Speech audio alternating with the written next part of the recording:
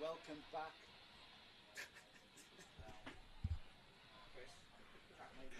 Good morning, everybody, and welcome back to Whilton Mill, where the sun is shining at last. At last, the sun is shining. We're here on Karting Live TV, bringing you round 5 of the Junction 6 NKC. Round 5 of 6. That means it's the penultimate round, and that championship is looming ever larger in the in front of every driver in every class. And it's not just about winning the championship, it's about beating your mates, isn't it? It's about being as high up the championship table as you can get. And all of those little inter-scene battles that are going on all the way down the order in every class that we have here in the NKC are going to come to fruition in a month's time. But for now, we've got to get through the Whilton Mill round. Whilton Mill, one of the premier tracks in the UK. The forecast is for bright, sunny, indeed hot weather, in complete contrast to yesterday, which was a bit cloudy when we kicked the meeting off with 3 heats yesterday afternoon.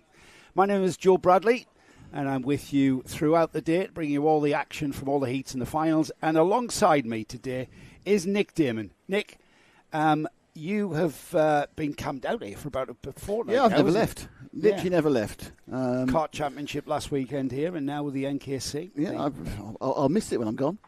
You know. What, Whilton Mill, you mean? Yeah, exactly. Yeah, yeah. And the next week I've got to go somewhere else, and it won't be, won't be the same. Well, it's a little bit of a cosy corner you found under the stairs for the week, isn't it? It's a bit cheaper than an Airbnb. Well, the weather's been good, so that's been fine. I haven't got too damp at any point.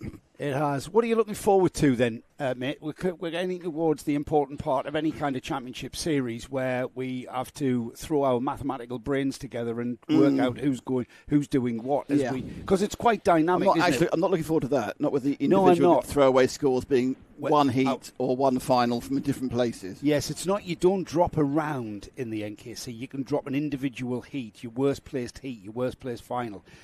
And that's what you drop. That's your dropped scores, which can be one from round 1, another one from round 3, 2 from round 4. Yeah, you can have all your 3 heats from one round, then drop the final because you had a problem. Yes, so it gets a little bit complex, and that's why we never really advanced maths. Never really know who's won the championship. I was watching the 1% Club last night, and I thought that's way easier than this is.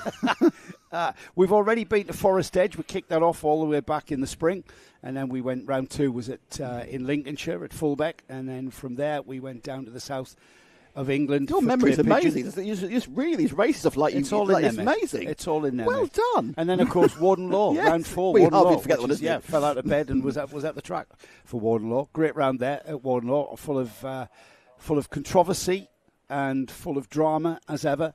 But here we are, Whilton Mill. For round 5, we've got to head down to the south of England into Devon for Dunkswell for the final round.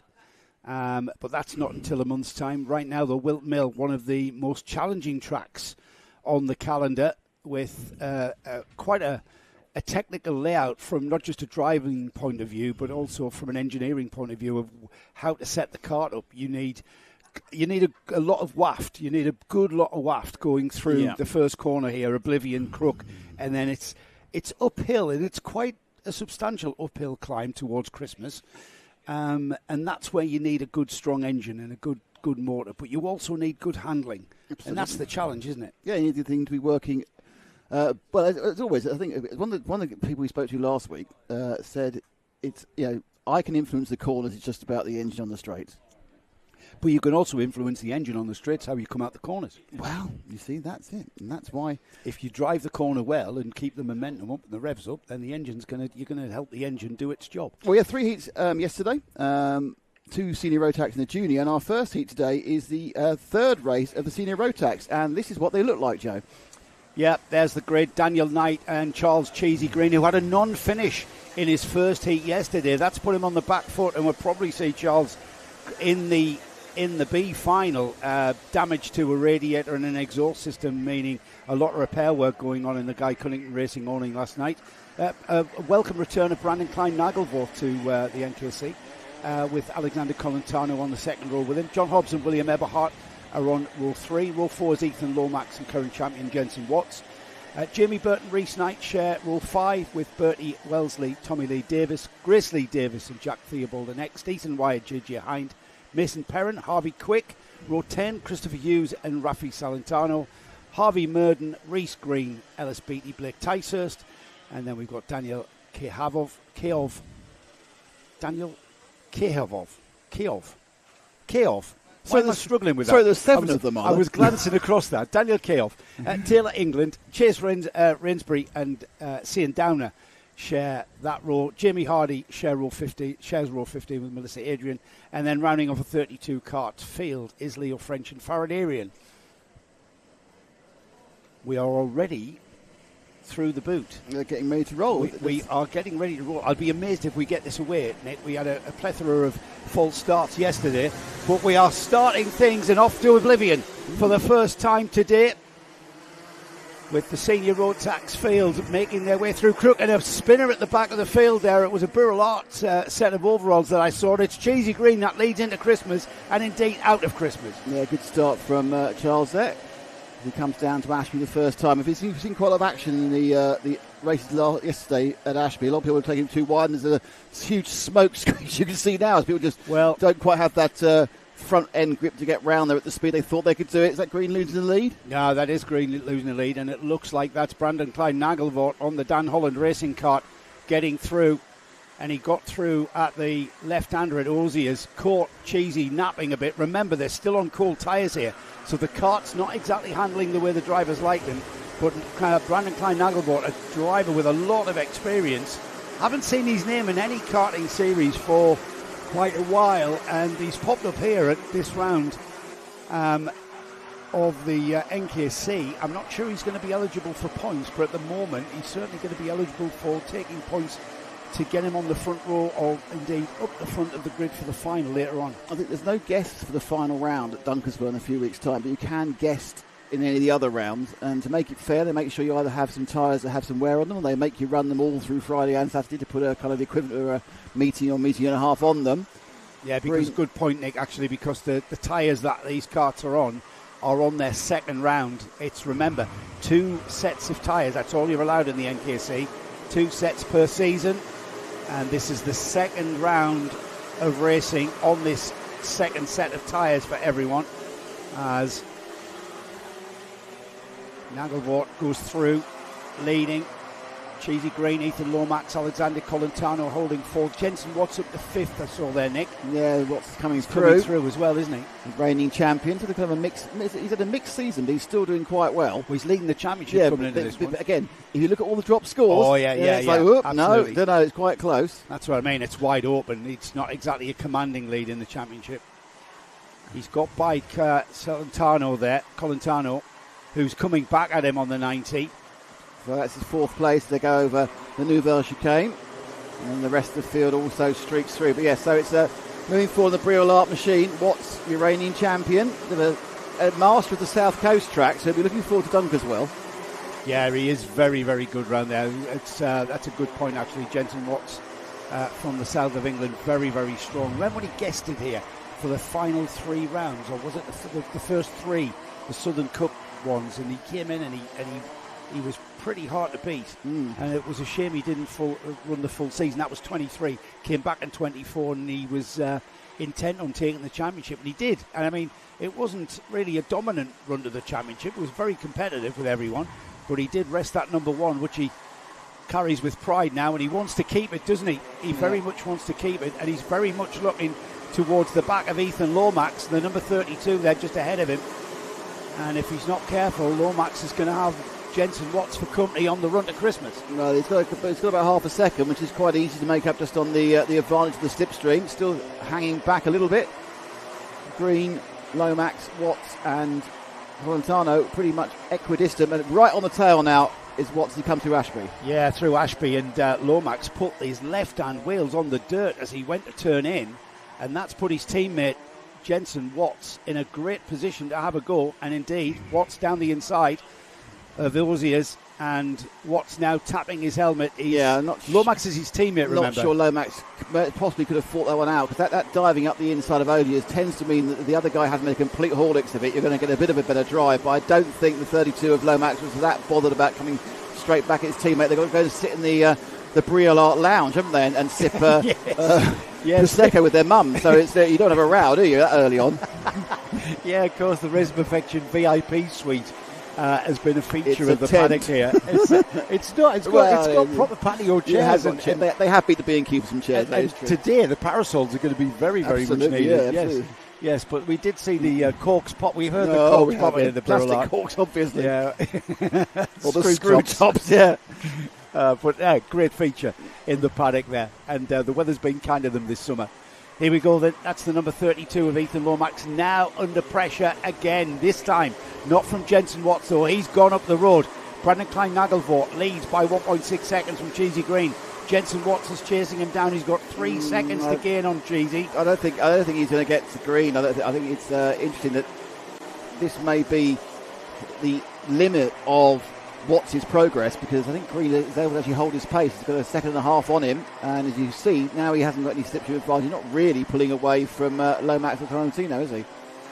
No, this battle for the front is spread out somewhat, with Jensen Watts chasing down a 3-second gap to Charles Green. Behind them, though, Ethan Lomax and Alex Colentano is coming together, and that's been becoming a bit of a battle there, and almost it's a 3-card battle, as Ethan Lomax has come back at his teammate Jensen Watts as they cross the line there to complete 7 laps. Behind that battle for 3rd, 4th and 5th, we've got Mason Perrin, JJ Hind, William Eberhardt up to 8th, Bertie Wellesley 9th, John Hobbs rounding off the top 10, and here comes Blake Ticehurst on the number 336 up to 11th ahead of Harvey Quicklight. Yeah, it's interesting. We had this pretty much in the 3 heat yesterday. It's just been a bit of a spread out start to the meeting. We've not had these trains or these massive battles, oohs and ahs from the crowd. Can't see what's caused it, but someone's off at the inside of Osiers. But I think there's a yellow flag there. There's a bit of a spin coming up the hill towards Christmas on the previous back markers, but it's not going to cause. I don't think it's going to cause anything apart from a localised yellow. Yep, the driver is actually trying to lob the kart back on the track. You'll probably see him in the side of your shot now as he goes through. He's just on the outside of the corner there, and he's already lobbed the kart back on the track. Excellent kart lobbing by that young man. Yeah, he's back in the race, isn't he? This is why I feel. You know how you've got it so easy these days.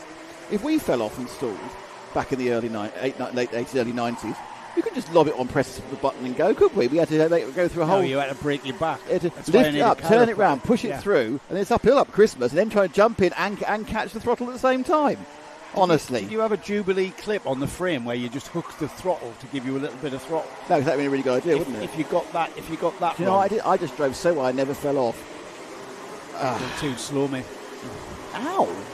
It's early morning for that. Yeah, the bickering has begun, everybody, as we go into we're inside the conversation about history. We're into the final few seconds here. It's going to be 2 more laps after this one, Nick. 2 more laps with Brandon Klein-Nagelvoort for Dan Holland Racing leading the race by 1.6 seconds from Cheesy Green. This little bit of a scrap that was developing between the Racing Perfection Birrell Art team, the Jensen Watts, Ethan Lomax 3rd and 4th place cards. That's sort of settled down now, and Ethan Lomax on that number 32 has got Alexander Colentiano, who's coming back at him again. I'm not sure Colentiano's got any pace to get by, but behind them there's Mason Perrin and JJ Hind. You get a feeling, Nick, that this stage of the proceedings, all the action I think has been down, as we've got a challenge from JJ. To pass Mason Perrin. Yeah, that's a great move there at Christmas. But it's interesting, yeah. I mean, I think there is a bit of a staticness about it.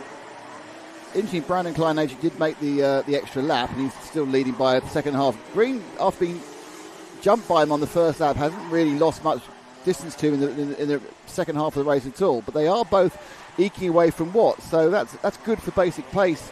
For both of those, they're faster than Watts in open air, and obviously there's a chance that Jensen's gone, well, I'm not going to catch him, so I'll just, run a slightly more concerted line, save a bit of tyre wear.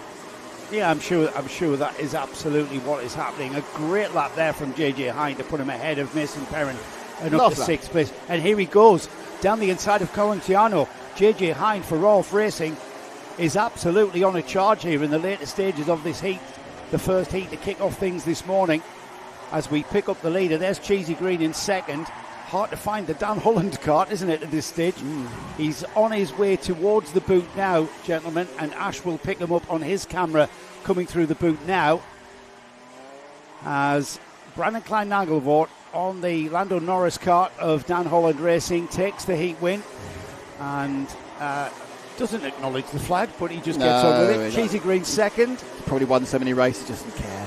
Jensen Watts third. Ethan Lomax with JJ Hind getting by Alexander Collenciano for fifth place. Keep an eye on the number 18 Rolf Racing entry there of JJ. He was on a charge there in that later stages of that heat. Like I say, Alexander Collenciano on the number 90 is 6th. Mason Perrin carrying the number 4. He was 7th. William Eberhardt with 8th. Blake Ticehurst made his way through into 9th. Bertie Wellesley 10th. And it was Rhys Green, winner, a heat winner. Was he a heat winner at Wardenlaw? I think I think he won. He was second place overall. Yeah. It was Alexander Cull who won it, wasn't he? He got the O plate. Rhys Green came second in the final. That's what I'm thinking. That's literally what I just said to you. Is it really? Yes. Oh, well, he came second overall. I need to listen, Nick. I wonder why you were being so like, yeah, but you didn't do it. Paul Bateman, our producer, once again getting engrossed in the racing and forgetting he's the one who's actually cutting the pictures for you. No, he forgot. No, in fairness to him, he forgot which part of the race it was. All right, okay. Again, just those big things saying last lap. Paul has become a big fan of karting, hasn't he? I know, too big a fan. Yeah. You need to be more divorced from the action. Have you been to a kart meeting and spectated yet, Paul? without the need for any cameras and stuff. You've just gone along. Yeah, he's got his picnic basket with him. I thought that was a bit of a giveaway. Picnic basket. First view of the 177 field coming next, Nick, as the senior Rotax. They're the 162. What do we mean by 162 and 177? So those blue-plated karts that we've just seen racing, they have a minimum weight of 162 kilograms, and that includes the driver and the kart. So the lighter the driver, the better that you can get down to that 162 limit. I think the kart weighs about, 100 I do not know. I don't know. I need to find that out. Well, of course, it depends on how much ballast you're running, depending on the weight of the driver. The 177 class, which we'll see next, they have got green number plates with white numbers, and they are the minimum weight of 177 kilograms, and that's for the bigger driver, the heavier driver, the more taller driver. The more mature driver, perhaps, as well. Yeah, well, yes, because things happen, things spread. Invariably, teenagers do eventually whippets. I said no. Yeah, do eventually grow up. So the 177s are coming next, Nick. So maybe we'll have a look at the grid, shall we? Shall we? It's going to be Billy Clark who is starting on the front row on the pole position from Ollie Goodyear, carrying the O plate which he took at Wardenlaw last month. So Ollie carrying with pride that O for the NKC Open event. Carl Bryant, a returning Carl Bryant, starts on the second row alongside Archie Elliott, with Oliver Hutchings and George Willis on row 3. Joshua Pickford and Adam Mullins on row 4. We've got current champion Ryan Taylor-Truman starting on the fifth row of the grid alongside Zach Bolton. Hello to the Zach Bolton fan club. I'm sure Joe and the fan club will indeed be listening and watching in. Jake Davis and Liam Deedman are on row 6 with David Simpson and Byron Sly Hewitt on row 7. Cole Edwards shares row 8 with Sean Rudge, and then we've got Scott Smith, Patrick Williams-Rahaj on row 9. Steve Thompson and Nathan Wells are on 10. Steve Gilly and Ben Hitch are on row 11. Tom Thompson and Steve Mottram on row 12. Luke Oliver and George Walker on the next row. Tyler Fossey, Rob Simpson and X. Lewis Crocker, Will Murdoch, Lincoln Bailey Arneson and Will Milner. And then we've got Zen Zong Lim and Stephen Horner from LRG Motorsport on the final row. 34 karts are forming this 177 grid. Nope. So we've got a championship coming into this penultimate round with Ryan Taylor-Truman, who took a second place at Forest Edge. He then took the win at Fullbeck in the final. He took the win at round 3 at Clay Pigeon. And then he had a podium, a third place finish at Wardenlaw. However, that's one of his dropped scores. That's how strong a season he's had so far. He's leading on 730 points, taking into account the dropped scores. 23 points behind him in second place is the number 5, Archie Elliott, 5th in the championship last year, in contention this year. And then on 4 points behind them is Ollie Goodyear. Ollie in third place. Cole Edwards is on 683.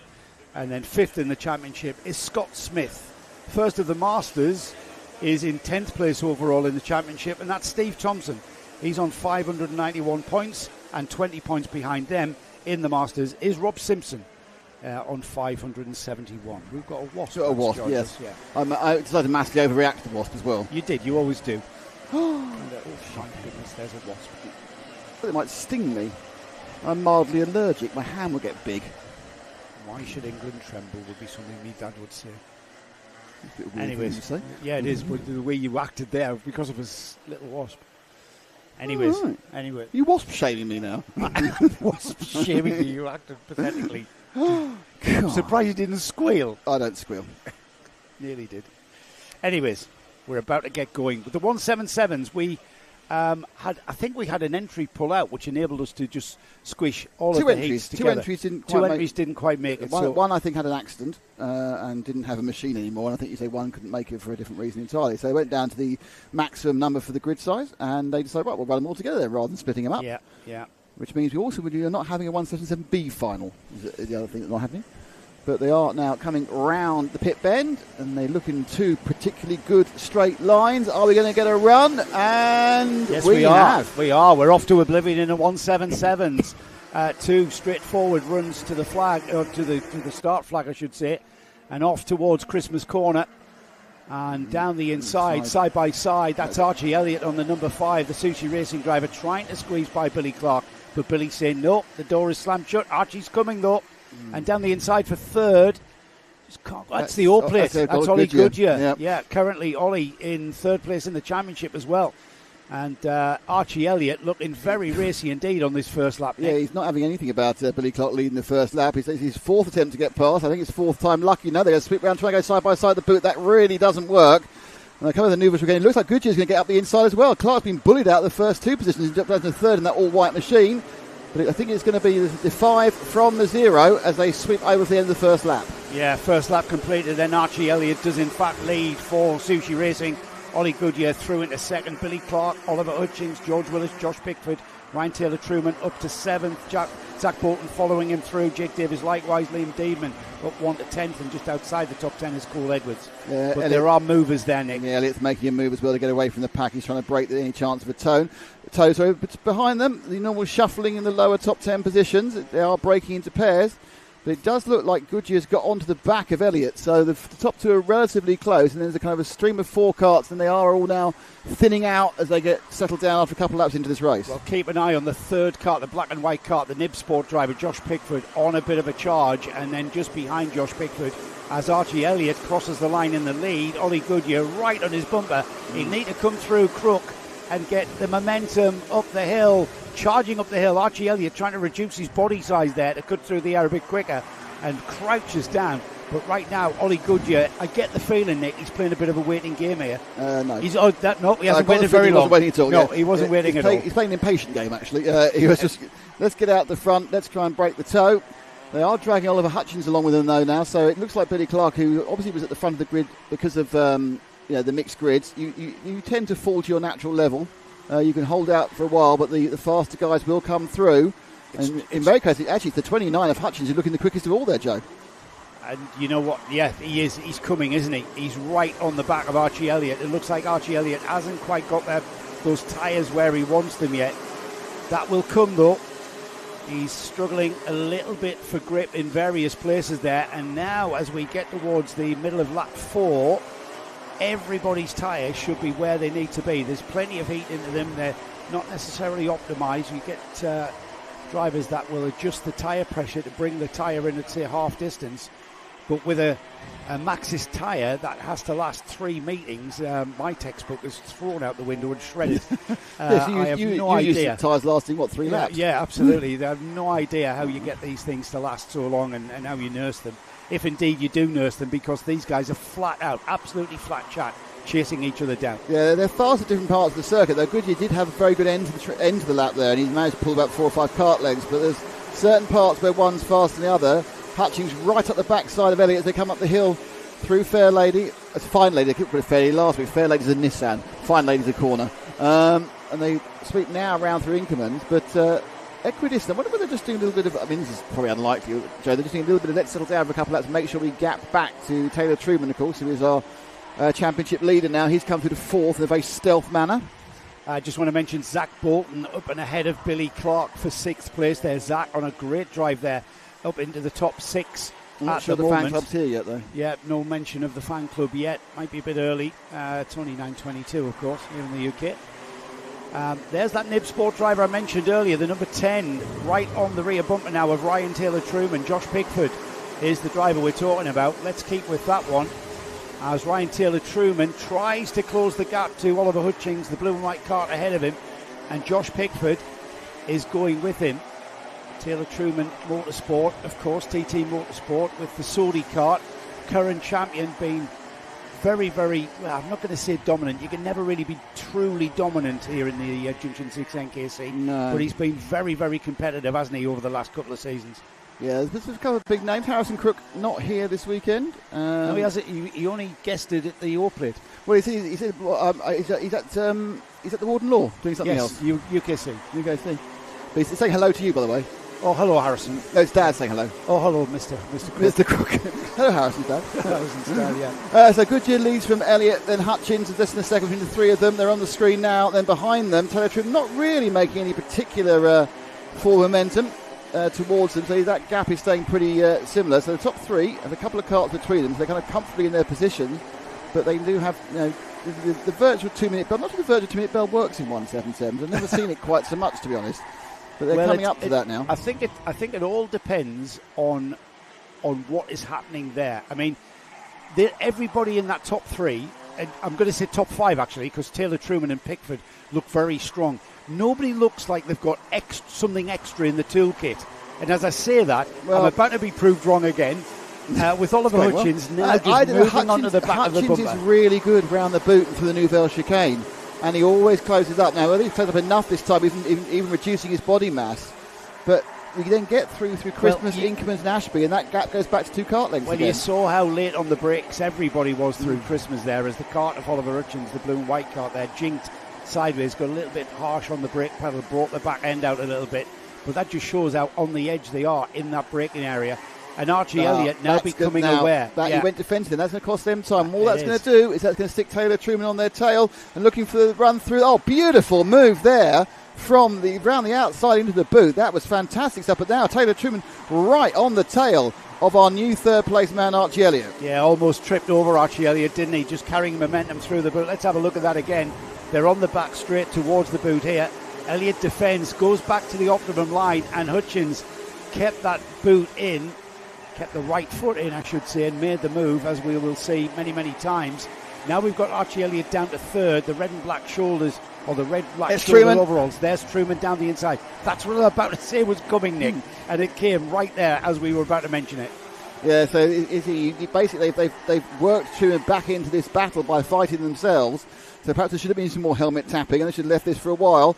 Truman now target acquired as second place Hutchings. This is all obviously letting Goodyear get away, so Goodyear now with a minute and a lap to go, looking a little bit more likely he might be able to win this one. The gap was a second. After all the kerfuffle, it stays the same distance. Taylor Truman has 7/10 to make up. He will get a small amount of aero advantage up the straight, but I think he's looking backwards more than forwards at the moment, Joe. I think Elliott's going to be looking at needing more waft here. He's been caught out massively, punching out of the corners, I think. He seems to be disadvantaged on the infield section here. So through Ashby, the next 2 corners here, Wilkins is the first left-hander, and then the second left-hander is Ozzy is. And it's here that he seems to be losing out. Yeah. And he's under threat now from Joshua Pickford. Yeah, Josh Pickford's right behind him now. He saw what happened a couple of laps ago. He didn't quite have the overspeed to get round and up the outside of the boot.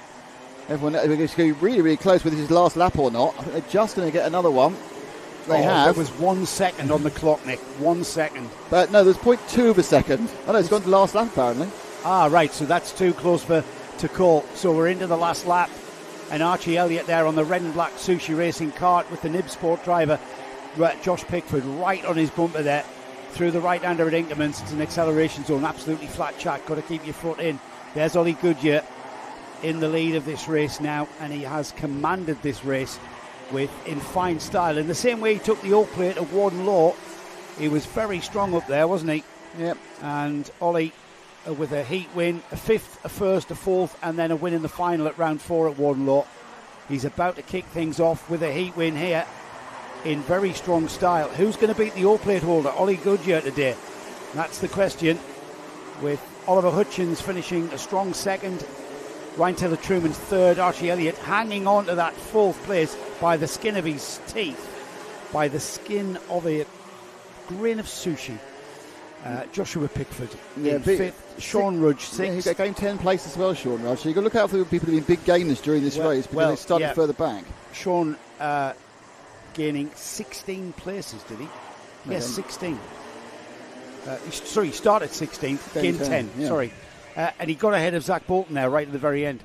It was Scott Smith in 8th, Cole Edwards 9th, and it was Jake Davis, the driver, who rounded off the top 10. The rest of the finishers there on the timing bar just to the right of the screen. And as ever, Nick, in Junction 6 NKC events, when one finishes, we another move begins. Swiftly on, and we get another look at the Junior Rotax field. This is the second time we've seen Junior Rotax, not necessarily the drivers we saw yesterday as we split them into groups.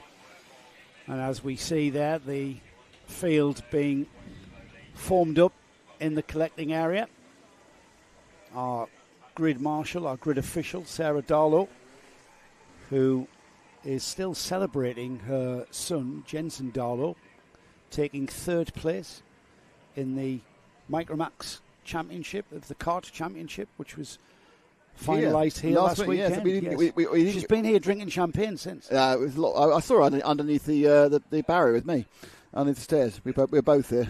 There's a story, but we'll swiftly move on, Paul? Before we get... well, you were prowling around, so what can I say? Logan Hartshorn is on the pole position with number 7, Leo Basterfield, alongside. Elsie Bonning and Benjamin Lawn share row 2. Row 3 is... Your favourite surname? Christian Kaov with Finley Hines alongside. Sam Green Gomez and Daniel Adamaitis are next up. On row 5, Sebastian Benson and Dylan Morton. Herbie Wiggins and James Finley are on row 6 with Harvey Lee Wintridge and Samuel Easton next. Hector Sadlowski and Josh Feng are on row 8. Spencer Trahon and Jensen Hookey, row 9. Row 10 is Nathan Rond and Max Carlton. Jacob Clare and Travis Rose share row 11. Luke Richards and George Theobald are next with Riley Thatcher and Ethan Hunt. Elijah Dush and Daniel Vicinautis. Jaden Shearing and Joshua Jestin are on row 15. Eddie King and Jake Walker are on row 16. And then rounding off 34 karts for this Junior Rotax heat is Jacob Aston and Tobias Johns. Maximum grid size? It is, absolutely. Now, yesterday's heat was won by Jacob Aston, who today has to start on the very back of the grid. Front, back and middle, but it's all about the places you make up. It was Jacob Aston, Barnaby Grubb, Tyler Rackham with Travis Rose and Leo Basterfield with a 5th place. So Leo Basterfield, if he can finish where he starts, which is on the front row, he's going to have a very strong points haul from 2 of his heats. Kart's been released then, and we get underway with the second heat for Junior Rotax. It's a bit of a very intense field, our Junior Rotax field as ever. The championship at the moment has Jaden Sherwood leading it. Took the win at Wardenlaw. He had a 3rd place in round 1 at Forest Edge. He came 10th in the final at Fullbeck, and then he had a 6th place finish at Clay Pigeon, and then took the win at Wardenlaw in very fine style and it was my race of the month, wasn't it? Because yes. It was defensive driving masterclass. A defensive driving masterclass, yes.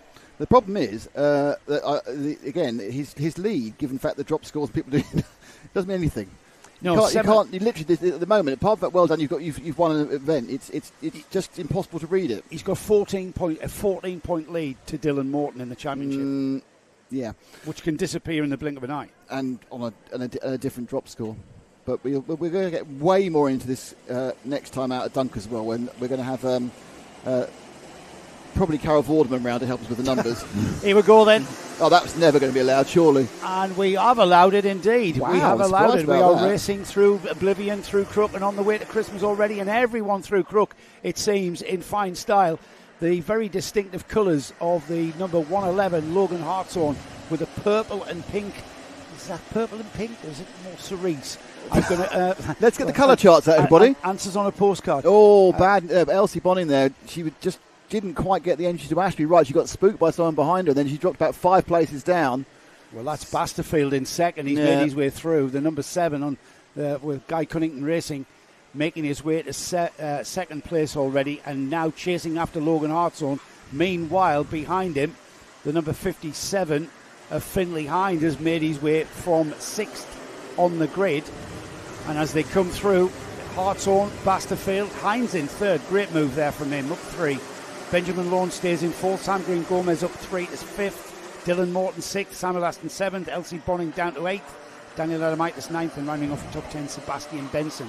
But as you would expect, Nick, things beginning to take a little while to settle here in Junior Rotax. Yeah, the mixed grid was pretty mixed up indeed. The people who are trying to get themselves where they should be. A fantastic break there by Hartshorn. He's really got away. 1.5 seconds, and then there's the field of the usual suspects that come down the back straight right now.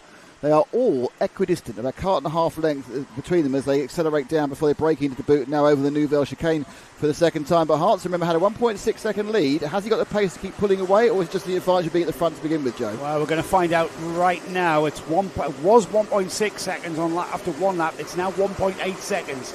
So Leo Basterfield, who's got clear track ahead of him, between him, has got to contend with Finley Hines literally clawing all over him, and this is costing him time. This is all to the advantage of our race leader, Logan Hartshorn, who's able to pull away and extend that lead. Defensive driving has to come into play.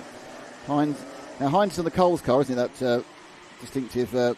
Yeah, that's a Coles car. So it's Guy Cunnington Racing and Coles there for 2nd and 3rd. But look at them queuing up behind. Well, that's because they all slowed themselves down by fighting. This is great news for Hartshorn. He's getting himself an absolute free par. Oh, look at that. Threw the baby up there. So it's all going on there.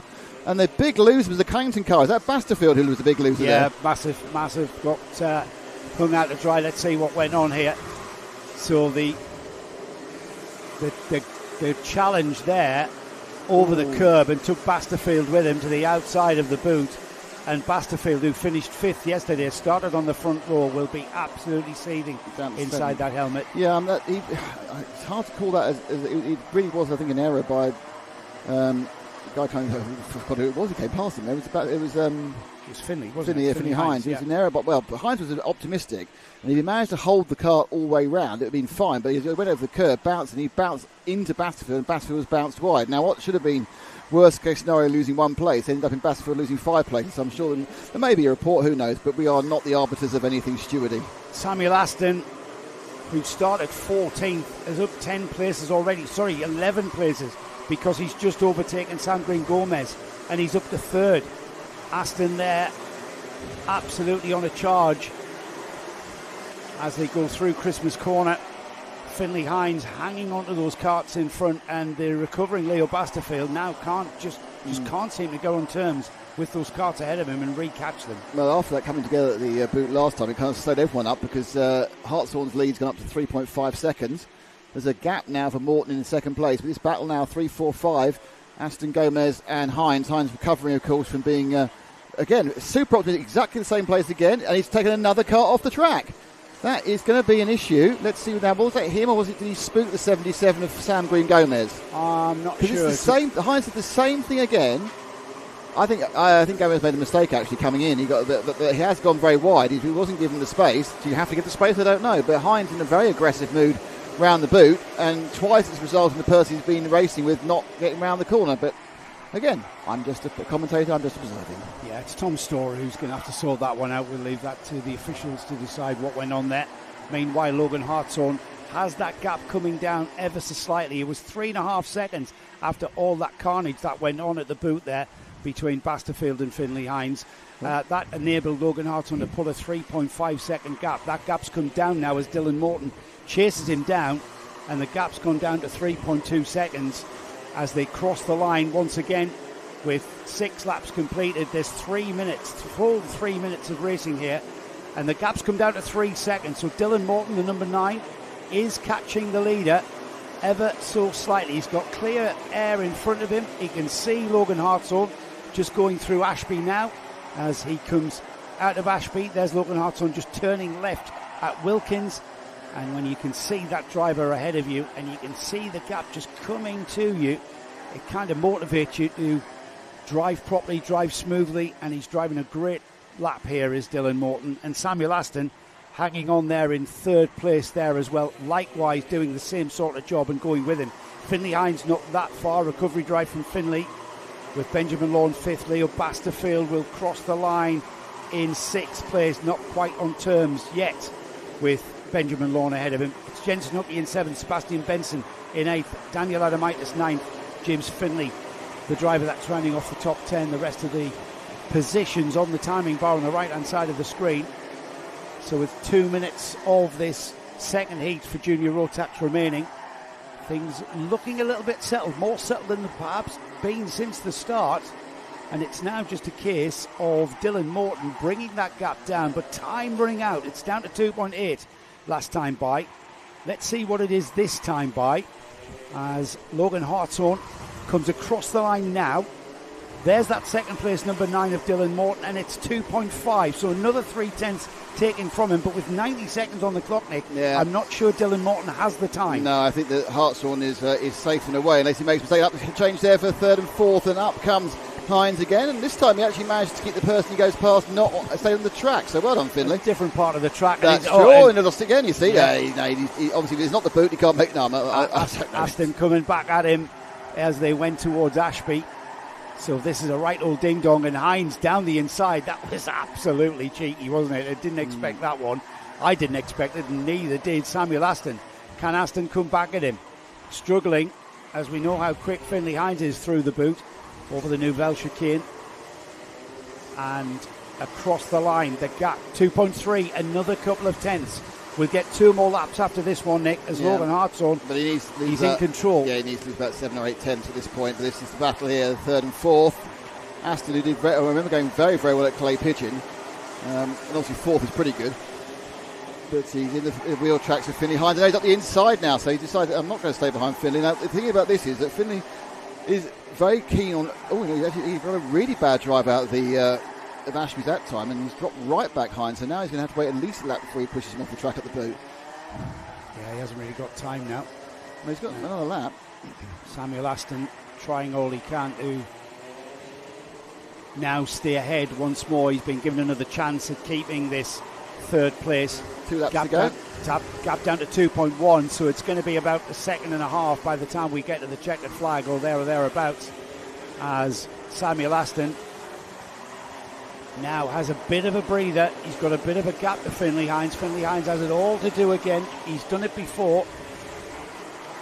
It's on his job list. Look at the gap that he's pulled there. Look at the gap that he reduced there on the brakes into Ashby. Finley Hines very, very good in the slow bits.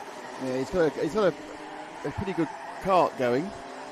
I think slow down. He's going to be a bit too far back to try anything around the boot this time. Aston looking behind to make sure that's okay through the Nouvelle chicane.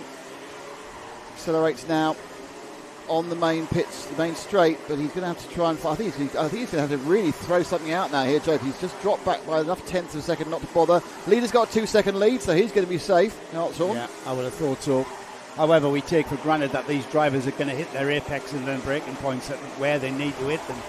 And it's down to Logan, who can control that kart for just one more lap. That sounds easy to do. We sometimes become complacent at that. Let's see if we can pick Logan up as we get towards the boot then. There he is. You decided if it's cerise or pink or purple yet? You know what? Is that the Hunter Motorsport livery or is it something else? As he comes across the line then to take the checkered flag. And a very fine heat win for Logan Hartshorn. Circumstances prevailed where the drivers behind had lots of incident going on, and that allowed Logan Hartshorn to really capitalise on that and pull out a gap of, I think at its largest, 3.5 seconds. It was 2.1 seconds at the line, so Dylan Morton did indeed back off a little bit on his progress. He came through second. Samuel Aston finally came through in third, having to fight very hard with Finley Hines for that, who finished fourth. Leo Basterfield finishes in fifth, so that's 2 fifth places for Leo. He'll not be happy with it though, because he was on the front row of the grid at the start of that, so fifth isn't bad considering it was a bit of a damage limitation exercise at the end of things. Jensen Hookley 6th, Sebastian Benson 7th, Benjamin Lawn 8th, Daniel Adamitis 9th, James Finley rounds off your top 10. Yesterday's winner, Jacob Aston, up from 33rd to 11th. That is going to benefit him massively because I think his next heat is going to be middle of the grid. So Jacob Aston looking very strong for a front row start. As ever, we move swiftly on and we've got our next grid of Rotax.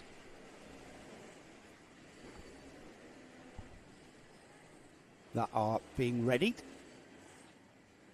The purple cart there of Maria Jurgelevichuta, who we get to chat. Easy for you to say now.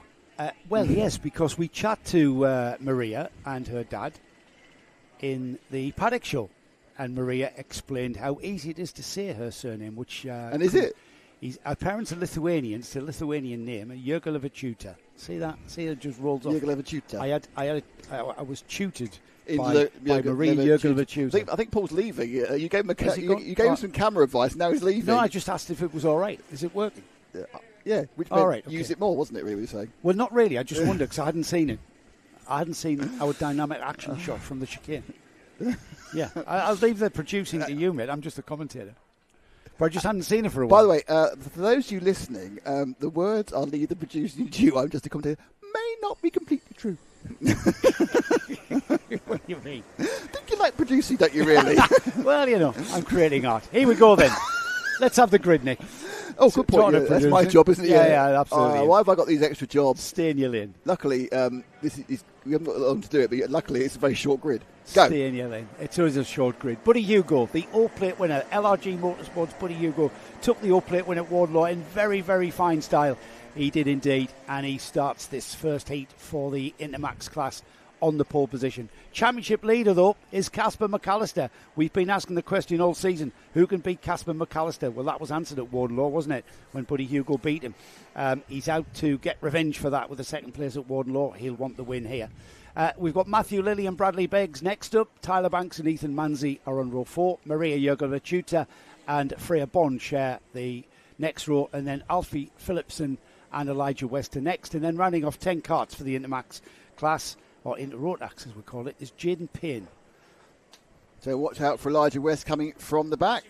Currently in 9th, he's the second place in the championship. It's Casper who's leading the championship comprehensively after a fantastic start. Matthew Lilly in 3rd. Are we going to get them away? Well, I hope so, because there's only 10 of them. Then again, to be honest, it has no indication of what's going to work and what's not going to work. And we are rolling and into oblivion for the first time for the Intermax. And they're going to slide up the hill, and it is way up the hill to Christmas. Yeah, Buddy Hugo. Where has this performance come from? Louis Large's team, LRG Motorsport, has got Buddy working really well with that cart. And he leads Casper McAllister down the hill into the Ashby hairpin. McAllister there on the TH Corsa colours. We get a chat with Casper's mum, actually, his mother. We get a different perspective in the Paddock show. We get a perspective from a karting parent. And I know there's been, and McAllister down the inside, side by side. And McAllister spins. He spins in front of the field there. And Casper McAllister... Not going again, he's fine. He's going again, but he's at the back of the field, so it's a recovery drive in this first heat, which is going to be a bit of a recovery drive for the whole meeting, actually, when that happens. So what happened here, Nick? Yeah, he comes in, and he's ambitious, and I'm not totally sure Buddy Hugo knew he was here. Came across and just clipped the front of the cart. Yeah, and that's it, really. Buddy Hugo's left rear contacted the right front of McAllister, which tripped him into a spin. And this is going to affect McAllister's entire day because that was his front of the grid start. He's off the back of the field. He's got 6.5 minutes to get towards the front of the field, but it's going to take him some time, and his chance of getting a long way up the grid is limited, though he is obviously very quick. Well, as well, we've got, Tyler Banks and Matthew Lilly, Ethan Manns, Elijah West, Bradley Beggs. They've all got Jaden Payne up from the back of the grid as well. They've all got good pace, and Maria Jurgelevichuta, we chat to her in the Paddock show, like I say, and she just gets better and better every weekend. She's making ground every weekend. Casper now on the back of Maria as the leader. Buddy Hugo. It's the mover here is Elijah West. He's up from 9th in the grid. He's already in 3rd. That's him in the 199 cart. That's coming up on the back of Banks here. So that's the red and the black up against the orange overalls. Elijah West actually won round 1 and then went out on a technicality. He didn't take the win at the end of the day. He won on the road. That win was then McAllister's. He was third at round 2. Second place. First at round 3 and then took a third at round 4. So he's very much in contention for the championship, and he's got very, very good pace here at Whilton Mill. One thing I will say, having been here for 2 weeks in a row, we are seeing a lot more action into the boot on the NKC than we did in the TKC. And I think that's the mixed grids. There's enough overspeed difference for people to actually make that move, which is so difficult when you're top speed driver to top speed driver. But when there's a little bit of a difference in the basic ground speed pace of the carts, they can make that move into the boot work. Not always. We've seen it go wrong a couple of times. It's that debate, isn't it, of time qualifying or mixed grids, and which is the better and there's various perspectives to look at that from. From our perspective, we're in the entertainment business. And from our perspective, I'm a big fan of mixed grids. I raced with mixed grids. You learn a lot more with mixed grids. Well, that's the debate, isn't it? Your driver learns a lot more because he learns how to overtake. He learns how to be overtaken as well. So there's a lot more to it. These leaders are coming together, aren't they? Yeah. The Buddy Hugo, Elijah West and Tyler Banks are almost in a train of Intermax carts behind these three, who have pulled out quite a considerable gap. We've got Matthew Lilly just getting ahead of Ethan Manzi, Jaden Payne in 6th, and then Freya Bond with Casper McAllister getting by Bradley Beggs on that slap. So McAllister's still coming. He's made up 3 or 4 places, but interestingly, he's still about the same amount of distance from the leader as he was after he recovered from the spin. But obviously he's picking off people who are falling off the back of the grid, and he's still 5.5. He's not going to get to them. Look, I'd say he can make 5th, McAllister, as the top 2 sweep through. The pace of McAllister is on par with the 3 carts at the front of this, and this is turning into a race. The number 199 right on the bumper now. It's LRG Motorsport against Sushi Racing for the lead of this race. Yeah, West now is coming up the hill. He's still probably a bit too far to make a move into Christmas this time. He's shaping for it. Just trying, I think, give the almost spook Buddy Hugo. He's there. Is he left? Is he right? Is he coming? I don't know. But Hugo is absolutely stubbornly not checking behind his shoulder. Just eyes forward. Well, let's keep going that way. He's got a good tutor in Louis Large who'll have drilled into him to not look back. Do not look back. You've got to focus forward. That's what you try to drill into a young driver, and it's just natural instinct to know. You can hear the cart behind because you can hear the engine note, so you know how close they are. As Buddy Hugo comes out of the boot, crashes over the curb at the Nouvelle. The new chicane here, relatively new chicane. We've had it in for 2 seasons now, so it's not so new. Perhaps we should call it the relatively Nouvelle chicane. That's quite a good idea, yeah. It really rolls off the tongue, that does. How about the not so Nouvelle as it was chicane? The not so new chicane. Here we go then, into Christmas for the 7th time there. We're on lap 7 here. And Elijah West, he's really good through there, isn't he? Can he have a go down into Ashby on the brakes? No, he lost time. I think he actually was thinking about it, decided against it, and he decided against it. He lost 2 or 3 lengths, so drops back a little bit. Well, he just didn't have enough to go down the inside, so he had to kind of back out, if you like. Here he comes, though, on the back straight, and Buddy Hugo, defensive line towards the boot there. He was fully aware, without even looking, he was aware where Elijah West is. Side by side out of the boot towards the chicane is not where you want to be. And that's thrown Tyler Banks back into the mix again. They just slowed each other up enough for that. So the top 3 getting a bit close together. Certainly on the faster stuff, Hugo seems a little bit more secure than the tight works, where Elijah West's cart appears behind. He gained a huge amount here last time round. Is he going to do it again? No. I think it must have been better corner from Hugo. West stays 2 or 3 cart lengths behind, and then just looking and waiting for things to go wrong is Banks. McAllister, by the way, up to 5th and probably going to pick up 4th. That 3rd place cart there, Nick, Matthew Lilly. Matthew Lilly had a very strong first round at Forest. He finished 3rd in all of his heats and then finished 2nd in the final. He finished 5th in round 2. He had another podium and 2nd place at round 3. Tyler Banks. Tyler Banks, I said. You said Matthew Lilly. So did I? I meant Tyler Banks. I was looking at Tyler Banks. Confused, but I've looked all around. Sorry, that is Matthew Lilly. I'm looking at Tyler Banks, aren't I? Tyler Banks had a 4th place at round 1. That was what I was wanting to tell you. A 2nd place at round 2 is put him 4th place in the championship. So he's got pace. He has got pace. McAllister has reached 4th place, and he's still 5.8 seconds off the leaders. So, barring these guys trip each other up, that's as far as you can get. So, reasonable comeback from McAllister. A couple of places dropped from 2 to 4, facing the wrong way at the boot on the first lap. But these two now fighting hard. It's about to come into Ozier's, which we found out is not Chapman, and he changed the name a couple of years ago. No one told us. And now down the back straight, blocking defensively there by Buddy. Can't use the word blocking.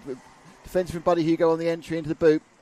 And they turn now sharp right-hander onto the Nouvelle chicane, and it's hooray for chassis manufacturers. They slam the carts back down again and accelerate away down the straight. But I think Hugo's fast in the right places, Joe. Yeah, I think so. It's going to be the last lap board next time by, Nick. So this is the penultimate lap, and time running out for Elijah West now as he challenges onto the rear bumper of Hugo. It's going to be a chance down to Ashby's through Inkermans. Can he have a look down the inside? He does indeed poke the nose, but not quite enough momentum on the brakes into that downhill right-hander. Very tricky off-camber corner. Last of the corners here on the lap coming up now as they get onto the back straight. This is his last opportunity, really. He's got to have a look down the inside, and he does indeed. No. But Hugo is very fast through that left-hand bit. And it's going to be Hugo, if he can negotiate the curbs at the Nouvelle chicane. Buddy Hugo continues on his winning way and takes a very fine heat win on the Oakley. I thought West was going to get the inside then. Yeah, we all did. We absolutely all did. No, there's one more lap to go. Is there? Why is that? Of course there is. Why did you say it was finished? I don't know. I got excited. But time beginning to run out. You took me with you. I know, I did. I took everybody with me. I thought that was... Here we go. There's the move. Down in the middle of the corner there. Side by side again. They're going to sort each other out there. Side by side wheel banging. And it's Buddy Hugo who dukes it out. Elbows out driving there from the O-plate holder. He's got a fan base on the roof of the bar above our heads who are screaming and shouting. They didn't think it had finished. And here we go. Elijah West has got one more chance at the chicane if everything goes wrong for Hugo, which it does not, and Hugo will this time take the heat win. I got excited because of all of that. Did you have the wheel banging bit? Let's have a look at that. I don't know if he's got it. Have you got the wheel banging bit? No, he hasn't got it. Oh, you haven't got it. But Buddy Hugo and Elijah West, entertainment at its finest there in the Inter-Rotax class, with Buddy Hugo finally fighting, literally scrapping for that lead. He was not going to let Elijah West through at all. And we had some great wheel-to-wheel stuff there on those two penultimate laps. Tyler Banks there had a beautiful view of what was going on for the lead there, with Tyler Banks finishing in third. And then the recovering Casper McAllister, a damage limitation exercise for him, getting up to fourth on the tail end of those three. That will be not so bad finish for Casper, and he will be in contention there going into the final. At least he got going again after that little spin there with the coming together with Buddy Hugo. It was Ethan Manzi who finished fifth from Jaden Payne in sixth. Jaden Payne up from the very back of the grid to finish sixth. A great drive there. Alfie Phillipson was in seventh. Freya Bond eighth. And then we got Bradley Beggs. Maria Jurgolovichuta finished in 10th. And then we had Matthew Lilly, third in the championship. Matthew, we talked about his finishing positions quite by mistake there. But he was out on lap 5. Us in this race, never. Out on lap 6 was Matthew, whose cart is just being recovered now. And I'm not quite sure why he was out on that one. Yeah, it was all right. Yeah, so everybody through the nose cone checks. If you wonder what we mean by nose cone penalties, you'll find out in the Paddock Show. Listen in, because we go into a great bit of detail there with a great chat with youngster Nathan Rond, who I think it was Nathan who we talked about. Yes, it was Nathan who we talked about the nose cone penalties. Right, next up is Senior Rotax, and this is the grid. Joe? So it's Olivani who takes the pole position. How's he doing over on the championship? I don't know, because you haven't put. I thought I've got you ahead of you, and you haven't put the information up. Yeah, you were far too efficient there, which is very which out is of character. Literally the first time ever, isn't it? Absolutely, very out of character. So it's Olivani currently running in the middle of the field. Oh, you're doing the grid, are you? Well, you're on your phone. Well, I'm not. I'm just checking. You're just writing to your wife. Dylan Briley second. JJ Hines in third. You know what it was? What was it? She's lost her after sun. Have I took the after sun? We're just back off holiday, of course, and we're trying to hang on to our hands. Have I took the after sun with me? Really? That's important stuff, mate. Back to the grid. Arthur Thacker Ethan Farrell. By the way, if any of you listening do have After Sun, please send it to Joe Bradley, Sunderland, United Kingdom. Jacob Hoggs is in, then Ryan says, Cian Downer, Grace Lee Davis and Jamie Green are on row 5. It's Finley Underwood, Samuel Wyatt, George Hill, Maxim Smith, Luke Evans, Bertie Wellesley, Brandon Klein, Nagelvoort, who won the... didn't he? Won the previous heat, yeah. Interesting, he's done all his 3 heats already. Wow, and that's that they've come very, very close together. He's going to be able to sit about until the afternoon. Yeah, he's not back on again until the final, which is going to be, like 3:30. Yeah. So he's got a nice time in the sun now. Paolo Nezaranda is joining him on that ninth row. Then Braden Hill, Ethan Martin, Ryan Shepherd, Nathan Jensen, Ben Harper, Kazimierz Wizardek, Jacob Martin, speed through it. Kieran Gifford back in 26 to come through, and then you got Jamie Kirkbride, John Hobbs, Nathan Traverse, and Tristan Sharp at the back. 30 kart grid then for Junior Rotax. It is their, what number heat is this? About the third, isn't it? Fourth time we've seen Junior Rotax. So Brandon Klein has Senior seen 3 Rotax, of the first 4. Yeah, 4th heat for Senior Rotax. And we do indeed get them racing again, and we're into oblivion already through Crook. Is everybody going to squeeze through? They have indeed, and they're already racing up towards Christmas. They've been very well behaved through Oblivion. Little move there, looking for second place by, I think that was Thacker trying to get second place from Varney. All numbers are provisional, so we can see them properly when they come across the time in the first lap here. But they come around Ashby for the first time. You can see them going not too wide. Oh, and there's a kind of a right at the back of the field. I said that, and as the camera moved on, about 6 karts got involved in a kind of coming together at the back of Ashby. None of the people towards the front, but of course they couldn't put it towards the front as far as points are concerned. Ashby is that bottleneck, and every time I hear the crowd go, oh, I look up and there's just a big cloud of dust. It's a very involved crowd we've got here, because where we are, we're not based the same place as we were last week. Last week we were based in a quiet room with a big television. Here we're based in the timing and scoring tower with the entire crowd behind us to our right. And we've got our timing and scoring and race officials to our left, which is right in the thick of it. We've got a roll-off racing, 1-2, it looks like. Yeah, and the second place has changed there. It was Hind, I think, nipped past Brierley, but I won't... Yeah, it is. It's JJ Hind on another charge. We saw him doing very well. It seems to be just moments ago. It was just moments ago. JJ Hind back out very, very quickly for his second heat, I think. It was Ethan Farrell behind these two. Dylan Brierley on the red and white cart now, having to settle in for third place as we come across the line any moment now out of the final turn. We've got the number 5 of Ollie Varney and JJ Hind. Yeah, quite comfortably by half a second. And this obviously, we've got most of the race to go, but the top 3 have got an equidistant race. It's 4 and 5 are having a bit of a scrap. It's Brierley and Hobbs. That's the Brill machine of Brierley. Hobbs behind him with the sort of orangey and black livery concept, which extends to his overalls. That's a 2-2-5. Hobbs looking to try and get round Brierley. He's going to make the dive up the inside to Rosier's, and he is. He was really shaping for that, wasn't he? Yeah, he used a tin opener to make that one happen, I don't remember his name too often, Brierley, so I'm wondering whether he's a bit of a Whilton specialist we've got here. Brierley, it may be, you know. No, he's been before. He's down in 20th place. He's an all-season runner. He's just going well here. He's going very well. He's had a couple of second-place heat finishes, but he hasn't had very good finishes in the final, unfortunately, for Dylan.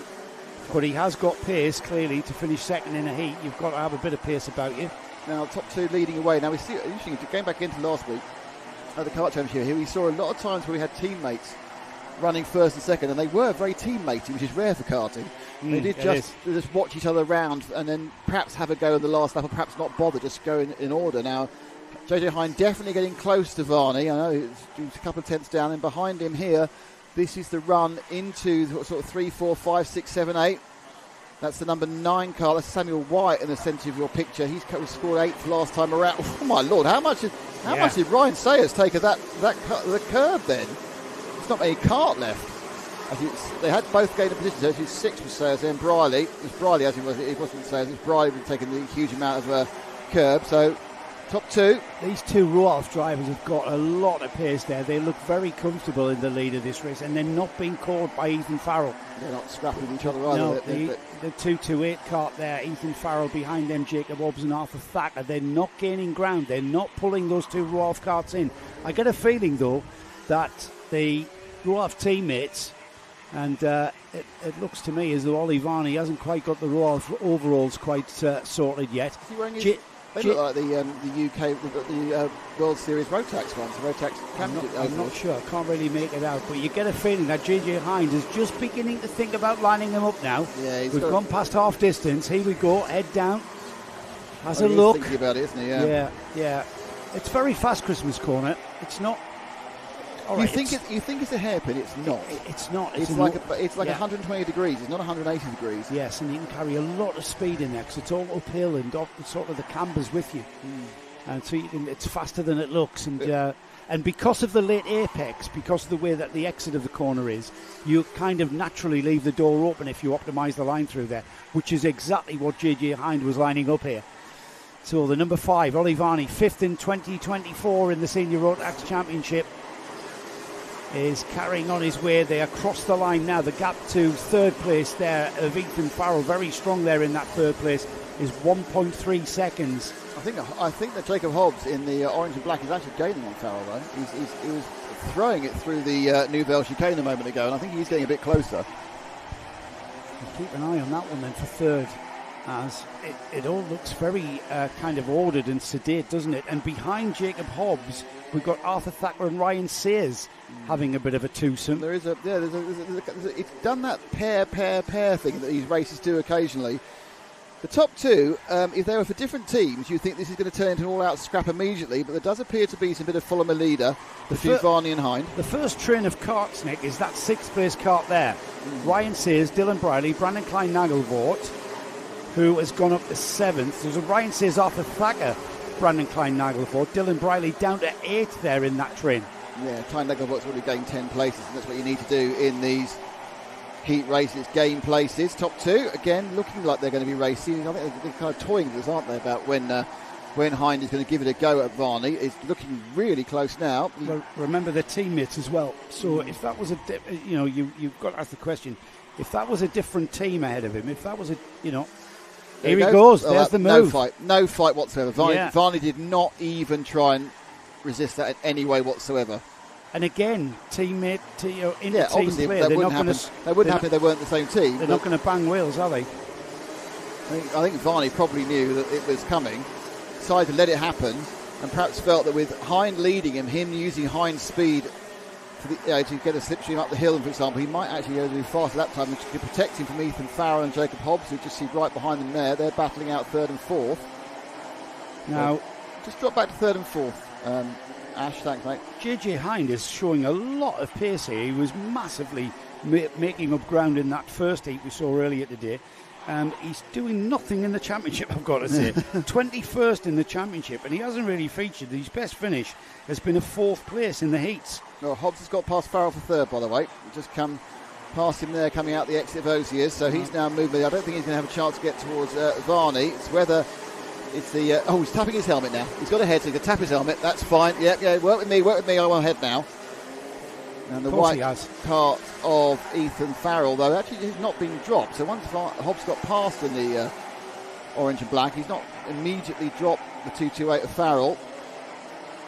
Just giving a watchful eye on Varney. Is it going to be last lap board next time by? I think no, they're going to get two more, aren't they? I think, yeah, I think so. It's 25 seconds on the clock as they head onto the back straight. Hind and Varney staying equidistant apart, about 0.3 of a second. Varney not trying to do anything about it. Yeah, is Varney going to come back at him? Is this battle for 3rd going to change as well? Reignite. A little bit less extreme curve. Who's coming there? Here comes Brandon Klein-Nagelvoort on the Dan Holland cart. Absolutely flying. He is. Don't forget, he won the heat earlier today by a comfortable margin. He's being blocked already by Farrell, who can really sense the Lando Norris machine coming towards him. But you can't now think, is he going to pick up a 3rd place here? Well, remember, Dan Holland Racing based here at Whilton Mill. This is their home track, and Brandon Klein-Nagelvoort guesting here in the Junction 6 NKC at this round. And again, showing just how quick that Lando Norris kart is in the hands. And now he taps his helmet. Come on. However, time is running out. It's the last lap board about to be shown to the two Rotax Racing drivers as they cross the line. And it is Ollie Varney who leads across the line going into the final lap. He got by JJ Hind while we were concentrating on the progress of Brandon Klein-Nagelvoort, we had a change of lead. That's going to happen again as they go through Christmas Corner. Ollie Varney hanging on to it.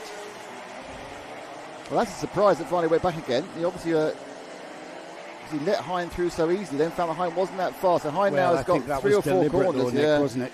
Follow a bit. Hine's got about 3 or 4 corners to get through. Osiers now. He's got the back straight. All he can do now is make some sort of do or die move up through the boot, but the gap that appears to be there, Varney has pulled this out. He's led.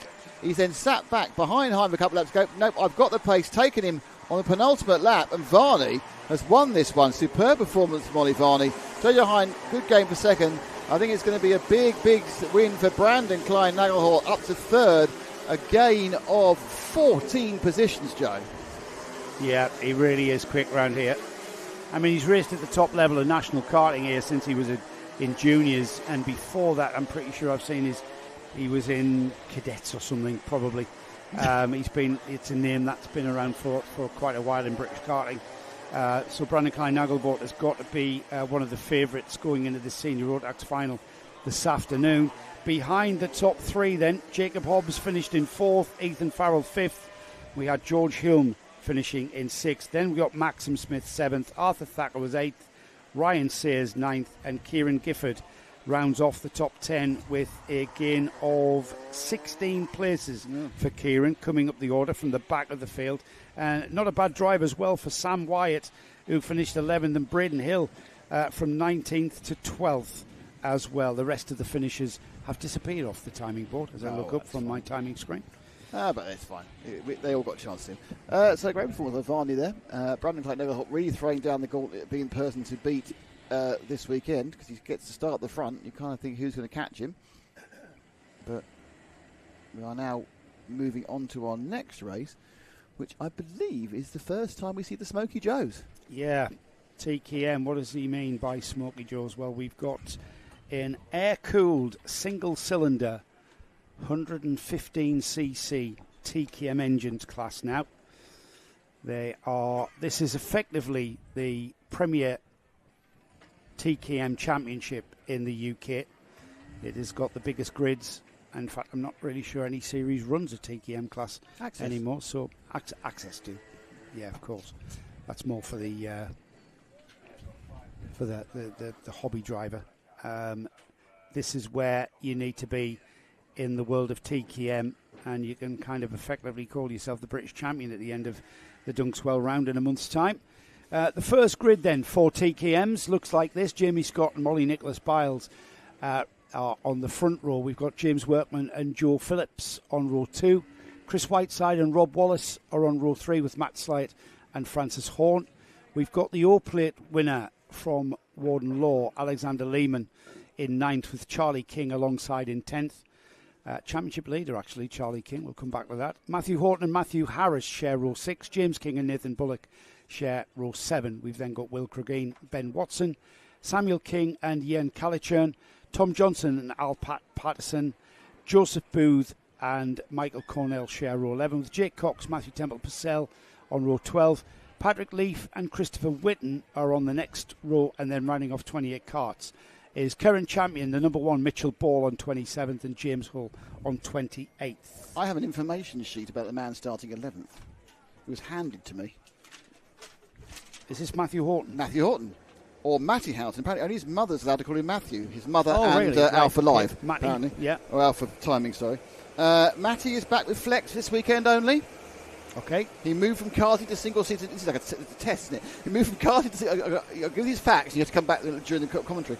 He moved to single-seaters in 2023. He races with Perpetuum Motorsport in the Monoposto Racing Club. Oh, love it. Yeah.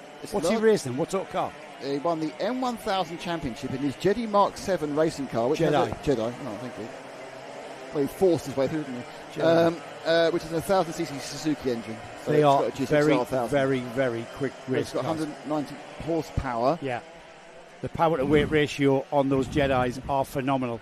Proper slicks and aero cars as well. He's currently the champion. Slicks and wings. In 23-24, and he's going for the 25th championship as well. He's the current Jedi champion. Yes, he's the current M1000 champion, yes. Wow. And he is his next races are next weekend at Donau. If you haven't seen those Jedi single-seater racing, do go and see them. They are absolutely like driving fireworks. Here we go then. A lot of flex liveries I see in this field, and we get them uncharacteristically away for the first time. Wow. And into Oblivion and Crook, and then all the way up to Christmas Corner. It's a warm day, but they can do in one lap. Yeah, I suppose, yeah. Here we go then. Oh, amazing. Fanning out, and that's a brilliant move there for second. That's the number 10 of Molly Nicholas-Biles. Holding on to second, yeah. Absolutely on it. Down the inside into Christmas there for Molly, hanging on to a front row position there, halfway around the lap. Yeah, they're looking. Oh, and there's more problems towards the back of the grid. Oh, and there's more problems in the middle of the grid there. That was the 66 of Joseph Phillips going over the front end, I think, of Rob Wallace. Lifted up in the air.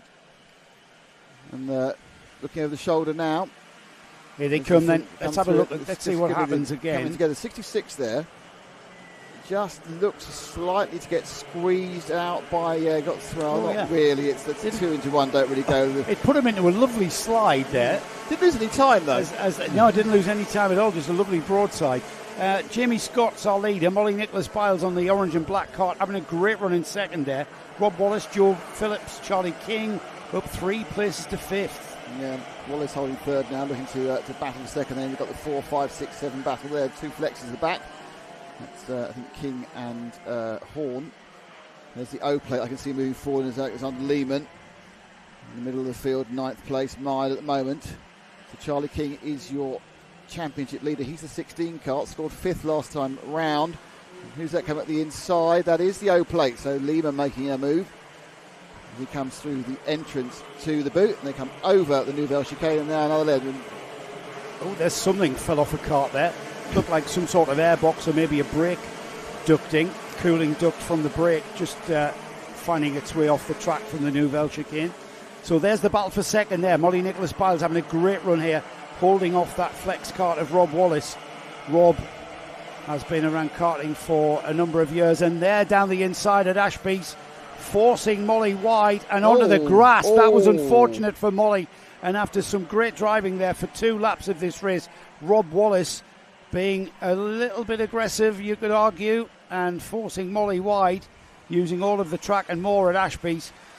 And he is now in second place, and this is a bit of argy-bargy, isn't it? All the 6s there of Joseph Phillips and Charlie King. Our championship leader, giving it a right old shove, trying to see if he can get through. He's going to move up to 4th overall, because Molly Nicholas-Biles is going to fall down a great number of places after that bit of off-roading she ended up doing out of Ashby. So the leader has a gap, and it's everyone's trying to be second, and currently second place goes 3 King. wide. 3 wide in Christmas. We've got a flex coming together there with 3 carts. Linus, look at this, the 2 flex drivers finding themselves with far too much momentum and no brakes. And it was squished. Yeah. Basically, I can feel that obviously Lehman's going to be upset about that, but realistically, so that was really Lehman and Francis Horn. Horn had nowhere to go because Phillips was on his outside. So he just ended up being squished. That's right, he had nowhere to go at all. And Lehman on the there's more. inside. It's all going on now. He's fallen off there. This is very unlike the TKM class. Is that the O or the 8? That's the number 8 of Samuel King. So not quite sure what happened there. All actions. So the TKM's behaving like Rotax Max carts, I've got to say. And that was just unfortunate there going into the boot there. We've seen that many, many times as we've now got the 27 pulling off. So the 27 has pulled off the track, and he's way down the order already.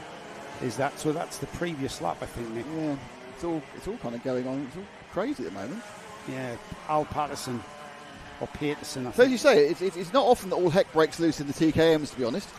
Well, didn't we say this coming into this meeting, that here we are, penultimate round of the championship, and this is when it all starts getting intense and people want to maximise their points haul going forward to the final round, putting themselves in contention for a good championship finish. These TKMers have been here for 2 days and now a couple of hours, and this is their first. They're itching to get racing, and this is their first race. There's a lot of pent-up adrenaline and desire going into this first one. They're calming down a little bit now. I think they've managed to get enough separation not to hit each other. There's a couple of carts quite close together. So you've got Johnson. There's a little battle there between the 33 of Whitton and Harris. I think possibly Whitton may have got past Harris already at this point. That's Charlie King in the 16. He's your championship leader with the green and the black. It's going to be interesting in the Flex Racing awning, isn't it? But just because I couldn't move. When that conversation, who was it on the outside of that Flex 2 going down the inside? 66, I think it was Joseph Phillips. Yeah.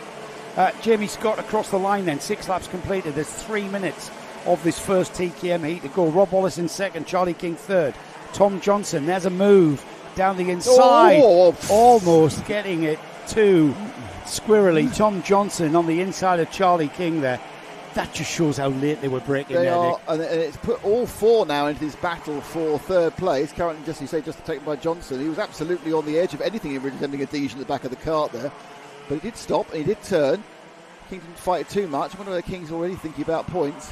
No, he's thinking about going back to third again. Yeah, coming back at him in very smooth style there, Nick. A lot of entry overtakes into the boot today. The 33 of Chris Whitton, he's not that far away as Chris, and we know how experienced he is in this TKM class. Chris Whitton, former British champion in this class of karting, and here he comes. He's got the orange helmet there. They were actually touching each other. 33 goes round, and so that's here. You're right. Whitton there has picked up 4th position. Yeah, around the outside of Christmas corner. They're trying to invent new places to overtake, I think. Chris Whitton still progresses. 2 corners, up to third, but now he's going to, a minute there, I thought he was going to come right up the inside, was going to be King, but he didn't. He's just dropped back the position. So Chris Whitton up to third, is it, Nick? Third, yeah, now. That was a great lap from him. And he what he did was he came upon those carts in front of him, the carts of Charlie King and Tom Johnson. And while they were squabbling with each other, he just picked his way through, took advantage of them disadvantaging one another. So Jamie Scott leads by 7/10 at the front of this field. Then we've got Rob Wallace with the remaining flex kart in contention. King just let King's got a problem. That's bad luck for the man who's leading the championship, because that's going to be a non-finish. So King has some sort of issue. Realised they're going up the hill and let Phillips through, and then pulled to the outside, or the inside actually, of Christmas. So he's out now. Yeah, so that's problems for the class and racing kart of Charlie King. His teammate Tom Johnson there on the... It's Ben Watson on the number 2. He's a class and kart as well, I noticed there. Okay, we need to go to the first 2 because they're right together again. So our leaders are together again as they're going across the line there. Half the lead disappeared last time round. This is what we mean about this class of karting or this sort of series where you've got battles all the way down the field. You can find someone to race with. These 2 are racing for the lead of this heat, though. The number 49 and the number 50 we have more of Rob Wallace. Flex action is the question. Yes, flex on flex action indeed. And Rob Wallace does in fact look very, very racy indeed. It's going to be the last lap board that he will see, that these drivers will see. And Jamie Scott, he's controlled the pace at the front of the field quite readily. Let's see if he can hang on for one more lap as they clatter across the Nouvelle chicane curbs. With 1 lap to go, board flies for these 2. Can Rob Wallace have a go up towards Christmas? He needs momentum out of this corner here. He's got a bit, but I don't know he's got enough. He's got a bit of a slipstream, but not enough, as you say, Nick. His next chance is diving up the inside at Ashby, which is possible with his current kart positioning. Just dropped to half length, half a kart length. In fairness to Scott, he was quick during that complex through Inkermans, and now they're coming through and into Oziers. But normally that would be it, but we've seen so much up the inside of the boot. This is the final chance for Wallace. Here we go then, into the final stages, and it's Jamie Scott having to defend. Rob Wallace trying all he can to have a look at the boot, but this is perhaps the last opportunity he has as we go across the curbs of the chicane and then out of the final turn. And there's the checkered flag. It's a flex 1-2 for Jamie Scott and Rob Wallace. In third place is a very, very strong drive from Chris Whitton. Keep an eye on him. Chris Whitton started 26th on the grid. 23 place gain for Chris Whitton, and he went like a hot knife through butter through this field. Tom Johnson 4th. Ben Watson, where did Ben Watson come through? Wow, 5th place for Ben. He started 16th. Jan Kalichan, the E-plate holder, he started 18th, coming through into 6th place for him. Joe Phillips ended up losing 3 places and finished 7th. Matthew Horton finished 8th. Matthew Horton is the driver you were talking about being the current Jedi racing champion. Is that right? Yes. Matthew Harris, 9th, and Mitchell Ball. Now, Mitchell started 27th and made up 17 places. So that's a strong drive for Mitch to finish in the top 10. Rest of your finishes there on the timing bar before that disappears. As ever, in the Junction 6 NKC, we move very swiftly on to the next race. Which I believe, he said, look, it's got the sun right in my eyes on this thing. Hang on, is it? Oh, that's not, it's bright enough. It's gone down a bit. This is going to be Junior Rotax Heat 3. Before that, we're becoming local radio DJs. Already? Well, quite literally, mate. Let's got some birthdays to do for you. Happy birthday to Chris Green. He's Reece Green's dad. And happy birthday to David Basterfield, who's Leo Basterfield's dad. And Leo Basterfield. They're all celebrating their big birthdays next week. Leo has the same birthday as his dad? No, Leo's birthday's next Wednesday. All right, okay. Dave's birthday's on Tuesday. And Chris is on Monday, so they're going to have a big celebration of all their birthdays, mate. So Dave's birthday, basically, when Leo was born, disappeared. Gone. Absolutely Nothing. Gone. Pointless. Nothing at all. Doesn't even get a cake. No, it's all for the band. It's all for the boy. All for the boy. Yeah, which was very understandable. And now, you ain't seen nothing yet. Backman Turner Overdrive. Junior Rotax out for their 13th. This is race 10 of 22 when it comes to the heats. That's not worked. And I've got it in front of me as well, Nick. If you can't show the viewers, we've got Jake Walker and Jacob Clay on row 1. We've got Elijah Douche and Joseph Horton next. Alexander Stefanov and Nicholas Goziuldis is next up on row 3. It's Max Carlton and George Theobald next. Liam Crosby and Harvey Lee Winteridge. Ethan Hunt and Leighton Kelly. We've got Aidan Lodge alongside Herbie Wiggins. Caden Welsh alongside Nathan Edwards. Kristen Keoff alongside Jaden Shearing. George Kay and Joshua Jestin are next. Jensen Hartshorn. Keep an eye on Jensen. Tyler Rackham alongside. Finley Hines and Josh Feng. Hector Sadlowski and Samuel Aston. Jensen Hookey and Daniel Adamitis, with Sebastian Benson and Jaden Sherwood, the all-plate winner. And James Finley and Tobias Johns rounding off a 32-cart field. Here we are. Here we go. Are we about to get underway? They're going to miss the Nouvelle chicane out. They're going to line up in the 2 tram lines. They're going to hit the acceleration line now, and that's when they accelerated. So that seems okay if no one comes out. And they're up and running into oblivion and through Crook. Oh, we got someone off on the side, but he's got going again. Yeah, cart off on the grass. That was very naughty. If he'd had momentum to carry on, but luckily he didn't. He slowed down as into the lead has gone Jacob Clay. It looked like on the 42. With the 44, Jake Walker, who started on the pole, just losing out to the lead. And there's side-by-side action through Ashby. Everybody in the midfield with dust being kicked up as a cart one cart went wide, but the rest of them got through. It's all going on here, isn't it? We've got everyone in second place. Well, I think everyone. Some of them were in second, third and fourth at the same time. Yeah, the leader's gone. The leader's already into the boot. Is that Walker or Clare who's got the lead? It's a 40-something, but over the line, they're both 40s. I'm not even going to guess, because he emerged. That's brave. Round the outside. That's a 20. Alexander Stefanov. Yeah. Right, let's get a grip on this. Here we go. Stefanov is fourth, yeah. So it was Clay. Jacob Clay, Nicholas Guzialdis, Elijah Douche, Alexander Stefanov, Jake Walker, Harvey Lee Wintridge, Joseph Horton, Herbie Wiggins, Nathan Edwards and Aidan Lodge, but it's anybody's race as they go into for second place. I think second change of this race. I think we've got second place change. Second place now. Oh, I think it is. I think Elijah Douche has got that second place. My eyes aren't quite good enough, but they're about to come a bit closer. Yeah, it is. So it is Elijah Douche now in second place. So Clay is leaving Douche from Gorzulius in third. And then there's a gap before the next 3, which includes Stefanov, Walker and Harvey Witteridge. And then the whole rest of the field is as a train of colourful carts streaking over the line. Well, after that veritable fist fight for the first couple of laps there, things beginning to settle down, with Jacob Clay leading by just over a second, 1.2 actually, from Elijah Douche. At the inside, the green and black under horrendous pressure. Oh, that was a bit of a... Unfortunate, I think is the term you were looking for there. He came up the inside, just quite open. Yeah, he just ended up wheel to wheel, didn't he, on the rear axle. Yeah, that's no one's fault. Just climbed up onto the rear wheel. That's a racing incident by writ large. Nothing you could do.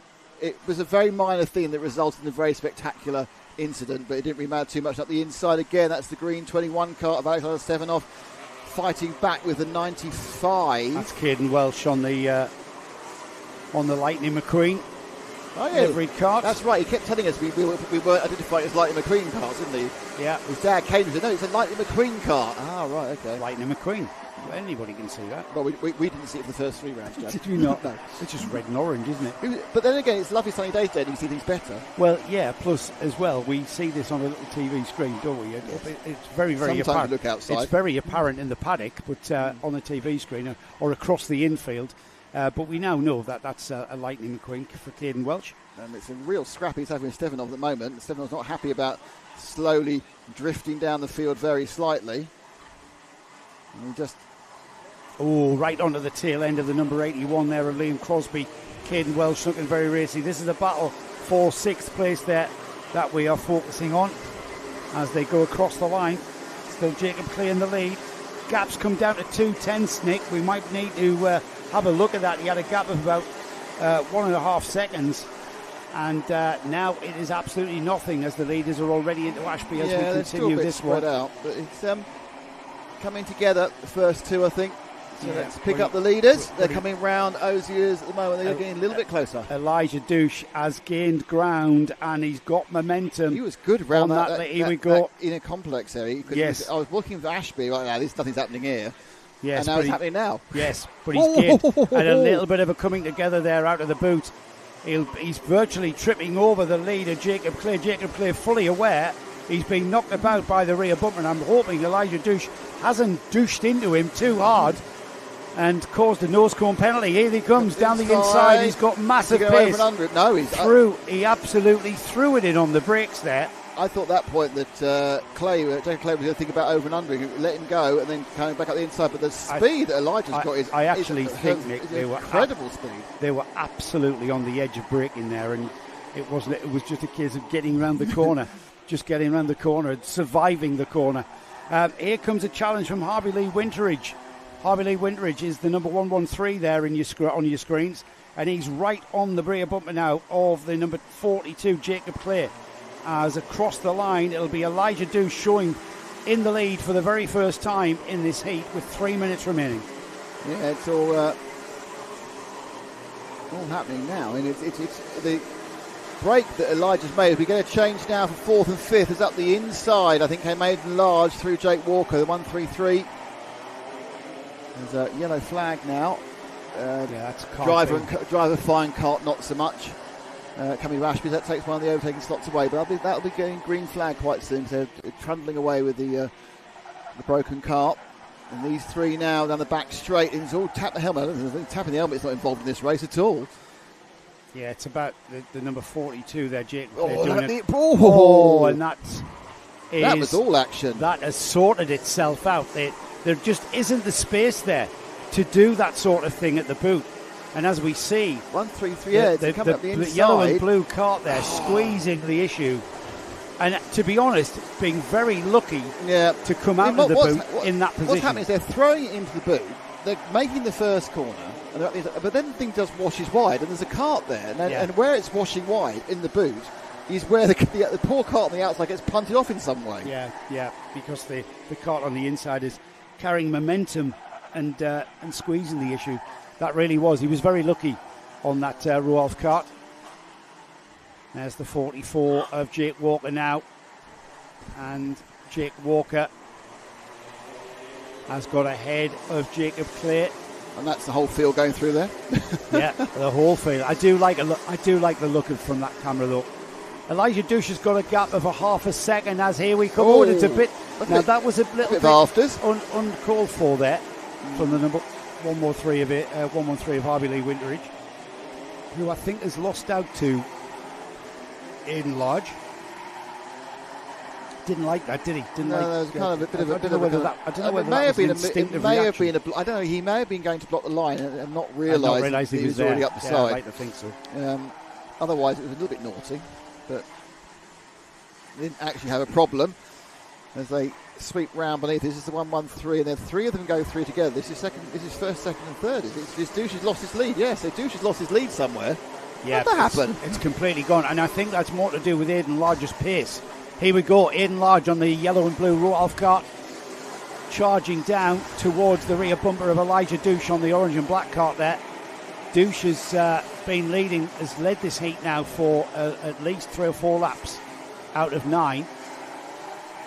Forced their way through at a lot of pace, but the cart with the most pace, it seems, is the number 113. Down the inside he goes at that left-hander at Ozier's, and look at the gap he's pulled there. Completely disadvantaged the erstwhile leader, Elijah Douche, who's now in second and been heavily pressed by Harvey Lee Winteridge as they come through the Nouvelle Chicane. It's going to be a new leader this time, and it's Aidan Lodge.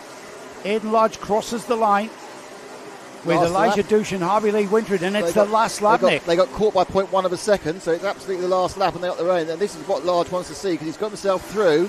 Douche, that searing pace.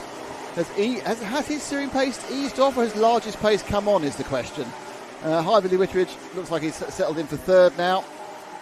Douche isn't quite finished yet. He's just using the advantage of the slipstream to stay in touch with Lodge. He's way too far to make a move unless it's an error from the Rolf driver, which isn't going to happen. I think overall Aidan Lodge has had massive pace everywhere on this track. They've really got that cart sorted in that awning. Oh, he's up 12. He's come right through the field as well. Here we go then, across the Nouvelle Chicane. Another heat win for Royal Racing. This one, though, is for Aidan Lodge with Elijah Douche second, Harvey Lee Winteridge third, Jake Walker in fourth. Lightning McQueen, Caden Welsh up into 5th place there on the last lap, with Finlay Hines 6th, Samuel Aston 7th, Jensen Hookie 8th, Jacob Clay 9th, and Jaden Sherwood, all-plate winner at One Law, and also championship leader by literally 14 points from Dylan Morton. We talked about that earlier, didn't we? He is vice champion as well. He usually carried the number 2 up until the all-plate win, and now with pride he's carrying that win from Warden Law. And that was a 10th place finish, starting 30th for Jaden Sherwood. So a 20 place gain there for Jaden Sherwood. He's got to be a contender this afternoon. Absolutely. I'd like to point out I have no more hospital radio messages. So if anybody is in the paddock and wants to send us a birthday message or anything, then you can just hand it to me and I will read it out, because I have no other job. Have we got anybody? I'm literally having a look in here. Oh, there's lots of messages. Sorry, I've missed some messages. Here have we go. Have we got the Zach Bolton fan club walk up? Michael Burke says, evening all. He's in Bathurst. He was there half an hour ago. He spent the weekend at the Orange Cart Track. Oh, class. Send us pictures. Orange Cart Track. Where is that? Near Bathurst? I assume it's obviously near Sydney, isn't it? Elijah Waff is unmatched. Elijah P1 second with Wilton. Oh, well, Elijah, this is a couple of support for Elijah West. So it's good to hear from you all. But yes, if you're going to go to the Orange Cart Track, that's impressive. So yes, any more birthday messages, I'm all able to do that. I can read them out, and it gives Joe a chance to answer strange requests from his wife. There was only one, Nick. I don't know whether she's found the aftersun. It was a burning question, wasn't it? She can't be peeling already. Is she appealing? I don't know.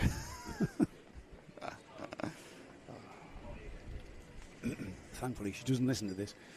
Doesn't she? Well, she doesn't spend 8 hours of her Sunday making sure. No. Right, let's have a look at the grid then for the next one. And the next one is heat number 2 for the Rotax 177s. This is the heavier class of Rotax Max Senior Racing. Patrick Williams-Rahage and Steve Thompson. The first of the Masters is Steve, and he is leading the Masters Championship down in 10th overall. He's starting on the front row alongside Paul Mann, Patrick Williams-Rahage. Nathan Wells and Steve Gilly are on row 2. Then we've got Ben Hitch and Tom Thompson. Steve Mottram up there in 7th with Luke Oliver alongside. George Walker and Tyler Fossey are on row 5. Rob Simpson and Lewis Crocker, with Will Murdoch sharing with Lincoln Bailey Arneson. Will Miller and Zenzong Lim, with Stephen Horner and Billy Clark on row 9. Row 10 is Ollie Goodyear and Carl Bryant. Archie Elliott and Oliver Hutchins start on row 11. George Willis, Joshua Pickford. Got Adam Mellons and Ryan Taylor-Truman next. Zach Bolton starting in 27th with Jake Davis alongside. Liam Deedman, David Simpson are next. Byron Sly Hewitt and Cole Edwards are next up. Sean Rudge and Scott Smith round off a 34 cart field. Now this is heat 1 for some of our runners. No. Sorry, they're all together, aren't they? The 177s now. Mm-hmm. Yes. So everybody out for their second heat. Easy to keep a tab on that. And we're already at the boot, and looking like we are about to go racing, because it's a nice ordered grid. We've got no stragglers at the back. It's a nice pace being held by the number 42 and the number 96. 96 being Patrick Williams-Raj, holding the pace nicely. And we get things underway, and we're off to oblivion in the 177s. Into oblivion and through Crook. We've got a slide on. I'm not sure how that will have manifested on the outside of Crook. Rolling. But I think we've got... I think you can go onto it. That was a complete 45-degree angle. It was like a drift car as he went through that right-hand section. We've got battle at the front there. Yeah, Steve Gilly in second. Steve Gilly in second and pushing. Gilly came through 42. from the second row and was almost leading as they went into oblivion the first time. I'm surprised they let it go, but I think it's after the acceleration line. Well, this is for overall lead. We've got a battle of the Masters as well. Steve Thompson and Steve Gilly at the front of this field, scrapping it out for top honours here. Nathan Wells in third in the 52 kart. So those are on your screen now. The all-white machine saving a bit of weight by having those stickers is Steve Thompson and Steve Gilly. And then it is Nathan Wells. So Patrick Williams-Raj, the loser from the first couple of calls. Big loser as he drops down to 7th. The field sweeps round with the sun shining in the camera's lens. And up the inside goes Steve Gilly. Yeah, there's the move. That's been coming, hasn't it? Steve Gilly, we're lining him up now, and Steve needs to pull away and just make that break as quickly as possible, because they're all queuing up behind Steve Thompson. They're all trying to be second now. I think it's Tom Thompson who's actually joined up in 4th place there. And in fact, 5th getting on in Luke Oliver. So they're turning into a train of 5 machines, and it is the 32 and then the 97. So, yeah, it is Tom Thompson and Luke Oliver in 4th and 5th. Yeah, now the thing is for Nathan Wells there on that number 52, he needs to get by Steve Thompson as quickly as possible, because if he doesn't get by as quickly as possible, someone will get by him. And at the moment it looks like Tom Thompson and Luke Oliver, with Steve Mottram right in the thick of it as well on the number 72, right there on the tail of that field, with Steve Gilly not making the break. There's a move for second, and it's Wells has come off. Second and third. It may even lose 3, but he does 3 places there. So Thompson's gone from 2nd to 5th. He got eased out from 2nd. He wasn't in the right position for 3rd. And then he actually ended up going too wide for 5th and losing it. And we perhaps could have kept it. But anyway, he's gone to the 5th, which means we have 4 carts have been perhaps released now to battle through. This is a question of whether or not Steve Gilly can hang on to that lead now from Nathan Wells, who has proved he's got the pace. The number 97 of Luke Oliver for LRG is coming through as well on that red and white and gold cart. He's got the number 32, Tom Thompson, just ahead of him. Steve Thompson's dropped to 5th place now, with Steve Mottram in 6th. George Walker, Lincoln Bailey, Arneson, Ben Hitch, Patrick Williams-Raj down to 10th. 3 and 4 about to change, and up to 3rd goes Luke Oliver. So Oliver on a charge. The large machine. But, I'm not quite sure what angle Tom Thompson was as he came out through increments. I don't think it was the correct one. Didn't lose too much time. But the top 4 now broken into 2 pairs, and the top pair right together again. So Gilly now trying to hold off Wells. They come down the back straight now. Will there be a dive into the boot? No. No, he has to just keep position, because he doesn't want to lose time to Luke Oliver, who's coming in 3rd. Now then, Steve Gilly lost a little bit of time there. He's got to maximise the exit speed through Crook Corner here. This is the right-hander. And then that run up to Christmas Corner with a 3-card battle. Tap of the helmet from Steve Gilly. That's not going to wash well, though. Nathan Wells has now got Luke Oliver for company. So Nathan Wells on that second place cart, the purple leggings of those overalls, easy to pick out there, as through the right-hander at Ashby, and now onto the infield section here. 2 left-handers coming here. Wilkins is the first, Ozias is the second, and then it's the run on the back straight just in front of us towards the boot. Can Wells have a go here, Nick? Yeah, it's all coming and going. They're looking left, looking right. Now, interesting, at that point in the middle, Wells was looking both backwards and forwards at the same time, which is really hard to do. But you could see he was looking backwards as Gilly sort of moved, which might have given him a chance to do so. But he was too concerned about Oliver behind him. He's got to be. And who's this coming as well? Tom Thompson's coming back in 4th. Tom Thompson, second runner of the Masters. Leading Masters is our overall leader, but not for long, as both Nathan Wells and Luke Oliver has gone through together on the inside of Christmas. So Steve Gilly being sensible. Luke Oliver having a look down the inside at Ashby. Nathan Wells is our leader, looking over his shoulder left and right. Nathan under a lot of pressure here to keep things clever and not make any mistakes, as Luke Oliver for LRG Motorsport. Louis Lodge has got that kart running well with Luke Oliver at the wheel, and he's showing a massive amount of pace. The HRS engine of Nigel Horner there pushing Luke Oliver along in fine style. And he's looking very racy indeed. If anything, Nick, it looks like Nathan Wells is about to lose this lead. Yeah. Whether it's at Christmas. Now, go up the straight. Luke Oliver now coming up the inside to take the lead, and then behind him, Gilly fighting off Thompson. Top two changes, didn't you? Because Wells was in the lead. He kind of felt there was over 3 minutes to go. That wasn't where he wanted to be. Now, it doesn't necessarily mean it's all over. We've seen a couple of these changes with comebacks today as the temperature works his way. They're side by side and both losing a lot of time there. And Steve Gilly coming was as well. not a great exit by Wells coming at Ashby there. Oliver couldn't quite get past, just moved in the wrong place. And as you say, that's put Gilly right back into play again. Yeah, they're slowing each other up, aren't they, the two leaders, by overtaking and challenging and what have you. And Steve Gilly's coming back into play, and Tom Thompson is just taking a watching brief. They're about to be joined by George Walker and Ollie Goodyear. They're about to be joined, and this is a cracking race in 177s. The leader just hasn't been able to escape, and if anything, Nathan Wells looks like he's got speed, but has he got enough speed and waft up the hill to Christmas? No, he has not. But does he want to do it with 2 minutes and 10 seconds to go? That's another good question, Nick. You know, it comes down, it's as you say, it doesn't look like leading is a great thing. There's a big change of positions down in the 4, 5 and 6 area. I'll try and tell you who as they go past me now, where we can see them as they go past us on the back straight. So fourth is now the 139, I think, yeah. I think George Walker's moving to fourth, and I think that Ollie Goodyear's moving to fifth. So I think we've now got a top 5 as they've shuffled down Tom Thompson to sixth. There's Goodyear in fifth there with the bright yellow O plate. She won a few weeks ago at Warden Law. Plenty of time on the clock, Nick, for things to happen here. Not so much for the lead now. Good luck for Oliver, though. He's managed to break. I was going to say, not so much for Luke Oliver now, who's consolidated that position there, as Nathan Wells kind of has done the same in second place. However, still all to play for third place as Steve Gilly now has George Walker and Ollie Goodyear. Tom Thompson dropping to sixth, as you said. And if anything, Steve Gilly's got a big job in hand here with the laps beginning to tumble towards the checkered flag. Time running out for George Walker and Ollie Goodyear to make anything of this. Yeah, Gilly's a bit of a cork in the bottle, I think. Not a massive cork in the bottle, just a little bit slower than the two ahead of him. I think Goodyear also would really like to get past Walker. I don't think Walker's perhaps got the ultimate pace that Goodyear's got either. As it is, they are all line astern, still that same more as they cross the line with a couple of laps to go.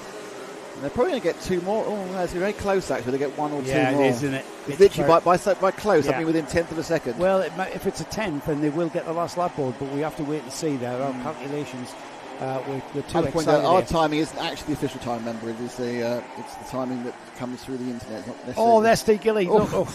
Sorry, Nick, to break in there. Right. But there was Steve Gilly sort of causing consternation in Bradley's head as he had a look. But that was the biggest challenge we've seen. Got back close to Wells again. Yeah, no, he's right on Wells's rear bumper now. Wells must have made a small mistake to lose some time. He may have, but Steve Gilly's driving. Are they going to get last lap or not? I think we are. It's last lap board. Last lap board for Luke Oliver. The LRG Motorsport driver off into the lead with a gap of just under a second now, so he really has. Looks over his shoulder. There's no one there, Luke. You can crack on, mate. As Steve Gilly gets taken round the outside, but does not. And it's George Walker who loses out to Ollie Goodyear by trying that at least. Very brave move, that. And Goodyear's got the inside as well, so Goodyear now moves up into third place. Walker then makes the move he didn't make over Gilly. Gilly is fifth again now after this whole conundrum, but it's Goodyear who's the big winner in third.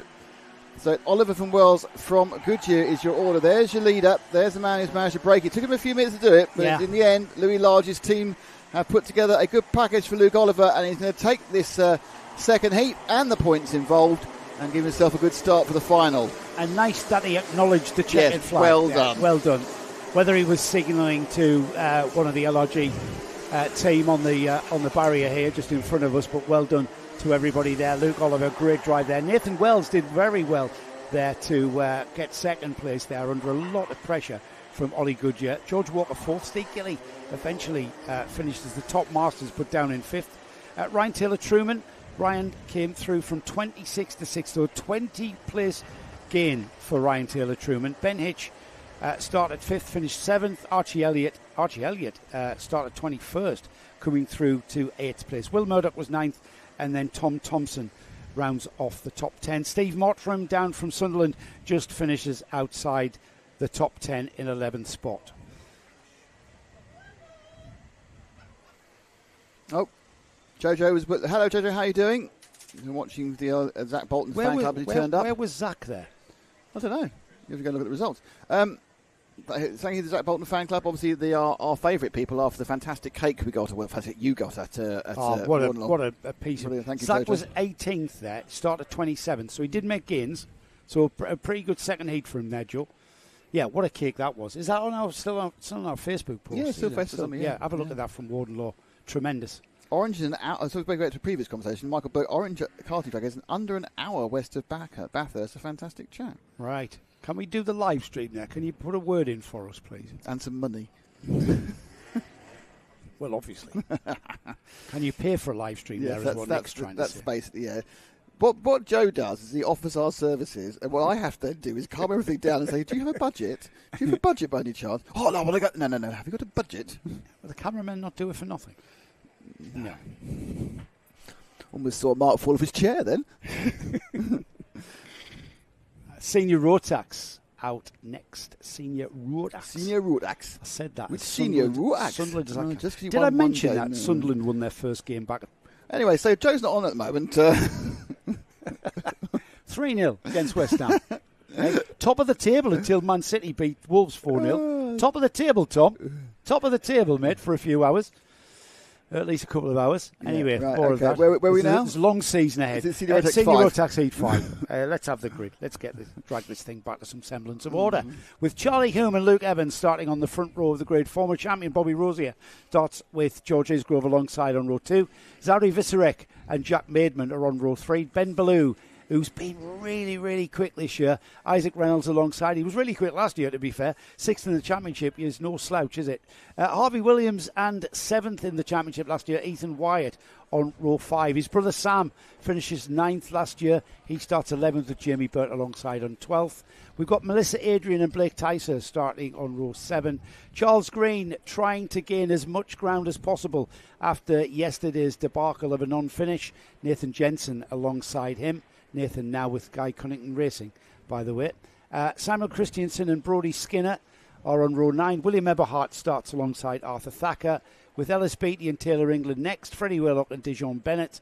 George Hume, Mason Perrin start up next. Scott Hayward, Ethan Martin. Jamie Green, Joshua Priest. And then rounding off a 32-cart field is Bradley Howes and Farad Aryan. That is your grid, Nick. I'll take it off then. Yeah, as we have got engines firing. Senior Rotax out again. We mentioned championship leader Jensen Watts. He's not in this one, but second in the championship is Bobby Rosier, and he is in this one, as is third in the championship Freddie Wheelock. And they're facing the wrong way in the warm-up lap. It's never a good idea. Oh, that is not a good idea. Was that William Eberhardt? It was someone towards the middle front. That's a great accurate thing, isn't it? The middle front. Freddie Wheelock is starting 23rd. No, it wasn't that. Look, he's moved in to take a little. He took the shortcut so he can rejoin when the people he wants to be with come round. Oh, that was clever. So it was one of our front runners there. Yeah, I think it's third. Maybe even been Rosier. I say Rosier or Isgrove. Yeah, that's quite clever, that wasn't it? Very clever heads. I think it's the second one, the giraffe cars. I like to call those orange ones. All right. So the second one in that picture there, who's weaving profusely. Those are the Kieran Giffords. Those are the Kieran Giffords, aren't they? It was Bobby Rosier. Bobby. They're the Kieran Giffords, aren't they? I'm sure they're KGRs. I think they're KGRs anyway. I pretty think they're KGRs. Can't see. Staring at the screen, trying to. Thanks. TT man. Taylor Truman. Oh, it's the Taylor Truman ones. Yeah. That's not really loud, is it? Oh, way out of line, the two sides. Oh, okay. No, we are racing through Oblivion, through Crook, and now on the way to Christmas, quite literally. Time ticking by as the two Taylor Truman cars that fast 3 times. Side by side. It's the 49 of Bobby Rosier who takes the lead after that little unnerving spin on the warm-up lap there. Everything's okay, though, at the moment. With a 1-2, it's the 56 of Charlie Hume who slots in behind. And then we've got the 3-3-2, Zari Visarek, who slots in third place. Everything sort of panning out there in line astern as we head to the boot for the first time. There's a little bit of a move there for fourth and fifth. Didn't quite come off. I think we'll say go. I think it may be that Evans and Ballou are having a bit of a scrap. Ben Ballou had a bit of an up and down season. He had an absolute nightmare at Clay Pigeon. He was in the B final. He did it all horribly wrong. Yeah, he did, didn't he? But he was, he got the points at the start of the season. He won the first one. He was second in the third round, and then he had a nightmare. No, he was second at fullback the second round, and then it started to go wrong. It went wrong at Clay and then Warden Law. Clay was a disaster for him. He couldn't. Again, everyone's trying to be in fourth place at the moment, and that bright yellow will tell me that's a 132. Is it on the yellow plate? Is that the O plate? I can't have got through that quickly, surely. Yeah. But it's the O plate that's gone through, did you say? No, it was a yellow plate. The only yellow plate I've never seen is the O plate. That might be Baloo, actually, with the 6. It is Baloo, the number 6. Yeah, the yellow plate for some reason. Now, Baloo is Kieran Gifford Racing, isn't he? Yeah. There we go. Someone actually missed it. So actually missed the first part of the chicane there. I love that shot. I absolutely slid wide. I just love the dynamic shot there from the curb here of the Nouvelle chicane here at Whilton Mill. Been in now for a couple of seasons. And it's a love-hate relationship with that chicane for everybody in karting that you speak to. The kids from last week will love it because they aren't paying for the chassis. So Rosier leads by quite a comfortable margin over a second. Kazio Vizicek's got behind him into second place. Charlie Hume, then Ben Baloo. Ben Baloo in the bright blue machine, and then with the yellow plate, that's the 6. So Ben, everyone, he's good weekend. He's really putting Hulme under pressure, going into the boot for the third time, and they leap round again. And the rest of the field, it's kind of spread out. This one's a bit of a slow burn at the moment. Good lead for Rosier. Intelligent work by him earlier on, and he just decided to take a shortcut rather than trying to drive through the field. So he was thinking away. Tyres obviously taking an extra half lap to warm up because he missed out on a half lap of warming for them. But it is a nice day, and that's obviously helped everything up temperature and pressure properly. And behind the top 3 is this battle for Baloo, Williams, Evans, Wyatt as they go round and into Osier. That is actually the... So has Charlie Hume dropped to 4th place now? I think so, yeah. Here they come out of the boot and through the chicane. The leader already out of the final turn. We'll get a rundown of who is where. Bobby Rosier extends that lead, it looks like, to 1.2 seconds. Visserek in second. Charlie Hume, Harvey Williams, Ben Baloo, Luke Evans, Sam Wyatt, George Eastgrove, Ethan Wyatt, Melissa Adrian is the cart. That is in 10th place. Charlie Green is making ground. He's up 4 places to 11th. So Hulme dropped back at least 1 there. I think he may have dropped back 2. Baloo's got past Hulme. I think Williams got past him as well. They came at the top through Christmas there. So the lower regions of the top 5 shuffled around again. It's now Williams in 3rd, Baloo in 4th. And they are on the back straight in the TT car, the giraffe-nosed machine. That is of Hulme, that's dropped down to 5th. Right, so this is 3rd and 4th, just flashing out the 2nd. And that's that, you can see in the distance, that big leaf Bobby Rosier. But Baloo now up the inside, going into oblivion. That was an impressive bit of movement there from Baloo up through past Williams. I'm not sure how he even managed to do that because it's a flat-out turn. And it's very brave as well to do that. But he obviously had momentum coming out the final, coming out the Nouvelle chicane. Must be an issue, I'd have thought, more for Williams. Must have lost a bit of drive or made a mistake or just have the engine momentarily not on song. This can happen with these annoying for 2 strokes. Not as much as it used to, that's what I said, but it can still happen. So down the back straight now. Baloo now has moved himself through to 3rd. That's the 9 car to Samuel Wyatt you're looking at there at the back of this train. And Sam looking very, very racy, isn't he? Another LRG motorsport driver is the Wyatts these days. And Sam looking like he wants to get by Charlie Hume. Charlie Hume has spent the whole of this heat trying to keep people behind. And here comes Baloo down the inside of Christmas. He is going to take Harvey Williams with him, I think. And there's tyre smoke as wheel banging went on towards Ingerman's. How was that panned out, Nick? Well, he hasn't gotten by, has he? Literally condensed everybody in the 4, 5, 6. Someone's off the track. It's that Charles Green. Cheesy's got through, I think, at least to 7th, or so at least to 8th, possibly even to 7th. I think Ethan Wyatt was the loser there, but it's hard to tell because they changed positions 9 times before we got there from when they were last lined up in our scoring tower on the right-hand side. But it's still Rosier from Kazio Vizicek. Baloo now in 3rd, but under heavy pressure from the 9 of Samuel Wyatt, who, as you rightly said, Joe, he's looking incredibly racy just coming through the field. He's now in 5th. Charles Green got to 8th on that one. Ethan Wyatt now in 7th, and that's a move there. Visserek is under pressure and loses out to one of the Wyatts. It's Sam Wyatt making progress up into third now. And they're down the inside of Viserek has gone Harvey Williams. He doesn't want Wyatt to get too far ahead of him. Baloo into second. Oh, look at this. Viserek has just dropped off a cliff now. His pace has gone, just disappeared. He was hanging on to second in fine style, and then all of a sudden the cart seems to have lost pace pretty much everywhere, and he's been absolutely crowded by everybody. The next on the list to be passed by is Charlie Green. Yeah, the 332 is a blue helmet. The bright red helmet is green. You saw him driving away from us there. Yeah, I know what happened to Wizjet there. I mean, a couple of it was overtaking, but now he got up the straight. He's looking at the radiator, at the engine. There's a sweeping left and right move towards the top corner there at Christmas. As they're all battling out for second. Just remind you, Bobby Rosie is at home and hose unless he makes a mistake. He's 2.4 seconds away and having no issues whatsoever. Everyone else is scrubbling over what could or possibly be third. And then there was a change there. We've got some. Yeah, that was Luke Evans moving down the inside of Harvey Williams. That's not over as well, Nick. It's Charlie Green down the inside. I just looked to the left, but why isn't Sue watching? And I realised because it's Charles is on the yeah, of course. And he's going. Sue's got her head down, and she needs to have her head down because he's coming. Charlie Green is making like a hot knife through butter now, and he's right on the back of Luke Evans. That's the bright red helmet. Just to point out that Sue, we're talking about Sue is our timekeeper. She's the official timekeeper, but she's also Cheesy's mum.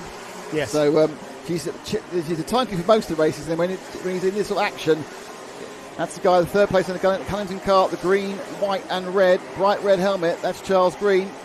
And now the two carts ahead of Cheesy Green are Luke Evans and Sam Wyatt. Sam Wyatt on the LRG cart there, just hanging on, but it's the Luke Evans who's going to be under a lot of pressure there. Through Osiers now. Can Cheesy Green continue as he gets forward? The carts ahead of him have got a lot of pace here. We're going to have 2 more laps, I think. Plenty of time on the clock for the leader, Bobby Rosier, to cross the line. Rosier's got a nice... Blue's closing him down. He's not going to have enough time to do it with 2 laps. He's played about 3 or 4 tests. Blue's got some real pace. This is the battle for 3rd, 4th, 5th, 6th, 7th, 8th, 9th and 10th. That's how brilliant it is. Here we go then. Sam Wyatt has to defend. There's the gap though at Christmas that always appears, and Cheesy Green almost getting mugged as well. Place. Cheesy Green gets mugged by Harvey Williams, and Ethan Wyatt is in there as well. Side by side action through Ashby's, and Cheesy Green hung out to dry on the grass there and loses out massively. He was there waiting to pick up the pieces, but the pieces were him. As he got squeezed out going through the whole Ashby, the Inkerman and Ashby complex. That was just being in the wrong place at the wrong time for Charlie Green. I think he's probably dropped down as perhaps as low as 9th. So let's see where they come across the line now. Rosier has started his last lap. Baloo has started his last lap. It's the last lap board for these drivers here. In second place is Ben Baloo, but way back from that is Sam Wyatt, and that's Sam Wyatt on the orange and gold card behind them. This is going to play into his hands as Luke Evans and Harvey Williams go to war as well. And war they're both off. That has ended in a battle that has been lost for, I think that was Harvey Williams that ended up off the track. And or was it Luke Evans? Luke Evans on the 124 is down. Yeah, he's off, and one person lost all momentum. He's behind a lot of drivers there. He's lost 3 places. This has played nicely into the hands of Sam Wyatt, who has a breathing space. But that's his brother Ethan on the number Green 7. Up the inside. Is it going to work on the inside? Oh, it's coming together. Trying around the outside the boot. Green round the outside. He's going to lose 1. Is he going to lose 2? No, he fights back in. Oh, that was all of the curbs. That was all the curbs and then some. And they go across the line now, where he didn't follow the leader because it was just too exciting. Rosier wins. Baloo second. Wyatt Samuel is in third. Ethan Wyatt fourth. Blake Ticehurst fifth. Luke Evans sixth. Charles Green, who was in 17 different positions in the same lap, is in seventh. Calvin Ridgwick eighth. Freddie Worlock ninth. And Harvey Williams is 10th. Have we got that at all? Got it? Yeah. Great drive from Bobby Rosier. Let's see what it is. Let's see what we got. While Nick bickers with Paul, our producer. I was asking Paul to show what we had. I don't know what bit he had. I think it's a bit. That's the bit where Luke Evans went to war and with Harvey Williams, who ended up in 10th, by the way, did Harvey after that incident. Bobby Rosier, we kind of neglected there because Bobby just got on with the job and took the heat win in great style. Ben Baloo, another fine drive from Ben. But a great drive from the Wyatts there for LRG Motorsport with the 3rd and 4th there that they really had to fight for. And that was a very composed drive from Sam. Sam Wyatt there finished 3rd. Ethan Wyatt finished an equally strong, kind of took advantage of the goings-on that happened there with Cheesy Green involved. Blake Ticehurst was the cart that Cheesy Green was trying to get round the outside, going around the boot. and it was Blake Ticehurst who fought it out to 5th. Luke Evans was 6th there. Cheesy Green ended up 7th. Sauri Visarek 8th. Freddie Worlock 9th, and it was Harvey Williams who ended up losing out the most, I think, ending up in 10th place there. But that wasn't even the final, was it? Nope. I mean, that was just for points for the grid. I mean, that was cracking racing there, and I'm pretty sure we're going to see more of that type of action. Certainly. Is Sue all right, by the way? Yeah, she's fine now. She... It was great, though. Your sound effects are great, Sue. Yeah, we've got... Oh! No! We got you're doing Nick's job. He usually does that. Let's look at the grid. Yeah, absolutely. It's only a small grid of 11 carts that have came out to play at Whilton Mill for round 5 of the Junction 6 NKC. It's Maria Jurgova-Chuta on the pole position with Ethan Manzi alongside. Freya Bond shares row 2 with Bradley Beggs. And then we've got Alfie Phillipson and Jaden Payne on row 3. Elijah West and Casper McAllister, the 2 championship protagonists, share row 4. How's that going to pan out?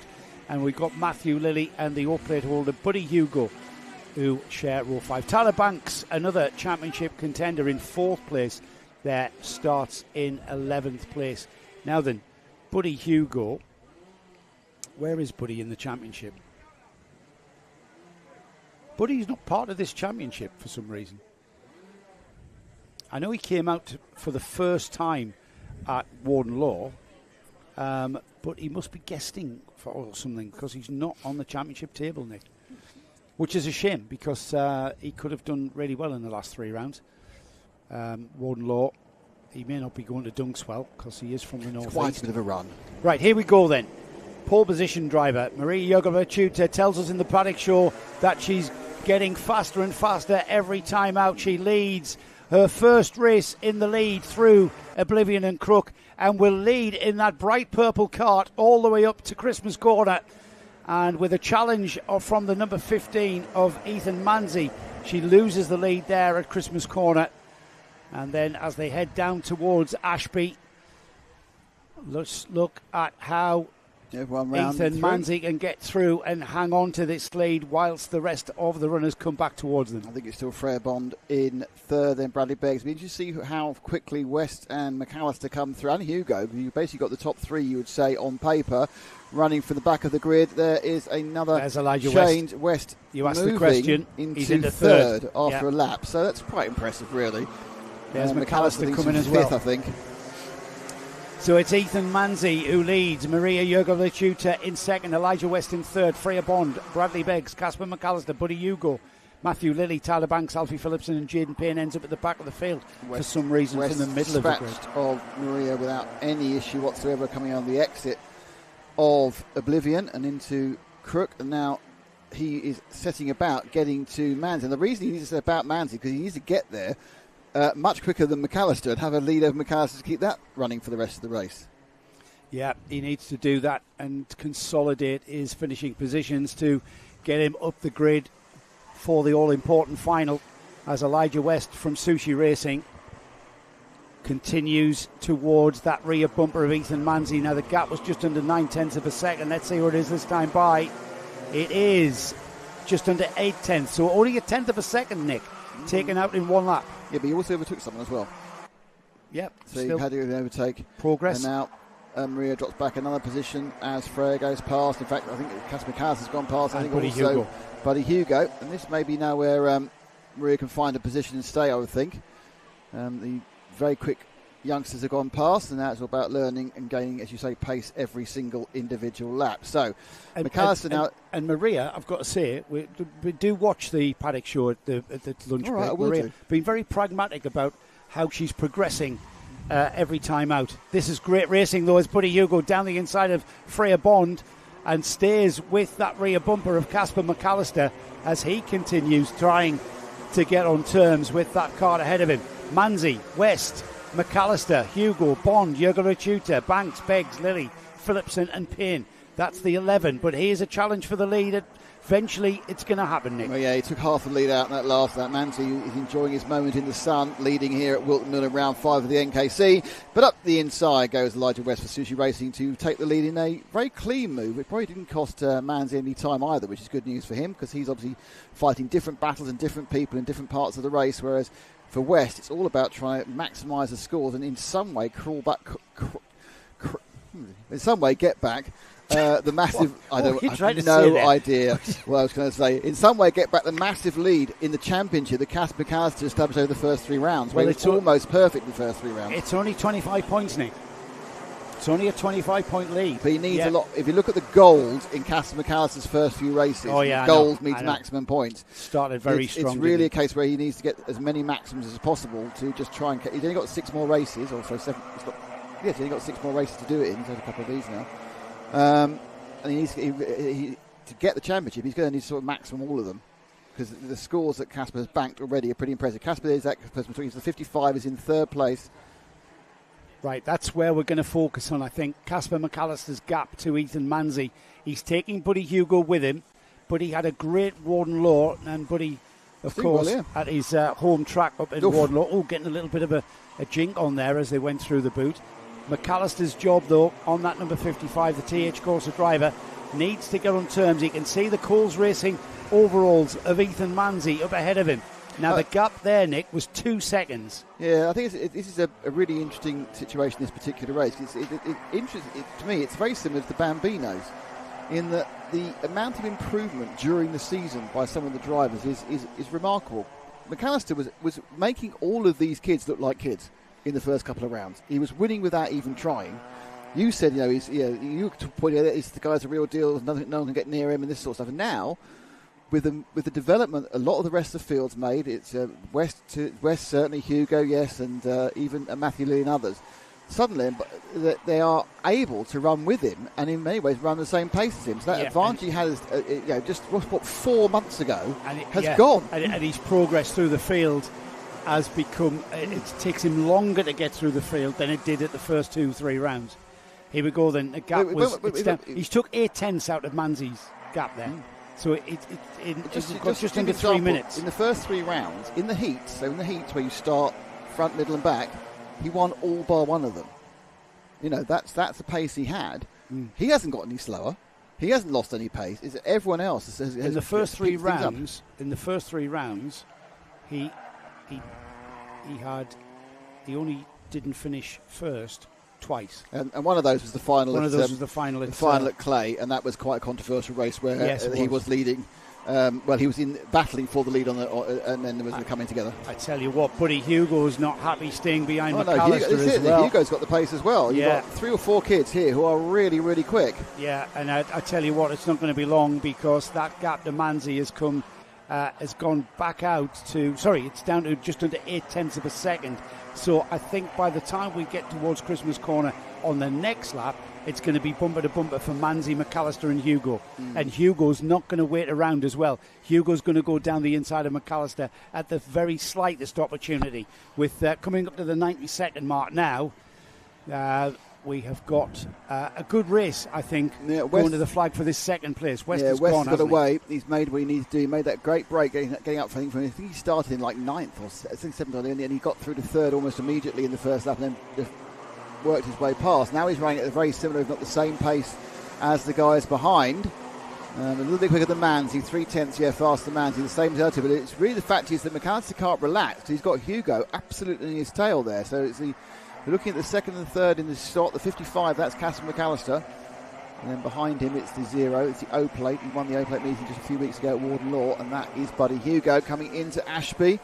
Now, kind of think, is Hugo really going to push him? He really is. I just wondered whether he was going to wait until they actually got to Manzi, because it's not, with 50 seconds to go, it's not a foregone conclusion they're going to get past Manzi. No, I know. And Manzi has held the gap really well. He's held the gap better than I thought. Another youngster we don't talk about who's now coming on and finding the pace. Well, McAllister was taking 8/10 of a lap that time by. He only took 3/10.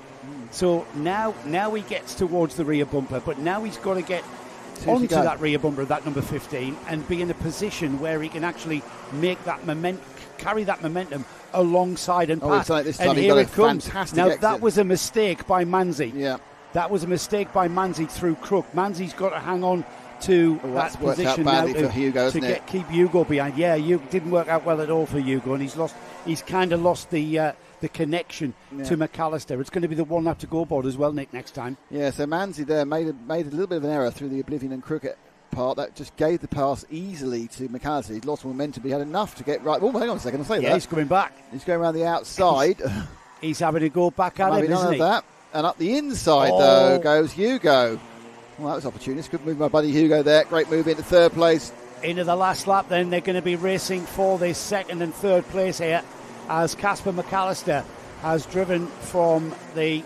Where did Casper start? He started in 8th place and he's moved through to second. However, it's not over yet, because we've seen the pace that LRG Motorsport kart of Buddy Hugo can have, and already he's back on the rear bumper of McAllister. Time running out, though. They've only got a few corners left through Ashby. Manzi's not out of it as well. The Coles Racing driver, Manzi, hanging on to that as well. A little bit of a mistake by Hugo. Looking down the inside. He's made that move. That was an amazing move. Well, McAllister was trying to stop him in any way he could. Here he comes back, though. Side by side, is it? No, through the boot. Wide there. Buddy Hugo hanging onto this through the boot. They're into the Nouvelle chicane any moment now. Clattering across the curb. He's going to hang on to second. And what a finish. McAllister doesn't know what happened there. He's wondering what happened there. It's not McAllister's script, is it? No, he's baffled as to what happened there. We'll just see his hands go in the air, and he's looking towards his team, going, what happened there? I'm not sure what his issues are. Why am I not winning anymore? Yeah, I'm not sure what he was meaning to the TH Corsa lot who were on the barrier. He may have felt he didn't have quite the performance he was hoping for. But apologies to Elijah West in Sushi Racing, because you just went off and won by 3.2 seconds in very fine style, having made your way through.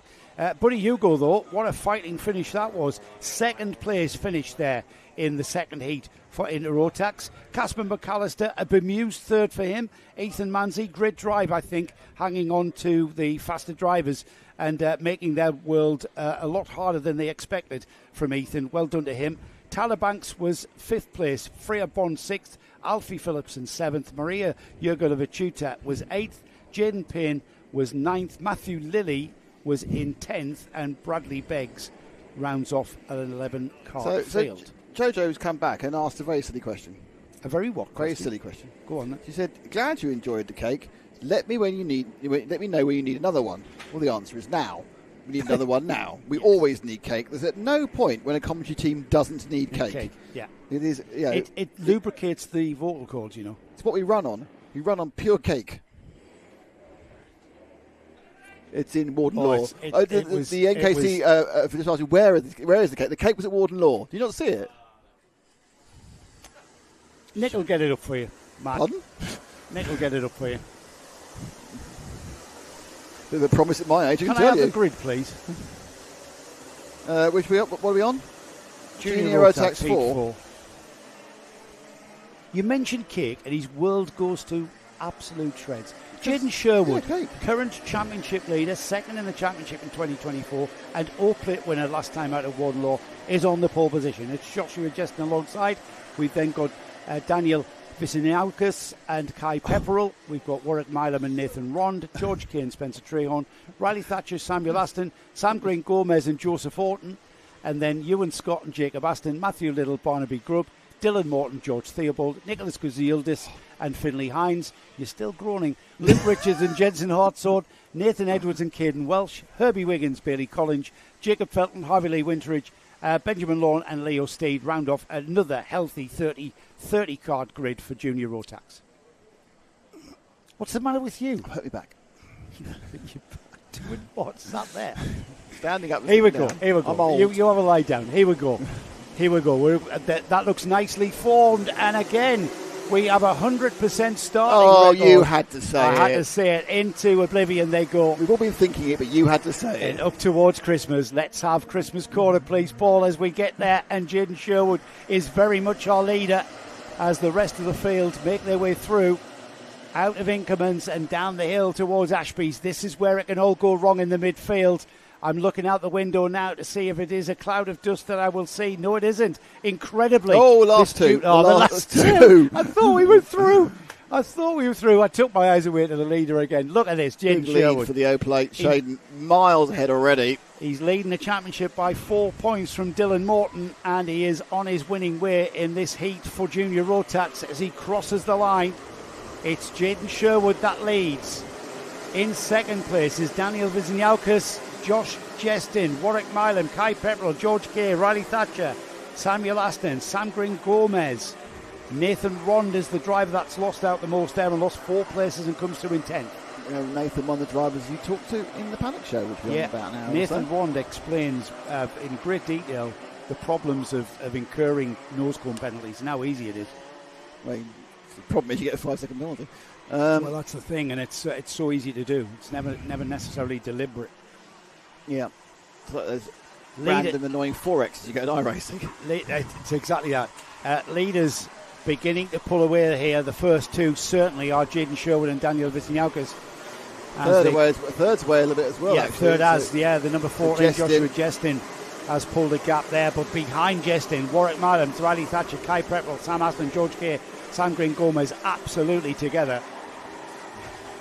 Popping out, looking there to see he's coming together there. I think in fourth and fifth. I think Milam and Thatcher had a front to rear contact, and it's all now the inside there is a 31. Was that Pepperell? Or was that's Samuel Aston, Sam Aston there down the inside of Pepperell, I think. The Astons. I was going to say just off our screen, and we're just going to wait for him to come into play. Barnaby Grubb has come up 5 places there to 12th already, so he's making great progress as well.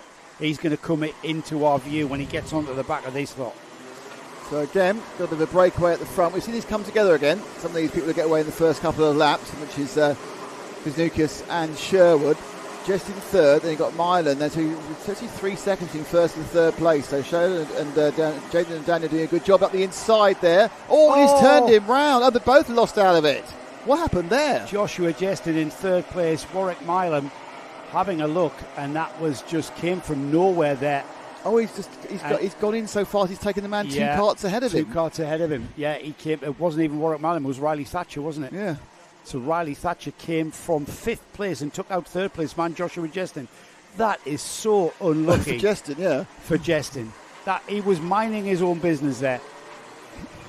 We'll let Tom Storer sort that one out. Over to you, Tom, for that one. Does that mean that Milam is now third? Is he? Yes, he is. So Milam's third. Sam Ashton and Kai Pepperell, big winners out of that, and then Sam Green Gomez and Jacob Aston. So Barnaby Grubb now moves now. There's a move there, and I think that was for third. I think that was Aston take. Oh no, I say it was third. And he went wrong, immediately wrong again. Aston kind of backed the thing in, wasn't quite where he wanted to be around the second part of the Christmas complex, and then suddenly, boom, he's lost it again. And all that's happened is the team, as a team of 5 drivers, they've lost time to the first 2. Same order though. So this is now a battle for third. Up the inside went. Was that Green Gomez? Go up the inside. Green Gomez, Pepperell. Yeah. The number 77 is on a move as he latches onto the back end of Samuel Aston now, who likewise is on the back end of Warwick Milam. This is certainly not over. We're already at half distance, Nick. And Warwick Milam has now got to focus on his right-hand corner at Crook to maximise the run-up to Christmas. Here we go. He's got to defend. Then with the Cross St George on the nose of his cart. Now that last lap they're mucking about in inverted commas racing cost them a second compared to the leaders, and that's not the racing line that Milam took there at all. And he's, I think, actually heavily disadvantaged. Well, Milam, Aston, didn't he? And Green Gomez now looking to get through. Milam overly defended and caught himself out on his own brakes there, and that nearly cost him daily as he nearly lost 2 places there. Sam Green Gomez nearly took advantage of the situation completely, as the number 31 Sam Aston literally had nowhere to go. Here they go though across the Nouvelle Chicane curbing, and it's 1, 2, 3, 4, 5 cart train, and not far behind them is that number 133, is it, or the number 141? I couldn't quite see that. 141 is Spencer Trehorn, so I don't know what it is. 4th go. Can he make it stop it as he can? So that's finally Milam down to Samuel Ashton. So Milam certainly holding, he's defending hard. He's defending hard again. That's come into play. Out. That was Jacob Aston. Aston, winner of the first heat yesterday. Jacob Aston making ground. Jacob starting in 15th and now up to 6th. And he's got a massive amount of momentum. I was going to say, can Sam Aston pull away? And the answer is no. The answer is indeed no. Still plenty of time, though, for that to happen. Certainly this scrapping has been manna from heaven for Jaden Sherwood and Daniel Wisniewski. They have pulled away by, well, it's 5.5 seconds from first to third, with Daniel being sort of in the middle of that. So they've really been helped by this, as Sam Aston now does try and put a couple of cart legs in himself and Warwick Mylan and his brother Jacob Aston there in 5th place. The Astons having their own little kind of livery, and then there's another coming together there as the 77 Sam Green Gomez is under heavy pressure from Riley Thatcher, recovering from earlier on. And it's true. Barnaby got up to 9th, Trehorn 10th. Kai Pepperell. Meanwhile, elsewhere, at the front of this field, we've got Jaden Sherwood crossing the line to complete 8 laps with just under 2 minutes remaining. He's got a gap of 3 seconds to Daniel Wisniewski, who's got a gap of 2.3 seconds to this battle here. And Sam Aston entertaining us in great style there with the rest of them. Warwick Mylan, Jacob Aston, Sam Green Gomez. Yes. Jacob Aston there not quite having the drive up towards Christmas to get past Mylan. Mylan looked like he was absolutely holding everyone else, but he isn't holding everyone else up to it. He's running at the pace. These three have pulled away, haven't they? They've pulled away from There's been a bit of scrap in fairness. Sam Green Gomez, Riley Thatcher have been having an argument themselves as well and costing themselves time behind them. Here they go then, onto the back straight towards the boot. We've had people find space here to make moves, but right now we've got these three playing it fair with a minute on the board. I think Sam Green Gomez had a problem at the boot. That was the ooh you may have heard from behind us. There's certainly a cart facing the wrong way. Yes, he has, Nick. He's dropping like a stone. Another big move in the boot, and then Mylan now under heavy pressure from Jacob Aston. Can he get it stopped? Because that was the problem his brother had earlier, but no, got it stopped, got it round, and Mylan got to 5th. Now the Ashton brothers in, I'm assuming they're brothers, by the way. They could be cousins. I think they are. They're with the same team. Yeah. 3rd and 4th, but it has been a great performance by Sherwood. I mean, it has been copybook. He's just got out the front, and then not been, as far as he's concerned, there's no one else on the track. He's not seen anybody else. Well, he's from about the third corner. If anything, or heard anyone else. He's consolidating that championship lead here at the penultimate round, and he's looking very strong to improve on that second place championship finish last year. And this year, wheel banging there towards oblivion. Aston made a mistake. Jacob Aston made a mistake. Went too wide through the pit bend. Mylan got back past him again, and then lost it again going through oblivion, and he's got it back again now through Christmas. So those two have changed positions. I think 4 times in the last 5 corners. Yeah. Mylan now doing a bit of a wandering as he does into Ash. I'm not sure that's all his on the best brakes. That's all on the brakes. I'm not sure that's the best way to take Ashby, but he just flings it in on the brakes and kind of hopes for the best. And Aston down the inside going through Ozier's. And that, I think that was all about the loss of momentum at Ashby. Yeah, it was a weird line he took into Ashby. I think you're right. I think he tried to do something clever, then found out he had to brake, and that wasn't quite working. The thing was out of shape, and he never got the drive back, did he? Yeah, that's right. Into the last lap then. Sherwood already ahead by 3.5 seconds. And with Daniel Wisniewski, he's got Sam Aston coming right onto that rear bumper. And that second and third place cart there. Jaden Sherwood just slightly ahead of these two. They come together, they come right together. I'm not 7/10's not enough. There's going to be another couple of laps. I think that there may be an issue. It was 2 seconds, Nick, but it has come down. But Sam Aston has run out of time, quite frankly. Here's the leader, though. Our championship leader, our all-plate winner, the last time out of Warden Law, and now about to take a heat win here and consolidate that championship. The Coles Racing, Jaden Sherwood, who gave us a textbook lesson in defensive driving at Warden Law to take that all-plate, has taken the heat win here. Daniel Wisniewski from lights to flag in 2nd place. Samuel Aston chasing him down in 3rd. Got very close towards it, didn't he? Jacob Aston got ahead of Warwick Mylan again. That was 5 or 6 times they've changed position. So Jacob in 4th, Warwick Mylan in 5th, Finley Hines 6th, Riley Thatcher 7th, 8th is Barnaby Grubb, and then in 9th place Spencer Trehorn with Ewan Scott rounding off the top 10. The rest of the finishers there on your screen on the timing bar. A couple more laps, or even a lap more, and Sam Ashton would have picked up off Daniel Wisniewski, but there wasn't a couple more laps, so Daniel drove a perfectly measured race. He was helped by the arguments behind him, but you just got to be in it to win it. So good performance there. Heat 2 for senior TKM. Last time out, we saw this being Jamie Scott who took the win with Rob Wallace alongside. It was a Flex Racing 1-2, wasn't it? Tom Johnson was third, with Ben Watson in fourth, with Ian Calichurn in fifth. This one, though, we've got a different grid going forward, and when Nick presses the button, we'll be able to have that rundown for our second TKM. heat for Senior TKM. Smokey Joe. Patrick Leaf then will start on the pole with Jake Cox alongside. Mitchell Ball, our current champion, our double champion in fact, took the championship in 23, took the championship again in 24. Ian Calichurn shares row 2 with him. Chris Whitton, very strong run in that first heat. Look out for him coming through into the lead of this, I would dare to say. Charlie King's going to go with him, though. The class and cart has got pace here at Whilton Mill. Joseph Booth in 7th with Michael Cornell alongside. 5th row is Matthew Horton and Matthew Temple Purcell. Matt Slight and James Hull are on row 6, with Francis Owen James Workman next.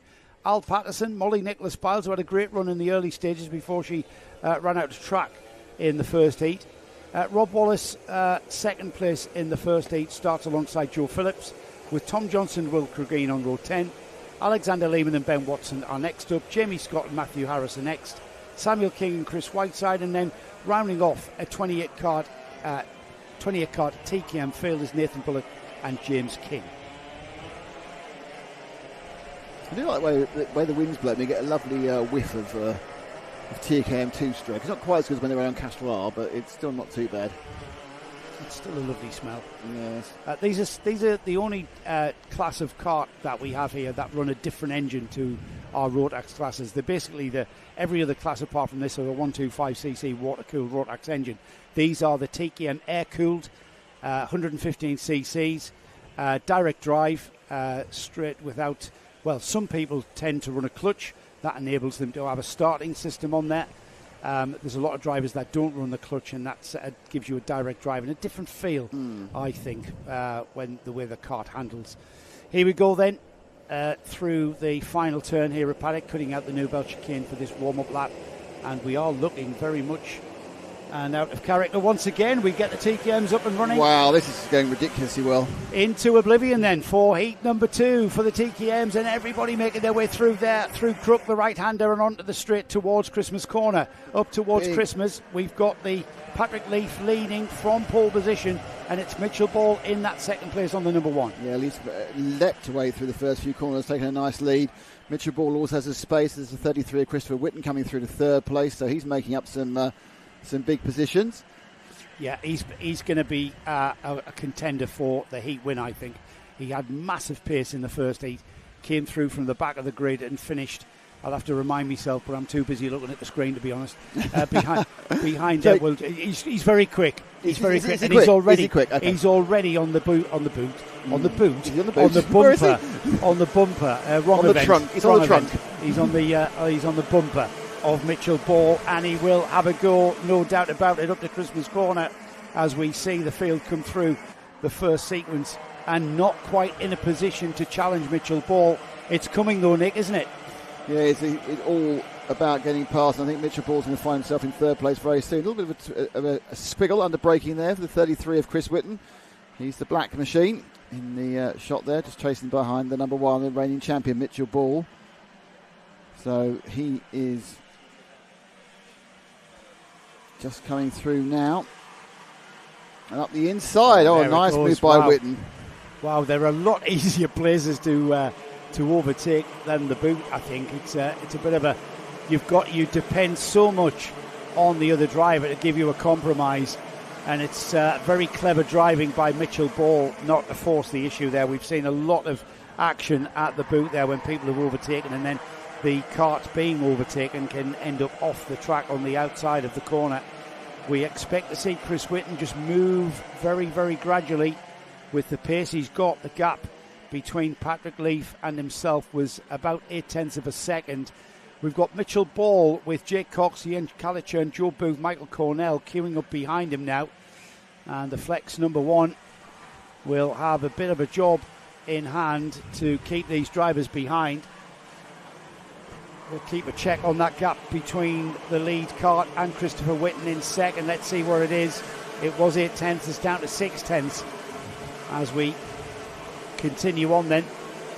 Top two, a very slight break, and then it's all hell breaking loose in third, fourth, fifth, sixth, and seventh. I thought about it, and there is a change for third, and it's kind of a lot past, and third's gone to fifth. So Ball goes to fifth, Cox goes up, as does Callian as well. I think they may have. Oh, what's he doing over there? And oh dear, what's gone on there? I think he took a bit of a hit. Mitchell not happy about that one. He took a bit of a hit, Nick. That put him into a spin, and then he was literally sideways. There's the challenge down the inside, and he gets knocked into a spin. Under braking. Yeah, by the. I'm not quite sure it was the blue overalls and the white cart. I think it may have been Cox, but it might not have been.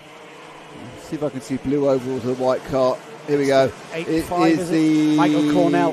35, isn't it? 85. 85, yeah. Michael Cornell, the first in the Masters. They had their braking points wrong, and unfortunately... That was unfortunate. That is a good term for it, because I'm pretty sure Michael didn't mean any malice by that. That was somebody tripping over somebody else, and Mitchell Ball being the cart that was disadvantaged. This is the battle for the lead, though, with Patrick Leaf on the 22. Probably the quickest man here at Whilton Mill is Christopher Whitten this weekend, and he's proving that to be the case with a very strong run to the front of the field from near the back start was his grid position. And here we are, starting on the third row of the grid here, and already challenging for the lead and looking like it's only going to be a matter of time with 4 minutes remaining before we see the number 33 moving ahead of the 22. Yeah, Whitten looking very racy as they go through Oblivion and into Crook. They come up the hill now. Not sure if it's this lap they'll be able to make a run. He's kind of shapes up for it. Just slightly chokes the engine at the end of that uphill climb towards Christmas corner. Still having to choke these engines. What it basically means is you keep the throttle open, put your hand over the air intake, so suddenly massively rich in the mixture. You cool the pistons, you cool the rings down very quickly, prevent it from nipping up, meaning you can run the carts a little bit leaner than you would if you just ran at full pace the whole time. A little bit more power, and that power is trying to use now down the back straight, but not this time. It's blocked. And the line is taken by Leaf. This is where he overtook Mitchell Ball, remember, that Christopher Whitten black cart. So it can be done. And he's literally attached to that rear bumper, it looks like, isn't he? He needs to get momentum through this section here, through Oblivion, through Crook the right-hander, and then up towards. And look at that. Look how quick Patrick Leaf is through there. Patrick Leaf is rapid through there. And he's equally rapid through Christmas Corner as well, losing very little momentum there. And it's a great drive here from Patrick Leaf. We know how quick Christopher Whitten is. Patrick Leaf, who is leading this race. I'm just going to have a check on the championship standings here. I think Whitten, wasn't it Whitten who completely aced the whole of the round two, wasn't it? I don't think he's going to do enough rounds to qualify the whole championship. I'm thinking that myself as we... Yeah, Chris Whitten completely aced round two, won every single heat and the final at fullback. He's doing quite well here, but he's met his match so far in Patrick Leaf. Leaf now is going to have to fend him off down the main straight again, but it does appear that for basic miles per hour, Leaf is not lacking too much. Both of them choke the engines at the top of the hills. They turn into Christmas, and now into Inkermans, and they've dropped down the hill towards the Ashby turn. There's a chance to get up the inside, and actually Whitten's thinking about it a bit, but Leaf makes no error, makes no mistake, gives him no chance. So it's 22 ahead of 33, and through... What's that corner called? Wilkins now. And Ozier now. It might have changed by now. Yeah, let's change it to Brian's corner. So, superb defensive driving being run by Leaf at the moment. I'm not sure whether Whitten is actually just biding his time now, but perhaps waiting for a mistake. That's not happened so far, but he's as close as you can get without actually being in the same cart as him. Well, Patrick Leaf is a bit of an unknown quantity this year because of his first appearance in the NKC, so he's a guest driver here at Whilton Mill, and he is a very, very quick guest driver, maybe having a bit of a taste of the championship before he commits to a full season in 2026. Yellow flags now at Christmas for a second there as the cart was off. I think it was a cart that had a mechanical, so you couldn't get past anyway. That they could see the flags. It's quite a long flag actually. Well, it shows how quick Patrick Leaf is, because Chris Whitten has just had his progress stifled in this race. Whether or not he's playing a waiting game, there it is, down the inside. And it was just a half error. I'm not even sure it was an error. Well, I'm not even sure it was. He's a little bit wide. Oh no, he got a tip. He got a little tap. There was a little tap. He did that and moved. It wasn't it's like he pushed it out of the way, but it was the tiniest, in my opinion, the tiniest of contacts. Not enough to worry a nose penalty, so absolutely there won't be any, I'm sure, any reports. Leaf might be feeling a little bit hard done by now. I expect Whitton to be able to pull 3/4 tenths a lap. Yeah, it should be the last lap board next time by for these carts. Christopher Whitton has finally got into the lead and ahead of Patrick Leaf. Patrick Leaf, the unknown quantity coming into this weekend and showing that he has massive pace here. If you're able to fend off Christopher Whitton for a few laps and then hang with him once he's overtaken you, you have got massive pace in Formula TKM. As we get the last lap board then to our leader, Christopher Whitton. Behind these two is Al Peterson and Ian Calichurn. Jake Cox in 5th, Rob Wallace 6th, Michael Cornell 7th, Matthew Horton, Tom Johnson, Jamie Scott is the cart that is in 10th, and Francis Horn losing a lot of positions and dropping to 14th there. Mitchell Ball, a recovery drive after that spin, is in 16th, by the way. Yeah, so interesting. I thought that Wood would pull away a bit more than this, but Leaf keeping him honest, but not in the position to make any move as they go round the last couple of corners. This is the back straight for the final time of Heat 2 of 3 for the TKMers. And they just turn around, they go through the boot for the final time. So Christopher Whitton through the Nouvelle chicane then for the final time to take Heat number 2 win. Let's see if he acknowledges the flag. He does something with his hand. I'm not sure. I think it's more to do with engine management. Yeah. Yes, cool that engine back down again. I've been using it very hard. No, it's not so much. Well, the it's fuel lubing. does. It's lubing and cooling. Lubing it, isn't it? There is a cooling part as well, actually. Yeah, there is. Patrick Leaf then hangs on to second. Al Peterson through into third. He started 15th on the grid, did Al Peterson. Keep an eye on him because he's a new name as well. I think Peterson hasn't paid us a visit before, so he's got pace to come through. Behind them, the top three then, Ian Calichurn on the E-plate is 4th, Jake Cox 5th, Rob Wallace 6th, Michael Cornell 7th, Matthew Horton 8th, 9th is Tom Johnson, and Jamie Scott is the driver that rounds off the top 10. The rest of the finishers there on the timing bar on the right-hand side of your screen. Just catch a bit of a breath. We got any messages in, Nick? Sorting out lunch for the cameraman. Oh, even better. Yeah, that's much more important. Right then, Senior Rotax Heat number 6. This is a class of kart here in the Junction 6 NKC that never, ever does not deliver. As the grid is just being formed up here. A few late comers to the grid. Seems all very frantic down there. I've done that now. I'm sorry. Ouch. Punch me in the face then. Well, I had to copy the picture that's in the programme and send the cameraman. So yes, it's very important to keep the cameraman Who's getting fit. the lunches in? Are you? Oh, I'll have to go and do it. Are you going around the corner? No, I'm going up there. Oh, don't. I'm not changing. No, I've just sent that. I know you are. You and your brioche bun issues. Should be outlawed. I think it's dominating your life now. A burger in a cake is wrong. Hello, everybody in Whilton Mill. Says, be careful, Nick. It's Cash is king. He's back. Our Turkish friend. Our Turkish friend's back. King. Yeah. Oh, hello, Cashies. How are you doing? Cashies, I believe, is at the UKC round of World. Is he? Yes. Oh, is he racing? No, he's working. Well, he's not working. He's sitting with his feet up watching us. Jojo says if it was possible, she would email us a cake. Or that's great. They're quite flat, though, email cakes. Michael Burke also says cake sounds good. Lots of cake going on. And Cashies is back. Right, so it's time now for the next heat. And I shall... they've got a hold for a minute there, here on the radio there. So we're now for Senior Rotax Heat 6. Okay, on pole, it's Paolo Nunes Randa. Braden Hill starts second. Then it's Samuel Christensen and Zach Fletcher. Dejun Bennett and Brody Skinner. Finley Underwood and Tommy Lee Davis. Freddie Weirlock and Joshua Priest. Leo French and Jack Maidman. That's 11 and 12. And Daniel Hegoff and Ethan Lomax. Alexander Colaccino, Nathan Traverse. Chase Ransbury and Reece Green. I've got their own way, if we can change around. It's Alexander Campbell, Ryan Shepherd, Bertie Worsley, Adam Catling, Ryan Sayers, Harvey Quick, Matthew Lambert, Rafi Celentano, Isaac Rose, Charlie Human. The guys who were at the front last time round, at the back this time round. Ben Below starting 29th, Ollie Vine starting 30th, with Jack Thurberg at the back in 31st. Again, nothing to do with pace. This is random grid order based on a draw. that they make at some point. Just a request from the cameraman for more information about the food.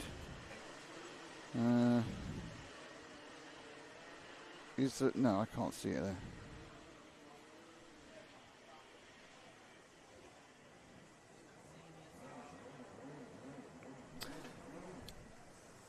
For those listening, I'm now going to talk to Ash. Ash, I can't see it listed on the menu, but I'm sure that menu is necessarily the entire menu for everything. Is Ash being demanding, is he? He wants something vegetarian. Oh, God.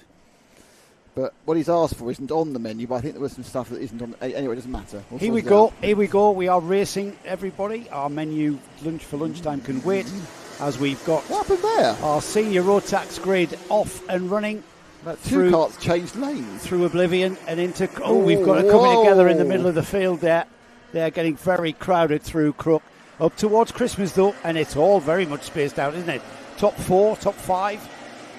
Line astern through Inkermans. Yeah, it's all very civilised. Into Ashby, though. This is where it can all go wrong. Down the inside, we've got in the midfield, and Cart sliding wide there, but the leaders are through. And already at Osiers. Zero dust at Ashby. Yeah, no dust whatsoever. There's one cart that's at the back that looks like it's broken, I think, from that instance at the first corner in Bolivia. Okay. Well, they're out of contention. They'll be out of contention, now. so let's have a look who's going around. So our leader, who's ahead of this train of carts. Let's have a look as they come across the line then.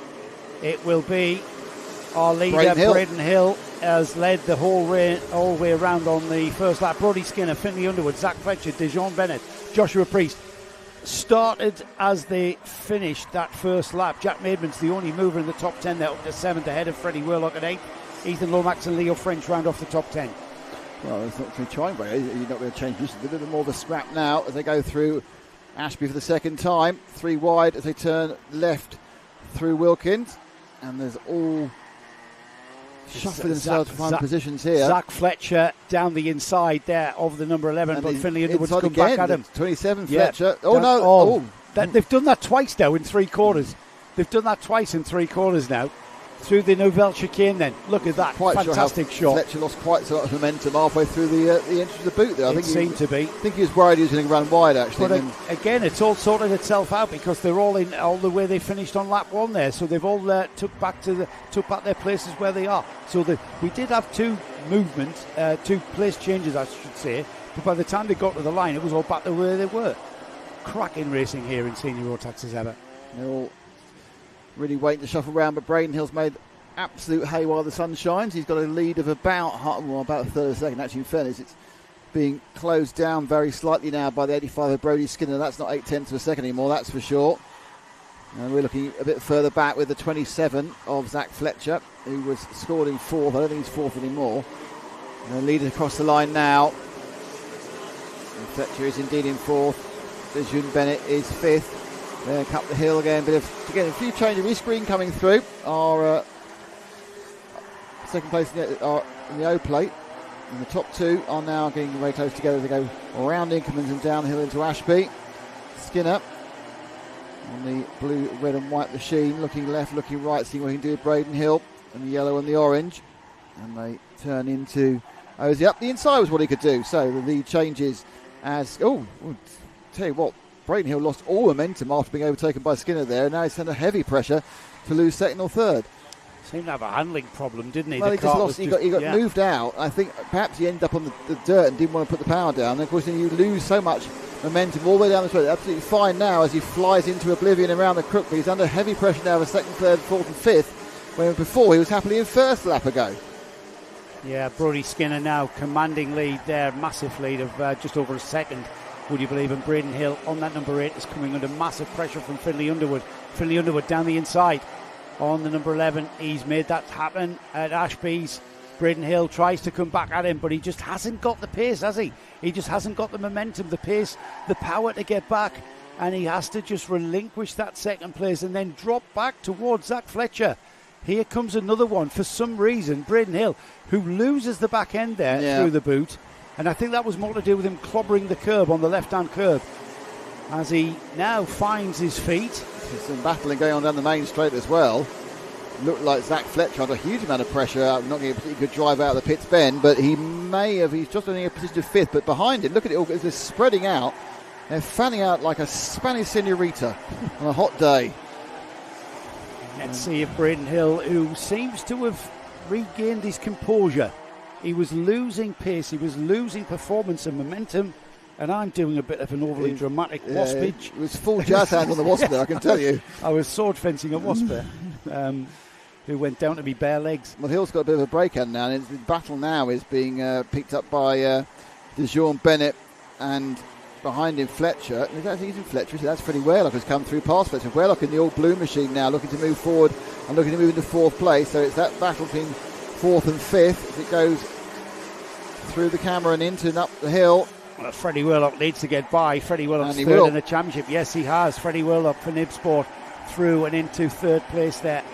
So he will want to catch Braden Hill and gain more and more points for that championship. He's on 671 points to Jensen Watts, who's leading on 713, so very much in contention.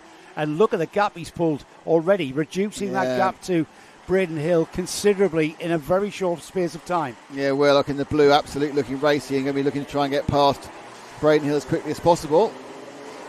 But the question really is, he's had the overspeed in the previous car. I mean, he does look to have like a real advantage in his machine over Hill.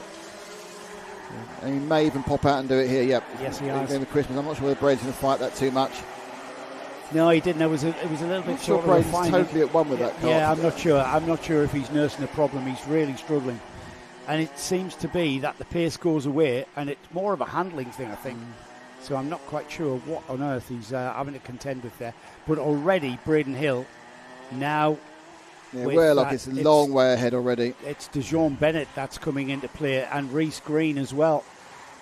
As the number 171 of Reese Green has got ahead of DeJean Bennett, has he? He has indeed. Yeah. So Reese Green on the 171 had a great one low, and now up to fifth place ahead of DeJean Bennett, and now onto the rear bumper.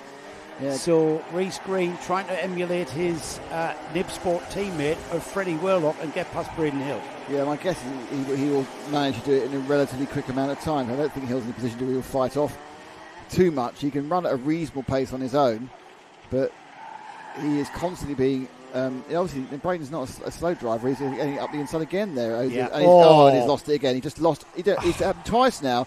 He's been overtaken Osier. He just loses all momentum. And he's been pushed out onto the grass at the boot. Geez, it's getting worse. Oh, nightmare for Braden Hill. He's going to be swamped into the Nouvelle chicane. Oh, dear. That's all gone horribly wrong. Yeah. You don't want to be facing the wrong way there. Got the whole field. That's Leo French. So I'm not quite sure what... The unfortunate the replay of that is about an hour and a half. That's Leo French. The last bit is... Hill, it wasn't anything to do with Hill, was it? It was just they all just constantly ended up because of Hill coming off the track, slowing down, condensing everyone up, then coming off the circuit again. I feel sorry for Bray because I don't think it was really his fault. I think he's got a bit of a, as we were saying, I think he's got some sort of issue with the drive of the car from low speed. I think he's not getting punch out of it. Got swamped, then got knocked off. Okay, repositioning. We're now back with second and third, Underwood and Whirlock. Whirlock in the blue, looking to pick up second place. And he's right on Finley's tail. My guess is that he'll have the pace to get past him up the hill. Let's find out. There he goes again. So he's back to that third very easy pass. He's got that extra couple of miles an hour he needs, or at least with the slipstream he has. He's not going to go anywhere near Brodie Skinner. Skinner, as we are on the penultimate lap now, is 2.8 seconds ahead. But it's all about, in these heats, gaining positions. And Finley has gained 5 from the start. So he's making the points where the sun shines. And already he's absolutely dropping Underwood. Freddie Whirlock third in the championship, getting some good chunk of points here to help him on his way into the final round. We're into the final lap here in this heat number 6 for senior Rotax, and the leader Brodie Skinner. Just want to point out that Ben Ballou has made up 21 places. Wow, that's a good back point of the grid to 8th. Well. Yeah. So he's on form today. As has Matthew Lambert. He's made up from 25th to 7th. So Lambert having a good run. What a big game. Let's see if we can find the number 85 Brodie Skinner, who's at the front of this field, and we'll watch him come home to take what is a Very, very fine win. He's just coming through the final turn now into the chicane. And the Kieran Gifford Racing driver takes the checkered flag and acknowledges the flag. Well done. And there's Freddie Worlock finishing in second. As you know how important I think flag acknowledgement is. You do. Reece Green is in fourth, Ethan Lomax fifth, Matthew Lambert sixth, Ben Ballou in seventh, as we said. Josh Priest in eighth, DeJean Bennett ends up ninth, and Braden Hill a recovery to 10th after that nightmare struggle he had. He seemed to have a struggle with literally everything to do with karting there, and I'm not quite sure what it was. Yeah, it was all going well until he got in the kart. It's the third and final heat for the 177s coming up next. So after this one, we'll have the grid formed for the 177 class. We'll just give the 162s a chance to come in. We've got the fifth heat for junior Rotax. After that, the third and final heat for inters, and then the final heat for seniors, and the third and final heat for senior TKM will be next. Will be the final heat going into the lunch break. The lunch break, of course, we've got our usual paddock walk. I think we chatted to a lot of interesting people. We even chatted You came back to me and said it was brilliant. Sorry? You said it's the best one I've ever done, you said. It's absolutely brilliant. I was very positive. Ash said it was really good as well. After my holiday in Menorca, Did you go on I've come holiday? back very, very Did positive. you go on holiday? I've come back very positive, Nick. Very brown as well. And very brown, yes. Hardly surprising considering nothing. I'm not sure that brown is just the dark rum seeping out. What, sorry? The dark rum seeping out. Yeah, probably. It helps, you know. Anyway, I came back very positive, Paul, as you know. I'm always a very positive person. Mark's on the beach tomorrow. So I don't think Mark's going on holiday. He's on the tomorrow. beach. Is He's he going on holiday He's tomorrow. flying. Where's he flying to? Find out. We'll find out at lunchtime. We just want to be. That's our cameraman at Christmas corner, Mark Yes. Kendrick. Mark, we don't want to hear about any holidays. Ash is just minging now about this veggie wrap he wants. What veggie wrap if it's not on the menu? Apparently it's on the left-hand side. It's not on the left-hand side. I think he's upstairs. It's like there's no veggie wrap. We're all now checking the menu. This is fantastic for people listening, isn't it? Oh, they're trying to work out where the veggie wrap is. It'll be under wraps, surely. It's a basic man there. It was rapidly under wraps, I think. What we are for next? We are Gran Canaria. Oh, very nice. Blimey. Oh. Whereabouts? Ask him whereabouts. Well, it's Gran Canaria. It's an island, isn't it? No, but whereabouts on Gran Canaria, you lunatic? What is next? Is it 177s again? There is a fantastic track at Maspalomas on Gran Canaria. Massive CIK level track. I'm not sure whether they race there very often these days, but considering I raced there in 1986. It's not there anymore. It's probably There's not. been 3 earthquakes. It's been a tornado. It's got a building on it. Yeah, Can I have the grid, please? Is it Rotax? Is it 177? Obviously it's Rotax. Is it 177s? Oh, okay. I can't see the piece of paper you're looking at. It's not a paper, it's a screen. Right then, the third and final heat for the 177s. Old man. I thought you were positive now you come back from your holiday. I try to be, but you just suck it away from me. I don't touch you. Scott Smith shares with LRG Stephen Horner on the front row. We've then got Sean Rudge and Zenzong Lim on the second row. Cole Edwards and Will Milner are on row 3. Byron Sly Hewitt and Lincoln Bailey Arneson are on row 4, with David Simpson, Will Murdoch, row 5. We've then got Liam Deeman and Lewis Crocker, Jake Davis and Rob Simpson, Zach Bolton as starts alongside Tyler Fossey, who we chat to in the Tyler Fossey, that is, we chat to in the Paddock Show coming up soon. Ryan Taylor Truman starts his middle of the grid start here in 17th with George Water alongside. Row 10 is Adam Mullins and Luke Oliver, winner of the second heat. Joshua Pickford and Steve Mottram start next with George Willis and Tom Thompson, Oliver Hutchings and Ben Hitch, Archie Elliott and Steve Gilly. Carl Bryant is alongside Nathan Wells on the 15th row. And then we've got Ollie Goodyear, the all-played winner, and Steve Thompson with Billy Clark and Patrick Williams-Raj rounding off 34 carts in this one, Nick. Excelente. You haven't told me what you want for lunch, brother. I know. Something brioche like. Have we got anything vegetarian? What? Yeah, because that's the first thing you're going to choose. Old veggie wrap boy at the far end. Oh, can I have a veggie wrap? Here we go then, towards towards the boot. Yes, they're going on the rolling lap. They're rolling lap. Yeah. Need to sort themselves out and foam up the. Foam up. So Horner and Milner are on the pole lap front row. Then you got Smith and Edwards, Lincoln Bailey Arneson and Will Murdoch as the first 3 rows. You can see just tipping round the top of the boot. And they're going to come straight down. Right, okay. Okay. Chicken, eh? Healthy man. Here we go then. Out of the final turn then. Our pole sitters, Scott Smith and Stephen Horner, get things underway, and we are indeed racing through oblivion and into Crook for the first time. And they kept themselves nice and clean. These guys, they're paying for their own carts in the 177 class on the whole, so they're a bit more circumspect about how they go around those first few corners. Top 3 away. And Steve Horner lost out massively there at the first turn there. It ends up on the second row there in 4th place. Cole Edwards, the number 7, is in that distinctive luminous yellow and pink cart that he runs. Very easy for us to pick out, but it's the number 38 lightweight of Scott Smith. Yeah, the all-white lightweight. Yeah. Save yourself half a kilogram, 750 grams by not sticking your sticker kick on, and if you're already at 177, every ounce counts. Absolutely. Well, I like those. I went from imperial to metric measure like that. He did. Here we go then. One lap completed. Scott Smith, Cole Edwards, Byron Sly-Hewitt, Stephen Horner, Will Milner, Lincoln Bailey-Anderson, David Simpson, Zach Bolton up to 8th, Ryan Taylor-Truman up 4 places to 9th there. Rob Simpson going with him. Change to 3rd. Oh, well, I say change to 3rd. Completely out of all control with Steve Horner there as he came up through the braking hard into Christmas, and he just about got the thing pointing in the right direction. Still lost the position. Perhaps went back in the same position again. They're really trying very, very hard early on here. It's the colder tyres, though, isn't it? The tyres are not quite up, and they are losing the rear end. That's going in. We've got carts off onto the grass coming out of Wilkins, all sorting themselves out there as the number 20 this of is Will 3, 4, Milner. 5. The woman's comes up to 3rd. Yeah, Will Milner is at the front of that train there as they come through 1st, 2nd, and here comes 3rd, the number 20 of Will Milner with Stephen Horner and Lincoln Bailey-Anderson absolutely glued together. Off towards Christmas, the leader Scott Smith not being caught, I've got to say, by Cole Edwards. For 3rd here, and it's the 3rd and 4th get through, 4th and 5th get through past 3rd, so drop down to 2 for Milner as Horner and Bailey-Anderson move up a position each. He's spooked Milner off the track there, but they're immediately pulling away. So these carts are all sort of coming on song now after having a kind of a very squirrely couple of moments as the tyres warmed up.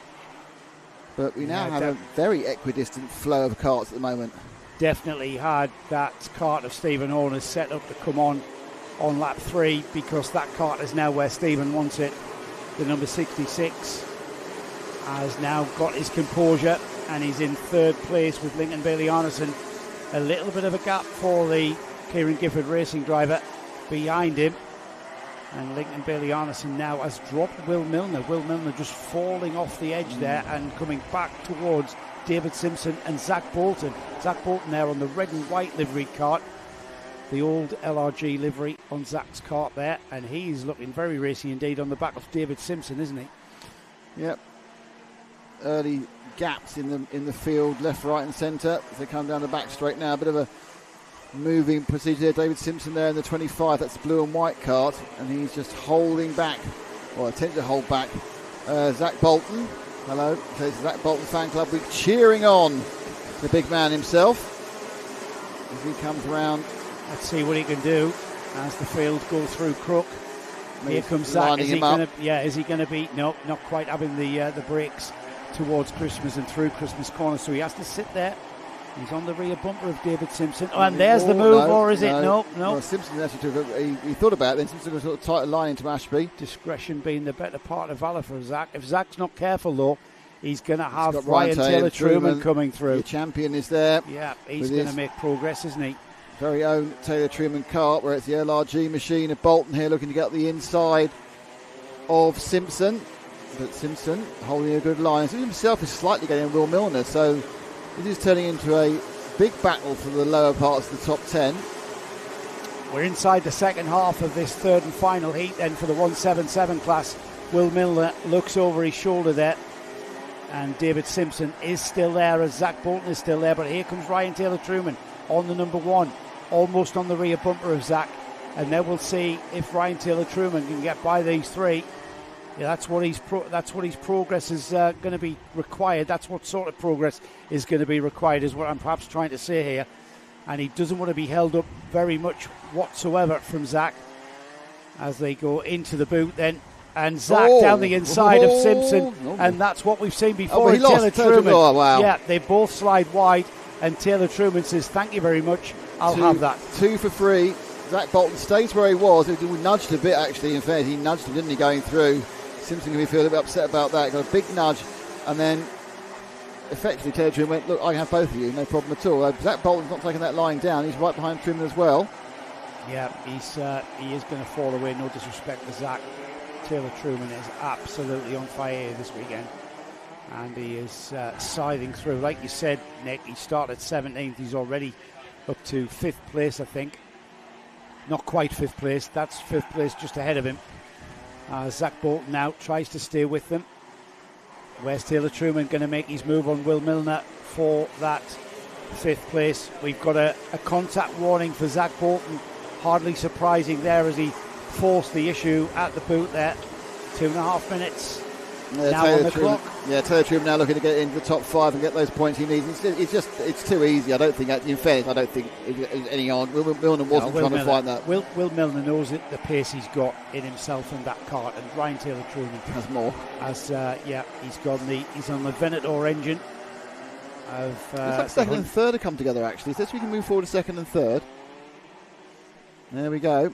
They are now much closer than they were. Yeah, Stephen Horner challenging Cole Edwards here.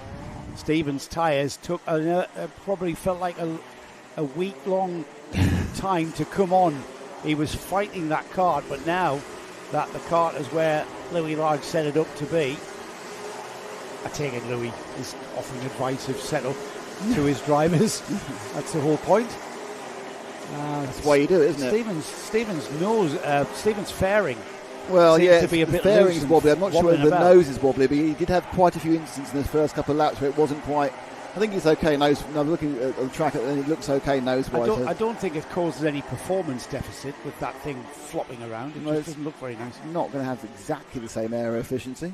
You No, want to know what the NASA panels do? Well, that's called. We have go to Coat Live TV's YouTube page. We have a proper, actual, real air analysis. Not someone who just thinks about things on the internet, but someone whose day job is to do it, telling us what they do.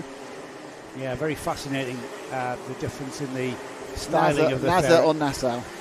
NASA on Nassau. Yeah, that's a good one. Here we go then.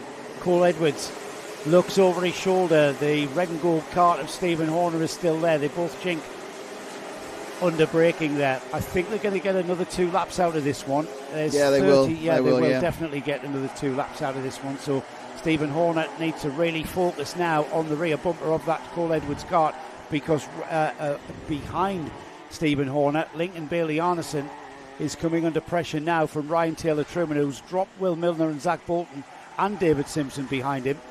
But Stephen Horner on the 66, coming down from the northeast to Whilton Mill like I have done, is now chasing after that number 7. Not letting the kart breathe as much as Cole Edwards, and maybe stifling a bit of performance there towards the first corners here. Into Christmas Corner then. And we keep a wary eye on the progress of Ryan Taylor Truman, who's now right on the bumper of Lincoln Bailey-Arneson, just behind these two. It's going to be the 1 lap to go board. We've got a 4 and 5 and a 2 and 3 battle here. This is the 4 and 5 version. And he's going to get down him. the inside. There it is. That's job done for Ryan Taylor Truman. Up to 4th place. 4th place from 17th on the grid. So a 13th place gain for Ryan Taylor Truman. Yeah, second and third are still about 3 karts apart. Last lap board to our leader, Scott Smith. So Smith, who has effectively led from lap 2 and then been under no pressure whatsoever at any point at all. Yeah, Scott showing that you don't need a sticker kit to be quick in 177s. In fact, it often helps you be quicker. Yeah, it's certainly helping him. He's lost 0.7 of a kilogram, I think, is what you said, Nick. The weight of a sticker kit. Here he goes then, last few corners for the 3rd and final heat, which will be Scott Smith. See if he can hang on to this through the boot section, through the left, through the right hairpin. Double apex corner there, leading now into the Nouvelle chicane. Out of there and across the line to take the checkered flag and take the win. Who's going to take 2nd place? It is Cole Edwards from Stephen Horner, Ryan Taylor Truman, Lincoln Bailey-Arneson 5th. Zach Bolton, 6th place. Will Murdoch, 7th. David Simpson, 8th. Rob Simpson, 9th. And then George Willis in 10th place. So that was a bit of a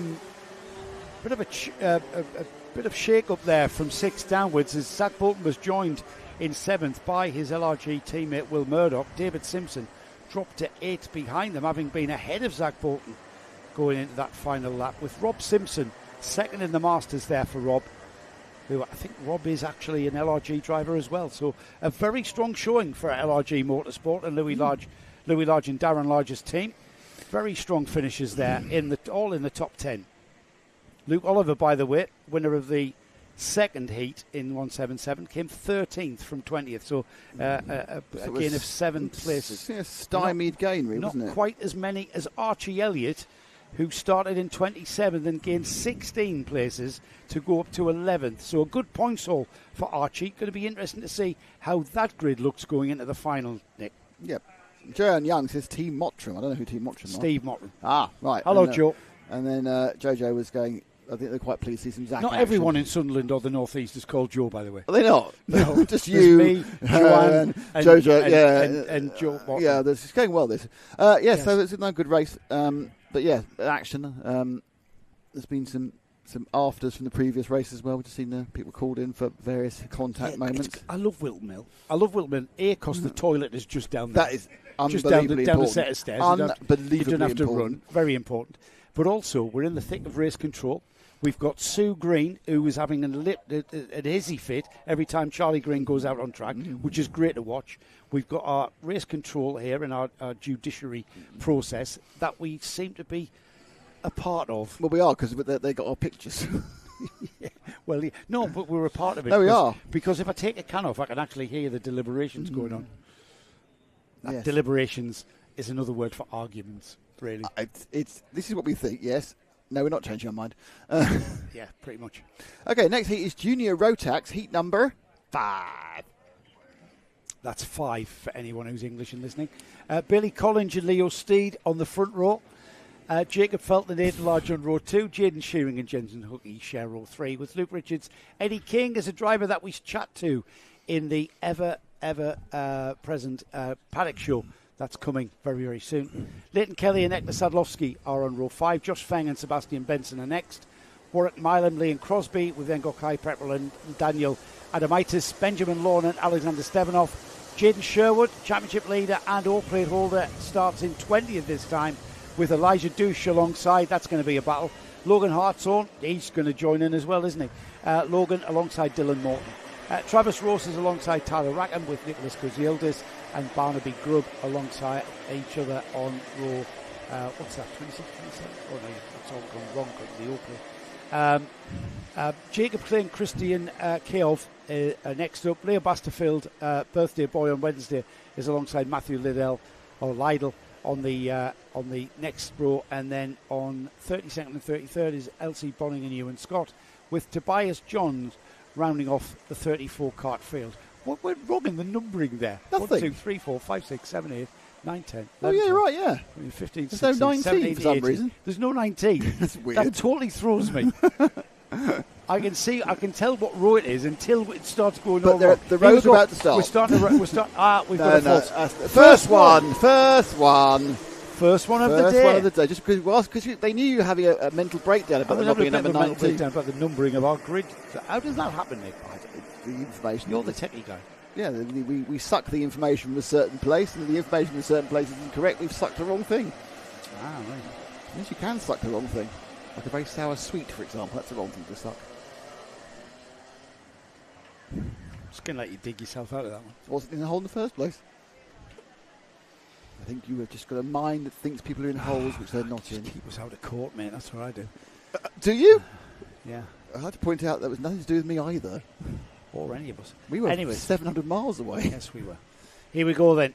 Nicely forming up Billy Collins and Leo Steed. Billy Collins is the number 24, the Coles driver, and that looks like, is that a Nibsport car beside him? I wish they would put their team on the entry list if they're with a team. Privateer, just tell me you're a privateer. We're talking a couple of 2 or 3 privateers in the Paddock show, which is good stuff. Here we go then. with the Billy Collins pole sitter. The Coles driver gets things underway and heading towards oblivion in fine style and will take the lead. Gets the lead at Crook. Everybody, dare I say it, everybody through Crook and on towards Christmas with Billy Collins in the lead. It's a Birrell Art Racing Perfection driver that has gone round the outside, and that's Jacob Felton, who slots into second place in very fine and aggressive style. Yeah, lots happening now. They dive into Ashby, a little bit of tappage on the nose there. That's what the positions watching the rest of the field go through. And so far, no dust, and they've got it. Jensen Hookey was absolutely on it there as a change for the lead, as Billy Collins is bullied off the track quite literally by the number 61 Jacob Felton. He's down to third. Billy Collins is down to third. Jacob Felton's now in the lead, and Leo Steed, I think, is that has come through on the number one. No, it's Jaden Shearing. So Jaden Shearing in second behind Jacob Felton. Billy Collins now third. Aidan Lodge fourth. Jensen Hookey, Luke Richards, Warwick Milam, Leo Steed, Leighton Kelly, and Josh Feng is rounding off the top 10. Up 6th place is Jaden Sherwood, up to 11th. It's not going to be long before he's in the top 10. And that was I think that was Luke Richards being moved out of the side of the track there. And there's a change now as a battle for the lead as Felton and Shearing really battling hard. And they come into Oziers for the second time along the back straight and see what the order is. And it is still... there's up the inside goes the 33 of Jensen Hookey, who's come from nowhere, and I think he's second. He's had a cracking lap. First couple of laps here, and he is up to second. This is the battle for the lead that you can see filter through the Nouvelle chicane. Jaden Shearing, Jensen Hookey, Jacob Felton, Warwick Milam up to 6th ahead of Luke Richards. Jaden Sherwood inside the top 10 the lead. And taking Eddie King Hookey's with him. taking the lead. Hookey's taking the lead. The progress he's made in just 2 laps is phenomenal. Where did he start? Jensen Hookey started in 6th.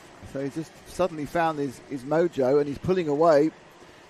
This junior Rotax Heat 5 has been dominated by Jaden Shearing. By Jensen started Hookey. in 5th. They both started on the 3rd row, and they've both made their way to the front. Now, not quite sure behind. There's been more shuffling. Who's where? And we're waiting for other drivers to come through who've been perhaps started a bit further back than they want to. There's the Warwick Milam with the Cross St George on the Nassau panel. There's a move for second as Aidan Lodge has gone down the inside of Oblivion. That is a very, very brave move. The Roalf driver on the yellow and blue cart there, now in second and chasing after Jensen Hookey. So action-packed first 3 laps.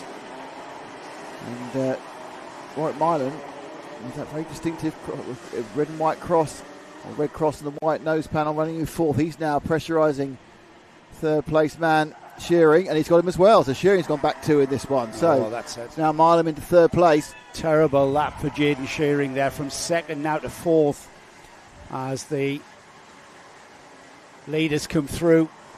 And they are together, Nick. The 1st and 2nd are now together. Yeah, it looks like Large wants to get himself to the front now. Shearing looked very good towards the back end of his last heat, so perhaps he's got the cart coming on a bit later in the race, but they are breaking away. The pace of this top 3 is remarkable, because even Milam now is getting away from people behind him. These top 2 right together now to go into Ashby. No move this time from the Roalf driver. So Large happy to stay in 2nd. And they come round Oziers and nothing happened. Aidan Large is looking very composed in the lead there. He hasn't looked over his shoulder at all as far as I can see. And the 2nd place driver, Aidan Large, is just playing that waiting game. He's got enough pace to get onto the bumper, or has he? Because Aidan Large has pulled out a gap now of 3.37. It was 0.2. So Jensen Hookey has pulled out a bit of a gap. Now he looks over his shoulder. Now he might stop making mistakes, because he can see the pressure that Aidan Lodge is putting under him. The bright yellow and blue livery of Roalf Racing is easy to spot when you look over your shoulder. And there's Jaden Shearing and Warwick Milam having a little ding. I think Shearing's got past Milam again. I think Shearing's cart takes an extra couple of laps to come on. Milam's go back up the inside to take him again. This is what they did to it at the end of the last race. This constant change of position. Shearing's rediscovered his mojo. I think his cart does take a couple of laps longer to come in than perhaps some of the others. But Milam now is finding a bit of extra space.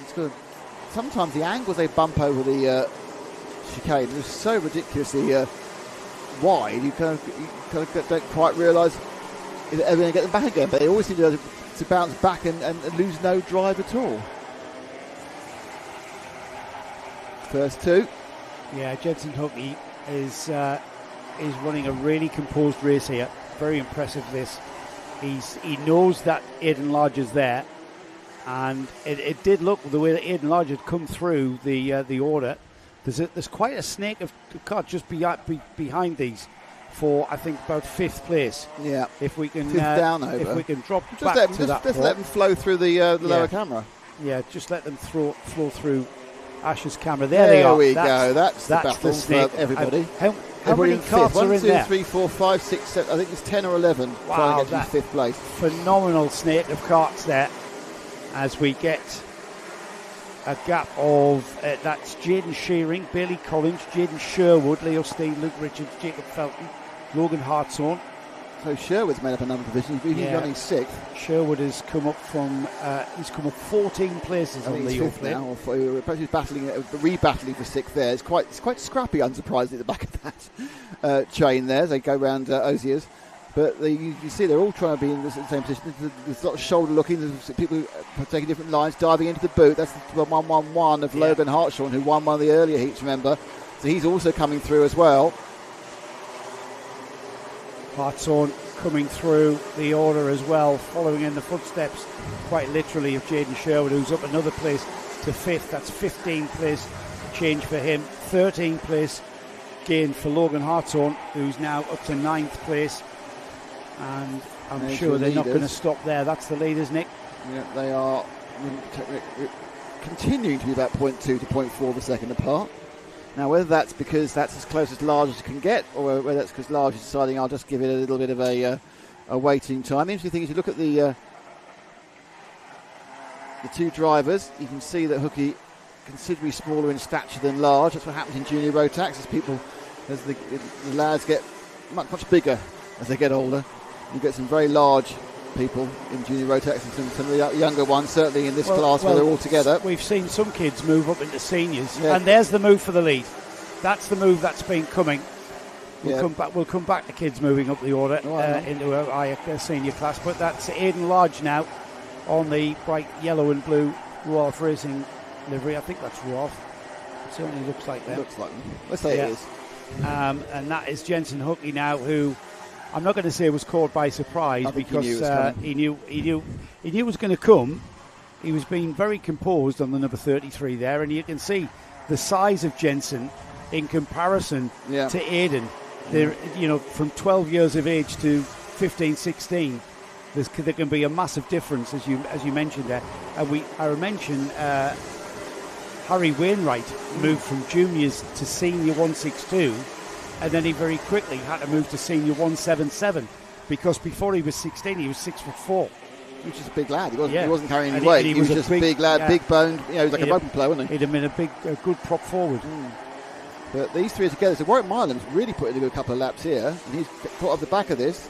So Warwick, who was kind of more being attacked than the attacker in his previous heat, now is moving forward. And he's got a chance here as they come round about to start the final lap. It's not a foregone conclusion here that Large is going to win, or Hookey's going to come second, or Milam's going to come third. The top three right together as they're about to start this final lap of Heat 5. Yeah, it could be anybody's going into this final lap then, as the leader Aidan Lodge leads up towards Christmas, and here's a challenge for second place. Jensen Hookey has to defend down the inside on the brake, sliding sideways has gone Warwick Milam, the orange helmeted driver there, absolutely hanging on for all he was worth.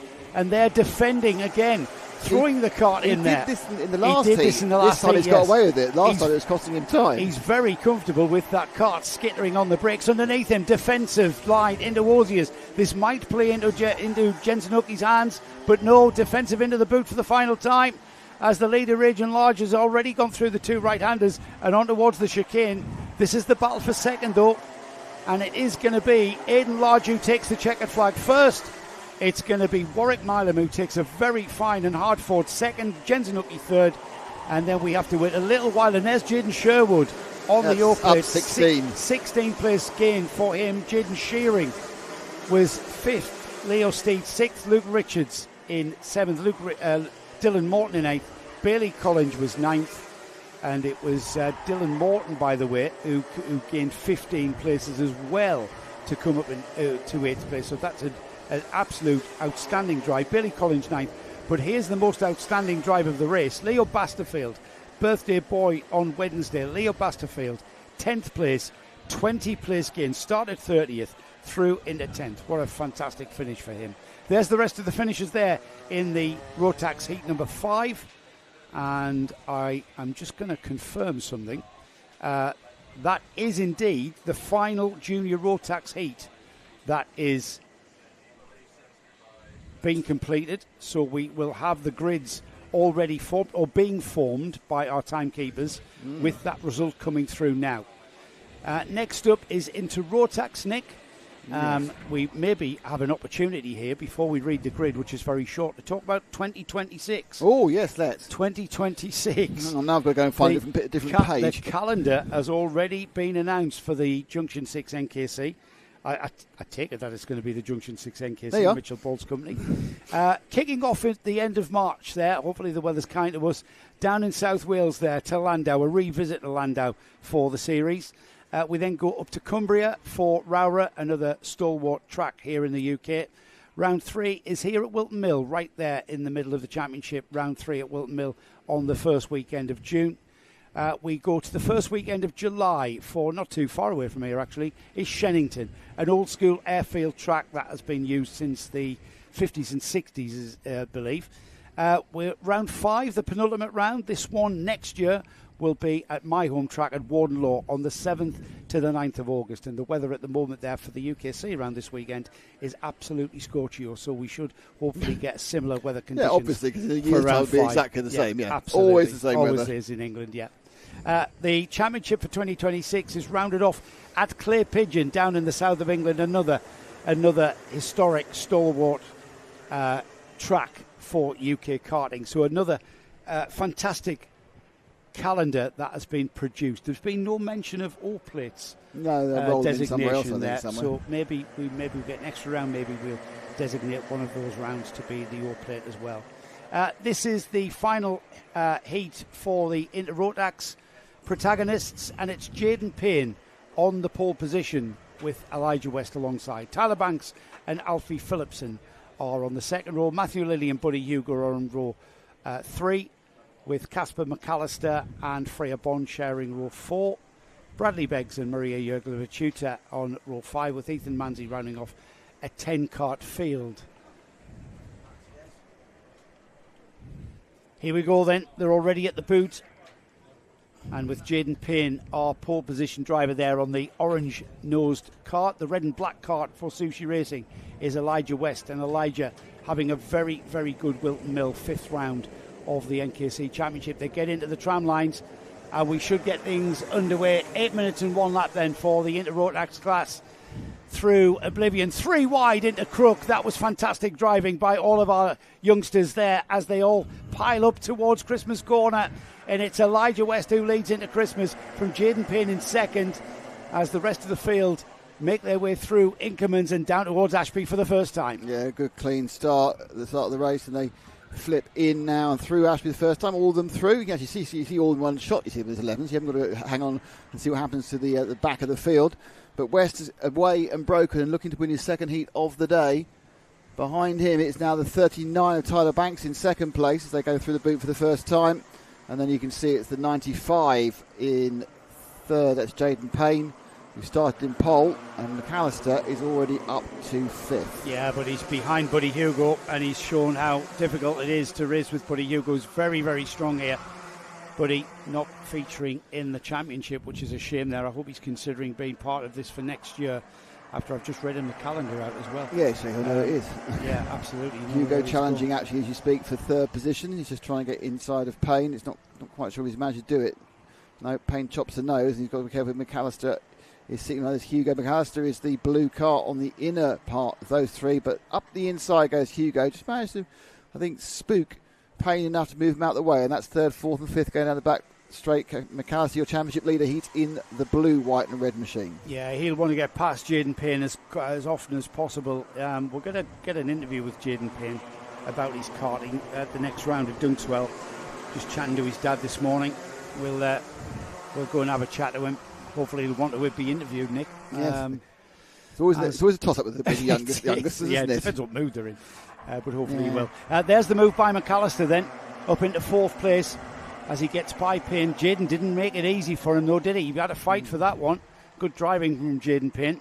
Rest of the field behind this lot: Alfie Phillipson, Matthew Lilly, Ethan Manzi, Bradley Beggs, Freya Bond and Maria Jurgova-Chuta in 11th spot there, as McAllister will want to chase after Buddy Hugo, and he'll want more points as Buddy Hugo makes it even harder. Lovely move there. As a lovely move down the inside of Tyler Banks. Tyler Banks, remember, 4th in the championship.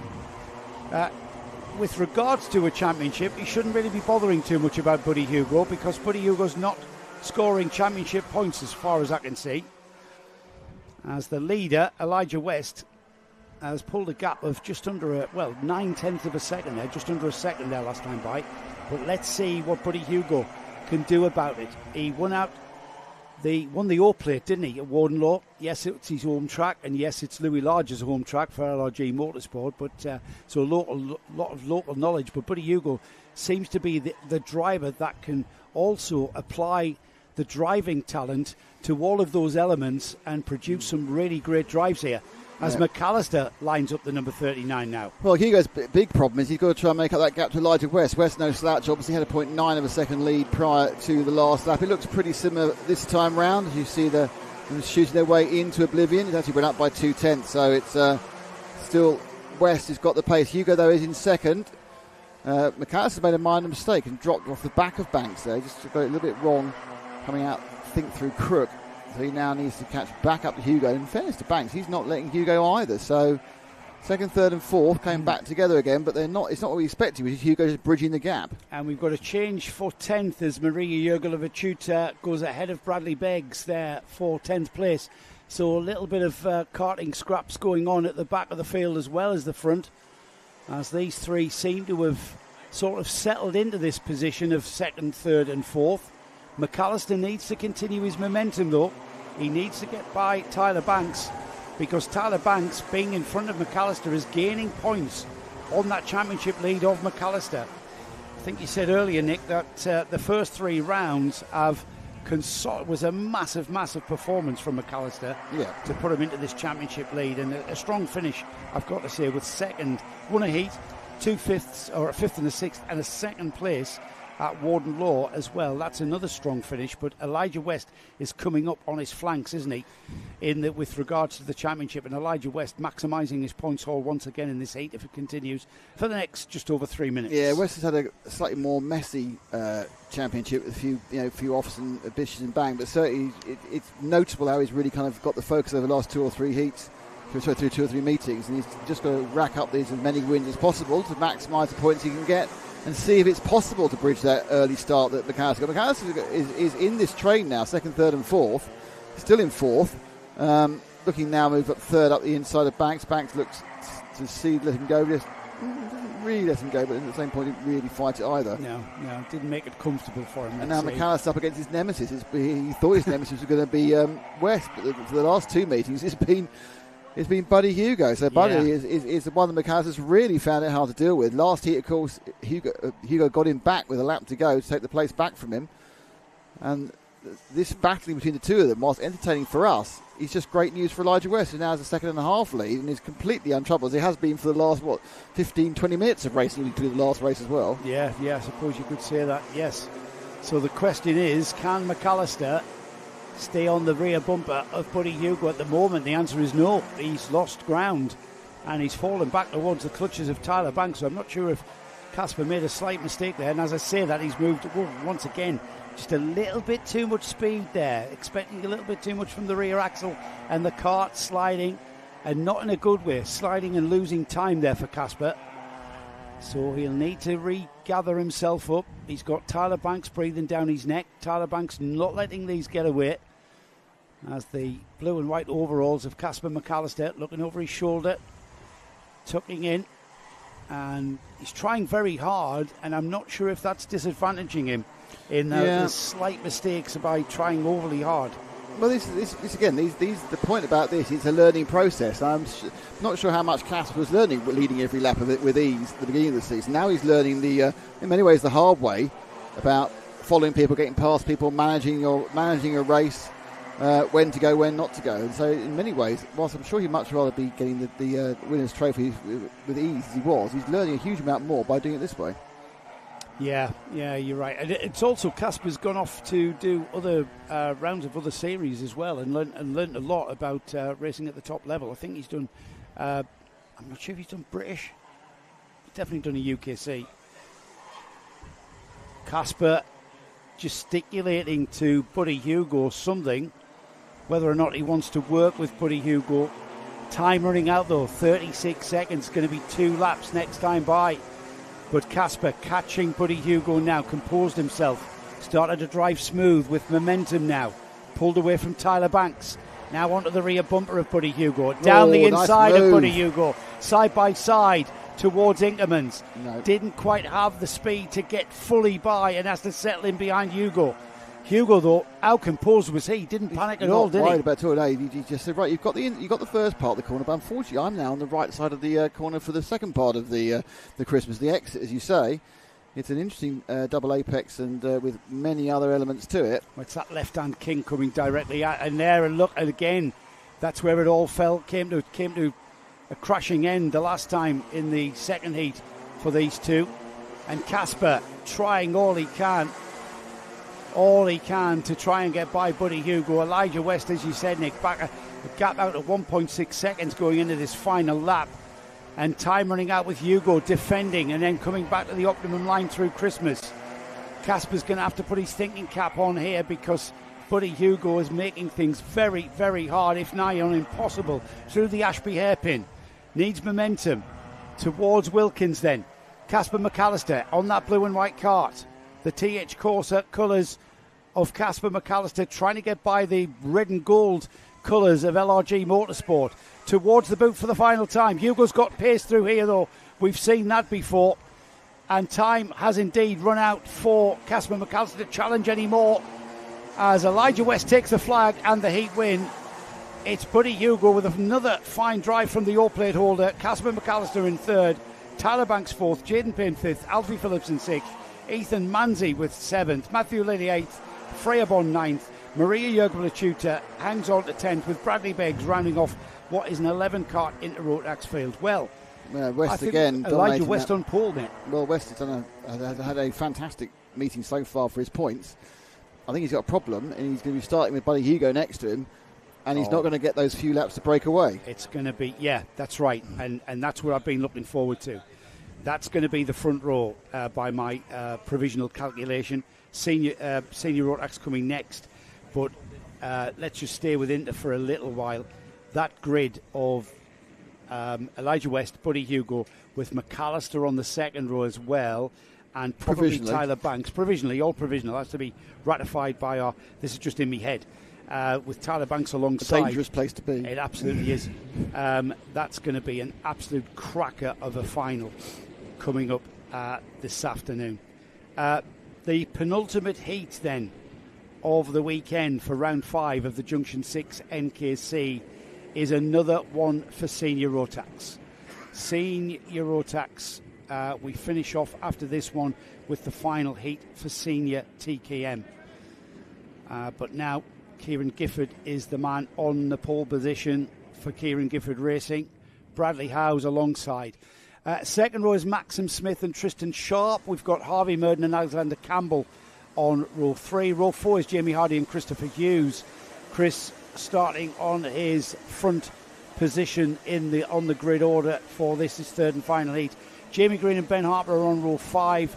Daniel Kehoff and Reese Knight start on row 6. With Jacob Martin, Scott Hayward, Adam Catling and Harvey Williams. Matthew Lambert starts alongside Zari Visarek with Zach Fletcher and J.B. Kirkbride on row 10. Ethan Farrell, Jacob Hobson, Georges Grove and Jensen Watts.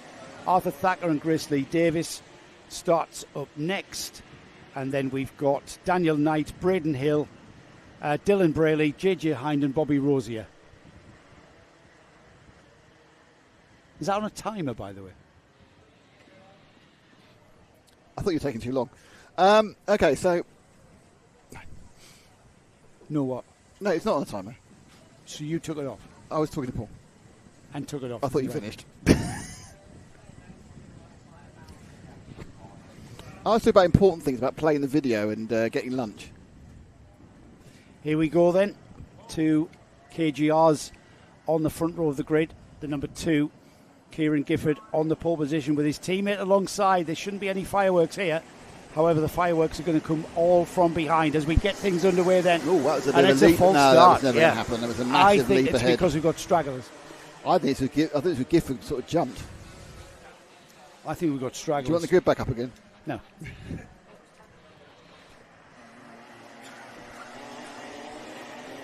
I'm going to get you a bottle of water is what I'm going to do before you die. Thank you. Nice. Nick has got a very dry throat here. I'm going to die. Because he's been doing a lot of talking.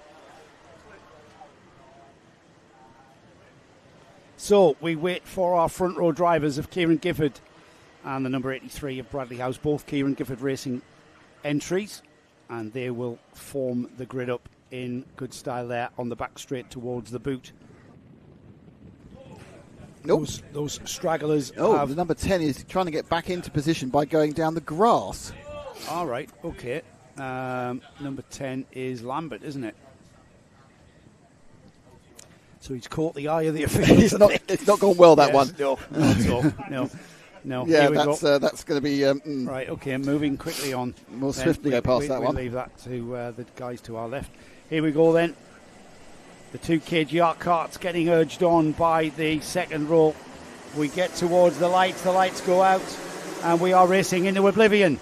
And through Crook and on towards Christmas. Let's see if the field can make their way around there. It gets very, very Gifford, busy in the middle. He's looking heavily over his shoulder. There, and he's tapping his shoulder tapping his helmet to say to his teammate, as everything concertina is up, it's Harvey Murden who goes through into 4th place there and comes out of a melee of carts there. Oh, it's all going on at the exit of... We've lost a couple at the exit of Christmas. Inkerman's. Yeah, and then we've got some... But because of that, we managed to get through Ashby fine. But let's see, we'll find out because they'll drop to the back of the field. But those 2 teammates sweeping down the back straight there. Now these 2 can really benefit one another by working together, not challenging.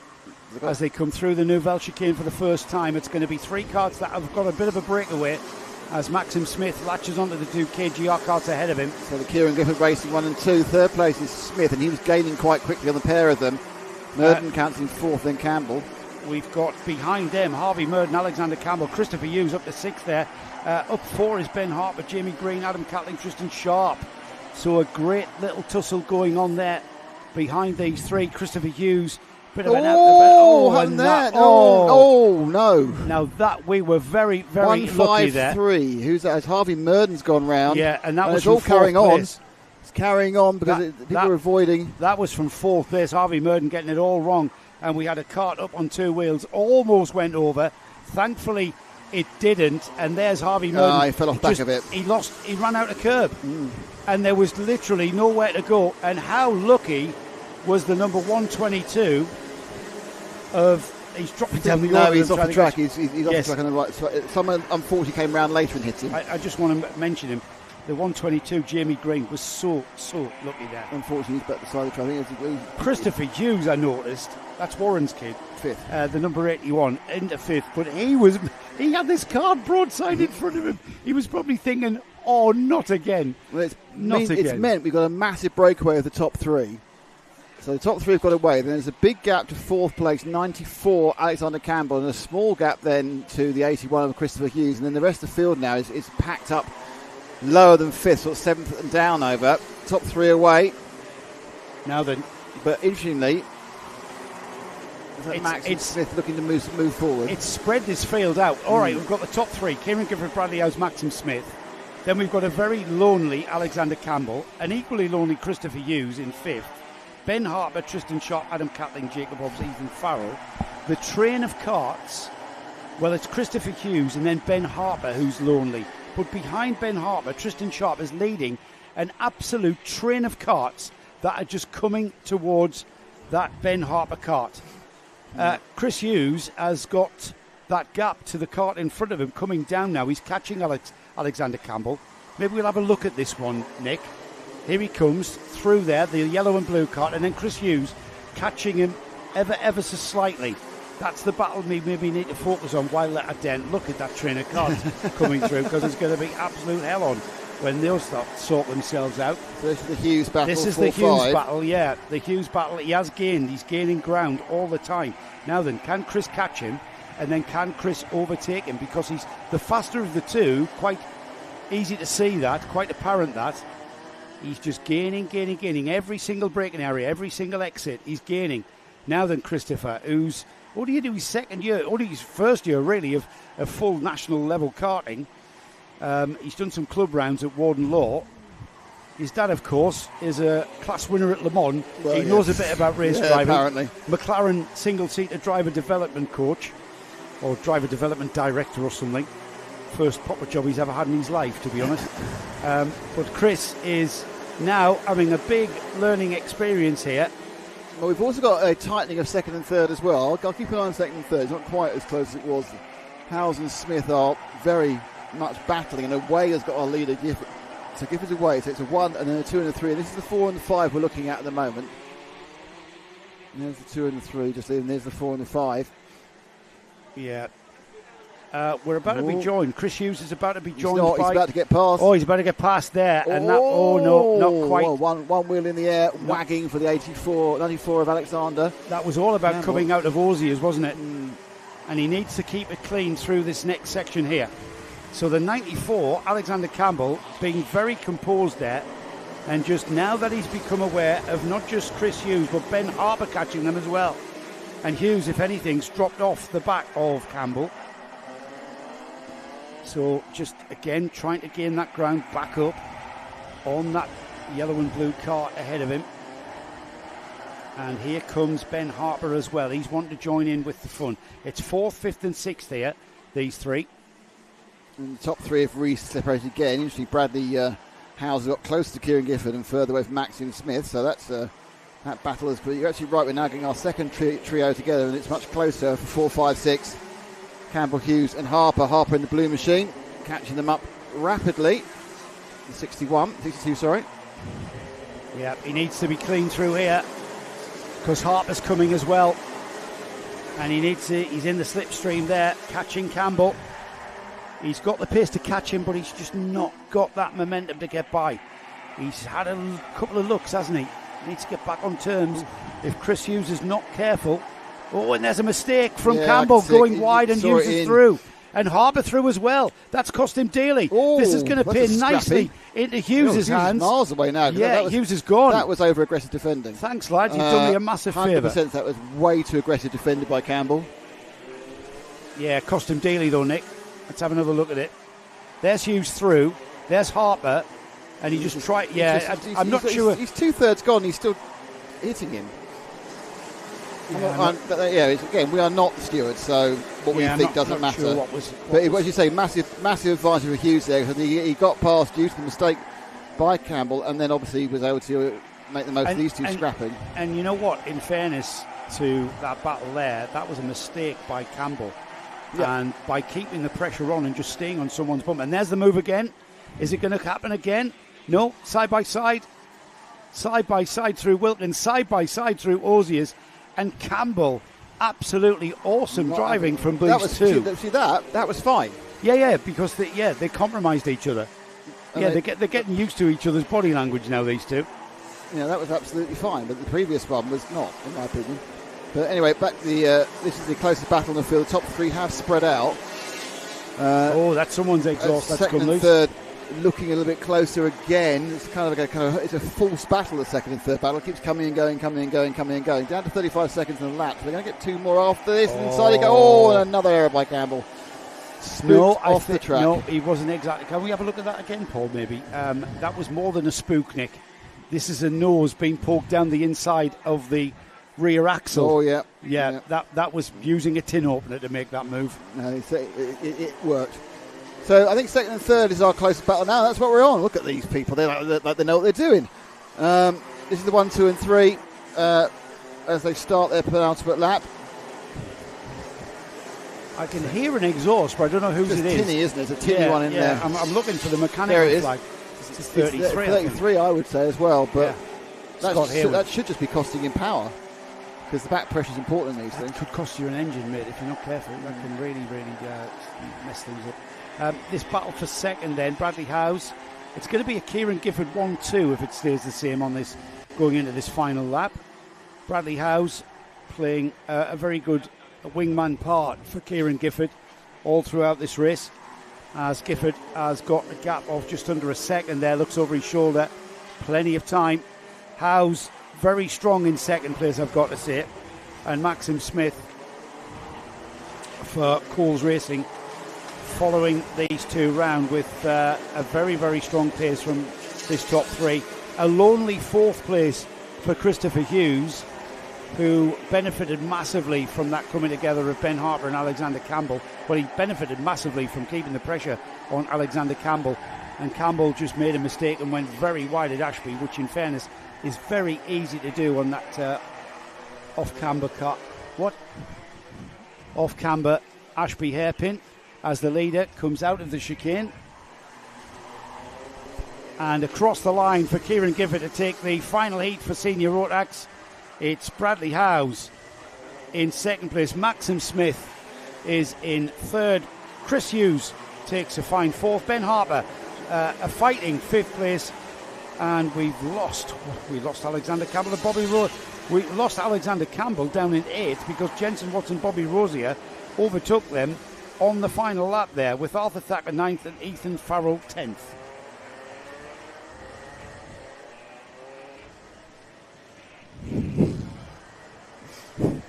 Right. I've got a job for you, Nick. Yeah. What is that all about? I don't know. This is ridiculous. Right, we're into our final heat then before the lunch break, and it's the lunch that's caused consternation here. Let me have another look at that. I'm very confused about the prices of all these. There may be a revising what Mark gets as well, because I can't even see what he asked for at the moment. But do you want to have a look at the grid then for the TKM? On. So this is the final heat for TKMs, going through into their final coming up later this afternoon. Championship leader Charlie King is starting. He's starting down the field, isn't he, Charlie King? He's starting at the back. That was what I was looking for. Charlie King at the very back for this one. So he's got it all to do. There's the grid, Nick. So it's Sam King on pole and Nathan Bullock doing it on the front row. Is that right? Wasn't it? I don't think it was last night, was it? Just go round there. It's weird, isn't it? They'll do a very similar thing round the corner. Just get burger and chips. Yes, yeah. For everyone. For everyone, yeah. Yeah. That's ridiculous. Yeah. James Hill, Tom Johnson, Ben Watson. Then, by the way, we've all got shot by the pricing at the cafe. By the way, there's been literal consternation in the booth about the pricing. Matthew Harris and Wilco Green, round 4. Al Patterson, Matthew Temple Purcell in 5. Chris Whiteside and Chris Whitten on 6. Michael Cornell and Mitchell Ball there in 7. Alexander Lehman and Joseph Booth there on 8. Patrick Leaf and Jake Cox on 9. Jamie Scott and Rob Wallace are on 10. Joseph Philip, Yehan Khaled Churn, Matthew Houghton and Francis Horn, Moy Nicholas Bars and Matt Slight, James Workman and Charlie King is your grid. Going to be a cracking one, this, Nick. Well, I'm not really looking forward to. I'm getting into a queue. You're really looking forward to this TKM final heat. Not final. Final's coming later.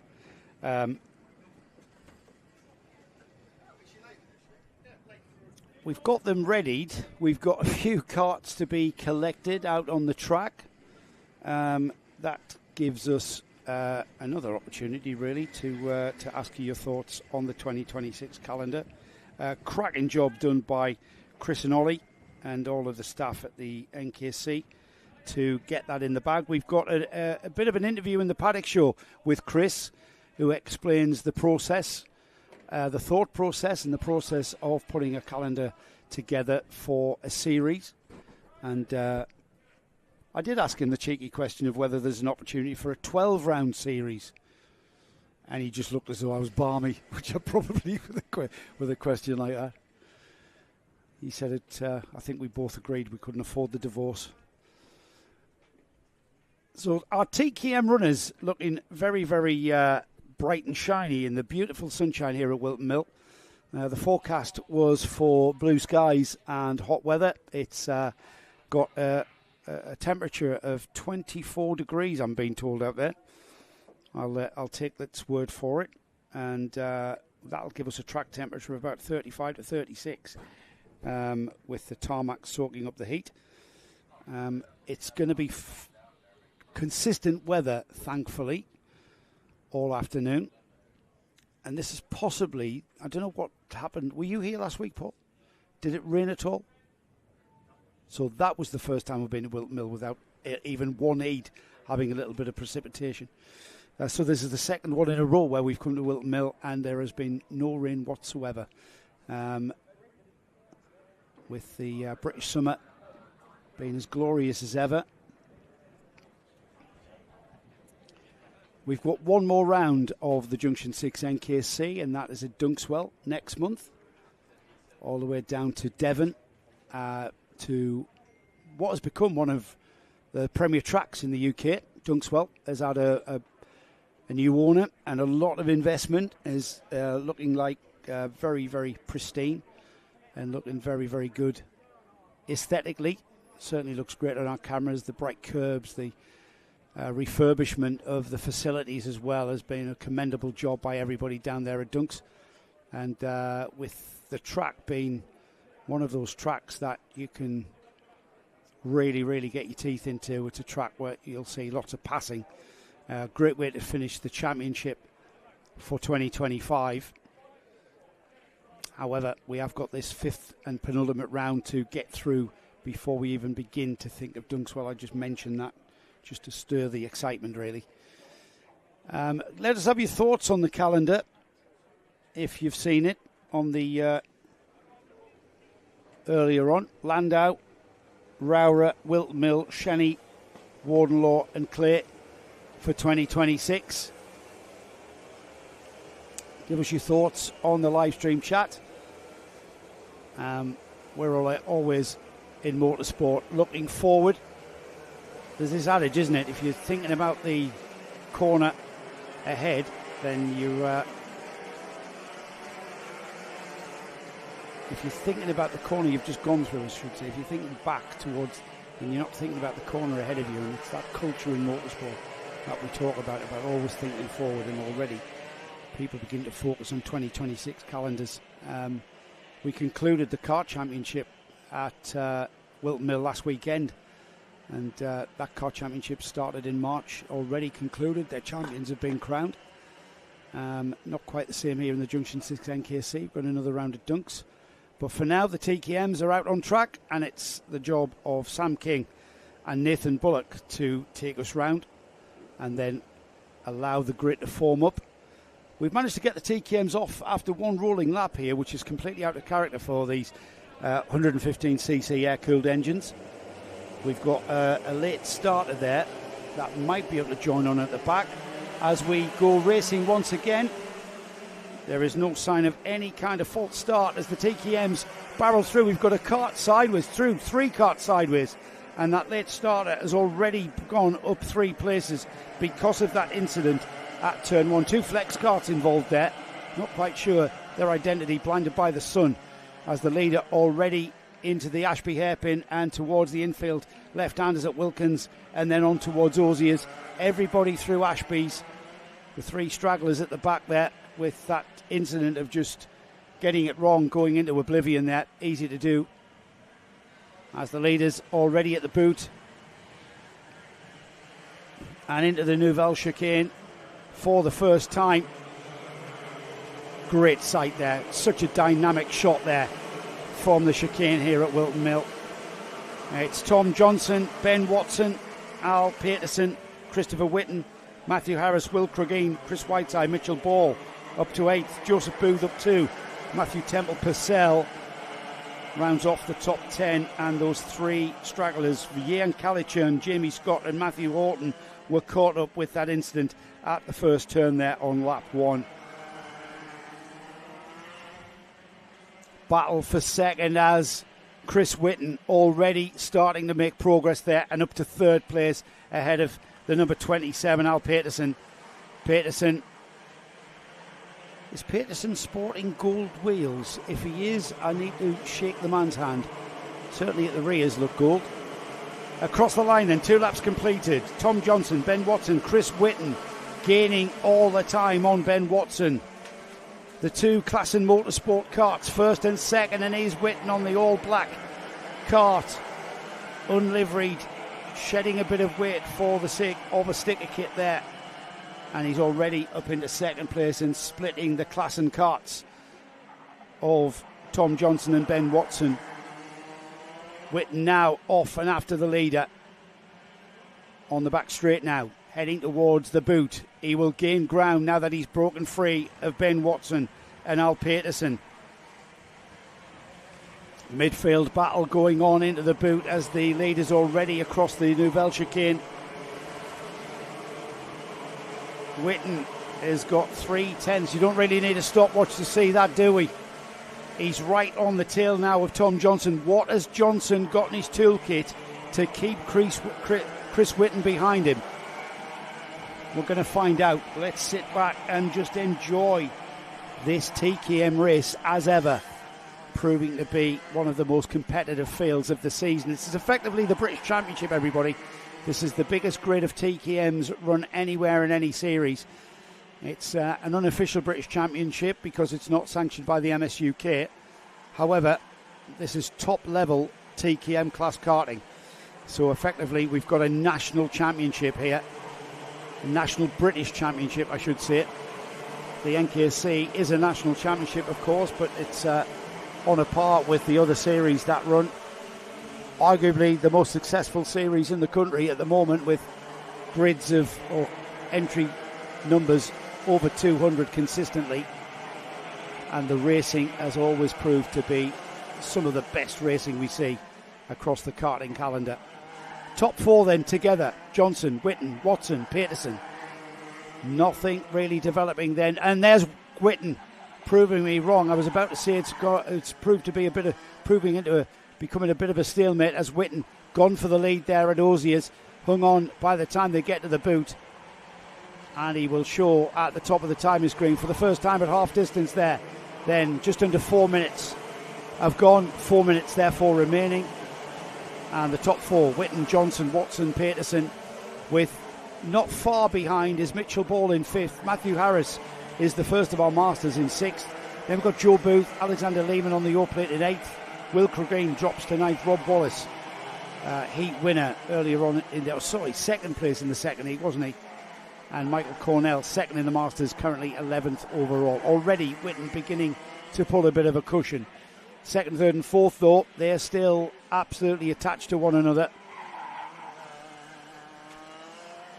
As we already at the boot, and Whitton hasn't really pulled away. He did pull a gap, but that's all concertinaed back together at the boot section here. And you could say the first four are still together, with quite a lonely Mitchell Ball in that fifth place there.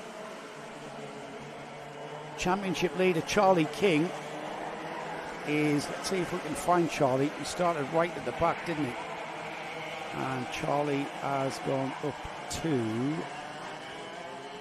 fact, Charlie King's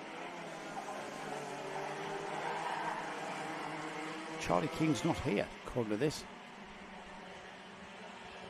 So that is going to be a considerable change in the championship order, with Charlie King not taking part.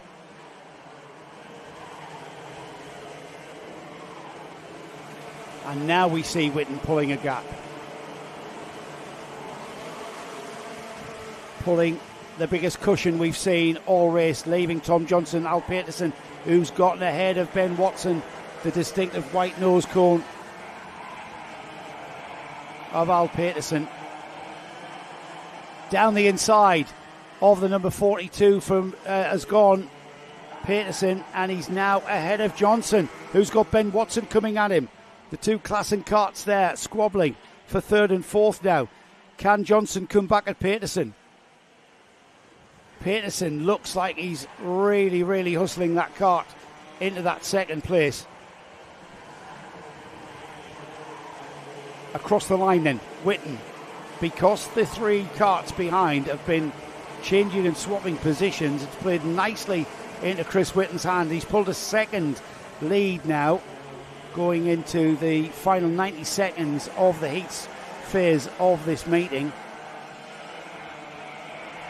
through Inkermans, and things settling down now as Al Peterson settles into second place.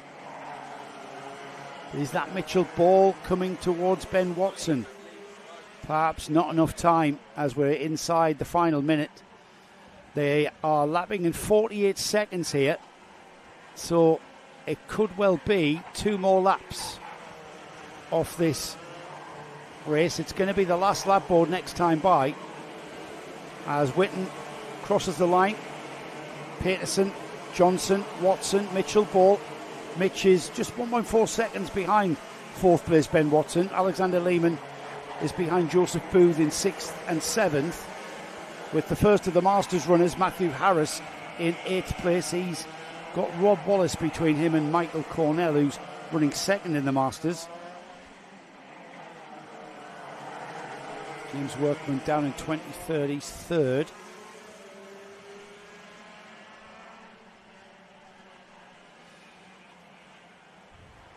As the leader, Chris Whitton, into the boot for the penultimate time then.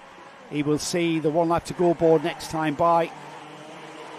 Just coming underneath us now. The battle for second doesn't look like it's quite over yet. Al Peterson hanging on to second. He's got 1 more lap to hang on to that second place, but Tom Johnson's coming back to him. Johnson looking left, looking right for his teammate Ben Watson, and Ben Watson just wasn't there. He's dropped back.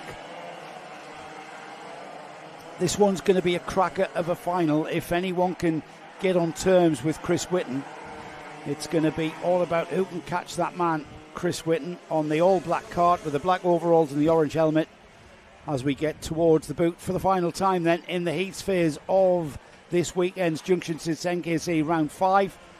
Across the curbs at the Nouvelle Chicane and the checkered flag to take the 3rd and final heat for TKM. It's Chris Whitton, Al Peterson 2nd, Tom Johnson 3rd, Ben Watson 4th, 5th is Mitchell Ball, 6th is Joseph Booth, Alexander Lehman 7th, Rob Wallace 8th, Patrick Leaf 9th, and it was Matthew Harris that dropped down into 10th place, just ahead of Michael Cornell for 1st and 2nd in the Masters, Matthew Harris and Michael Cornell. That completes our heat phase. We're going to go into our lunch break where we can stay tuned, as they say. Stay tuned. Stay tuned on the dial. On the dial. Yeah. Yes. Don't touch that dial. Don't go watch NBC or ABS or anything else. Don't ABS. touch that dial. Now it's time. Now I want to make this very clear. Joe came back skipping from this paddock walk, saying it's the best one he's ever done. I didn't say every that. interview is I amazing. You said. I said every interview. Listen. He said every interview is amazing. He said, and Ash said yes, they were all amazing. So let's go and see this amazing pit walk. Well, hello and welcome to the NKC Round 5 and Whilton Mill. Regular Karting Live TV viewers will know I was abandoned last week. I had to do all the pit walking myself, all the interviews.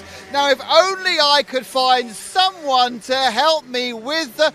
Oh, back from your holes. Lovely tan, Joe Bradley. Joe, wow, round 5. How do you feel? Refreshed after your break? Yes, very refreshed. But I am actually glad to be back, Nick. Itching to be back at a kart track. Here we are, Whilton Mill, one of the most challenging tracks on any calendar. And here we are, penultimate round already of the Junction 6 NKC. This is when it starts to get really intense. You only have to look at the championships and see all of our classes are absolutely wide open. So the intensity's going to start racking up. The on-track action's going to start getting a little bit dicey, if you like. Or are we going to see drivers thinking about not making their move, thinking about points instead? That's why we love live sport. Well, that's some of the questions you can ask them. But do you know what, Joe? I'd like you to talk to an organiser, a mother, a man and a woman. Can you do that? I'll give it a go. You'll give it a go. For those of you who know me, you know I do a lot of motorsport and a lot of motorsport commentary. But this year in the NKC, I came across a name that really caused me a lot of problems. And this driver here, Maria Jurgelevichuta. How do you say it, Maria? Maria Jurgelevichuta. Jurgelevichuta. Why can't I say that, Maria? It's so easy. Your name comes from Lithuania, isn't it? Is that where your parents are from? Yes. Yes. Now then, here you are in Intermax here in the NKC. You've been here all year, but you've been karting for about 2.5 years, you were telling me. Yes. And where did that start? It started in indoors for 6 months, then Honda Cadets for 6 months, and then I moved to Micromax for a year at Camberley. When I finished second in Camberley, and now I'm in Inters in NKC. Yeah. And your dad was telling me you've learnt a lot since you've come to the NKC, is that right? Yes. What exactly do you mean when you say I've learned a lot? I used to always be very far back in the grid when, about at the end of the race, I used to be like 50 metres to 100 metres behind everybody, but now I'm closer. And you're getting closer every round I've watched you at. You're getting closer to the front of the grid, aren't you? Yes. And you must enjoy that. Yes. Yeah. So what exactly do you get out of driving this kart? What's the best bit? Going fast. Going fast. You like going fast, yeah? Yes. Does anyone else in the family race anything? No. So are you the speeder queen? Yes. Yeah. So you're the Jürgen Levichuta speeder queen. Yes. Yeah. So, how has your season gone so far? Have you enjoyed the season so far? Yeah, it's been going quite well. Favourite track? PFI, but I haven't been there in NKC. Right. So, what's your favourite NKC track? Whilton Mill. Oh, so we're here at Whilton Mill. So, Maria, am I going to see something special from you this weekend? Because you're at your favourite track. I hope so. What do you think, though? Maybe. Maybe. Well, that's got a glimmer of hope. Your dad's your mechanic. What's your dad's name? Dalius. Dalius. Well, Maria, Dalius, we wish you all the very best of luck. We'll be watching as ever, and we want to see you just getting a little bit further forward as you've been doing all season. Well done. Okay. And I will try and see your name right every time. Okay. Okay? Okay. Deal? Is that a deal? Yes. Great stuff. Going to put a bit of a different perspective on this interview in the paddock here. This lady here is Jo Povey. She's the mum of Casper McAllister, who made his debut in the NKC at round 1 at Forest Edge, and he certainly turned a few heads. Jo, I want to ask you, I remember we interviewed Casper at round 1, and he told me it was his first full year of karting. I mean, is that true? Yes. He started doing some club rounds last year, but this is nationally his first event, yeah. Yeah, and he's leading the championship with 2 rounds to go. He is, yes. So how are you feeling about that? Nervous. Yeah, you're bound to be, aren't you? Yeah, I do. I find it, it's quite nerve-wracking. I mean, he absolutely loves the sport, and so does his dad. So Nick's his mechanic, but yeah, it's a lot to watch for a parent. Yeah, and some would say, it's harder to watch than actually do it. Well, I mean, I wouldn't know because I've never sat in a go-kart, okay. but it looks, I mean, he doesn't find it difficult, clearly, but yeah, it's a really hard watch. Yeah, and so is this Nick here? Yeah, this is Yes. Nick. So you're not it's karting man. Yeah, you just sit down, Nick. Mechanic. We're getting the perspective of a karting man. So, I mean, what's important for you as Casper's parent to see what's important about coming here, and what's important about what you get out of the weekend? Just that he loves it, just that he's Right. having the best time. He wears his heart on his sleeve, Casper, so if he's not happy with himself or how he's performed, then we do know that, but he keeps his helmet on and, calms down and goes back to the team, and they'll discuss, where he can improve. But no, to be honest, as long as he's living his best life, that's all I want. Yeah, I mean, I know he does enjoy it, but how do you manage his expectations? Because, at such a young age, they Yeah. expect everything to go their way, don't they? Yeah, they do. Although he knows who the good drivers are. He knows what he's up against. He's got some great competition, especially in the NKC. He knows who he's got to beat, and he lives, eats and breathes. If he's not watching karting and learning the tracks, he's on kart sim, it is his whole life. Yeah, really. Oh, yeah. So when he's at home, he's on the He sim. does his homework in the car on the way home so that he can get straight on the sim when he gets in, yeah. How are you managing, if he has any nerves, how are you managing those nerves going into the, clinch a championship? He just doesn't have them. I'm like, darling, are you nervous? And he's like, no. And I think, oh, okay, I am. Yeah. You know what? Karting parents sometimes get a bad reputation for being overly intense with their kids. Yeah. Yeah. But you don't seem to be one of those. No, because I'm proud of him, whatever he does. Absolutely. Like, I couldn't go out there and do what he does. And I think there's a million children that couldn't go out there and, do what he does. And no, I'm just so proud of what he's achieved already. So your mum Nick, his dad, is his mechanic. Yes. This is a family. That's a more intense relationship. What, with you and Nick, or Nick and Casper? Sometimes I have to tell Nick off if he's a bit stern with Casper, but no, he's fine. But isn't it a great activity? I mean, to all those people out there who were perhaps thinking, what activity can we get involved with? It's amazing, yeah. As a family, we've never spent so much time together. It's lovely. And it's the travelling as well, isn't it? All the up and down the country. Spent our life savings on a motorhome, so because the at least you'll have somewhere to live when you lose the house. When I have to sell my house, yes, exactly. Yes. We bought the motorhome because we didn't want all the travel expenses, and that's made such a difference. It's it's all good. It's a really expensive sport, obviously, as everyone knows, but I would tell anyone, have a go. Yeah. And some would say, unfortunately, your little boy is very good at this. Yes, well, I think so, obviously. Fortunately, I think. Yeah, no, he is. He's amazing. Very good. We're so proud. Well, we're very impressed with young Casper. Keep smiling, Joe. I will. And I hope I hope it goes well and there's no disappointments. No, absolutely, and it was lovely to chat to you. Thanks, Joe. Thank you. There is a culture in motorsport, any kind of motorsport, from grassroots level all the way at the very top, and it's all about going forward. Pointless thinking about the last corner. It's the one that's ahead of you. And already here at the NKC, we're thinking about 2026. Now, Chris Cox, series organiser. The calendar, everybody, is out. The calendar is out. Chris, mega job getting the calendar already in stone, I suppose. Yeah, well done.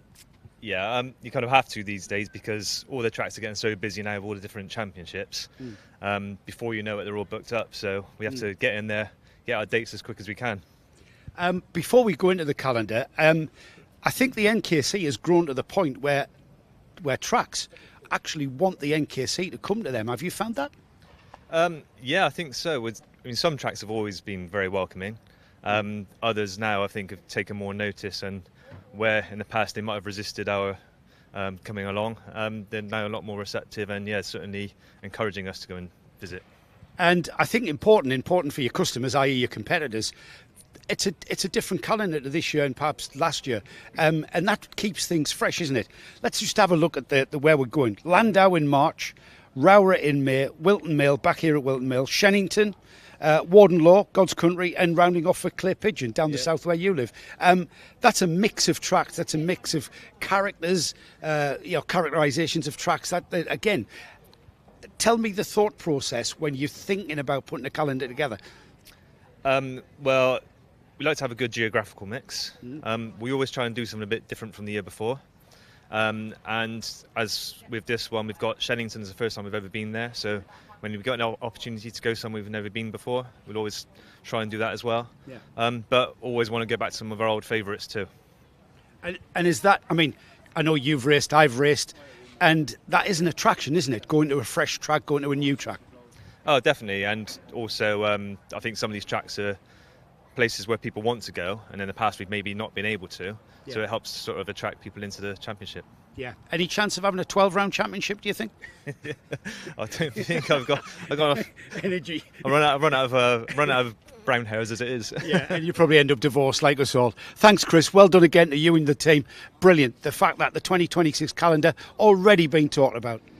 I'm going to say this, and it goes for every class really, but Junior Rotax has been very, very intense in 2025 here in the Junction 6 NKC. And Nathan Rond here, number 67 in the class. Nathan, you've been pretty much in the thick of it. You were telling me a second ago, 20th. You're not happy with 20th in the championship going into the last two rounds. Give us a little bit of a review of your season so far. It's not gone too bad. We've had quite a lot of nose cones, which has really set us back a bit. The pace has been really strong all season. It's just developing the racecraft throughout the year, and it's getting a lot better. So we should have a good weekend, I hope. Now, we talk about nose cones, and we try to tell the audience, and I try to convey to the audience that just because you've got a nose cone hasn't meant necessarily you've tried to barge the guy off in front of you. Tell us, how exactly do you find yourself incurring a nose cone? There can be a lot of scenarios where you end up getting a nose cone. It could be get pushed off the track, you go over a bump on the grass, that could inflict it. Could be on the race starts when it's getting all jumbled up, you go into the back of them because you get pushed. It's really a lot of different scenarios that are usually quite unfortunate. I never really get a nose cone from pushing someone, so it's more like that, yeah. And you can also find yourself just in the mix and it's inevitable that you're going to hit someone in front of you. Ash, if you want to come round and have a look at what we mean by a nose cone, you might want to come round the other side actually, and then I'll point it out. These brackets here, if you can see everybody, these are a detachable bracket. So when the nose has an impact on the front, and it's not a massive impact, is it, to knock this off? These brackets come undone and the nose cone drops.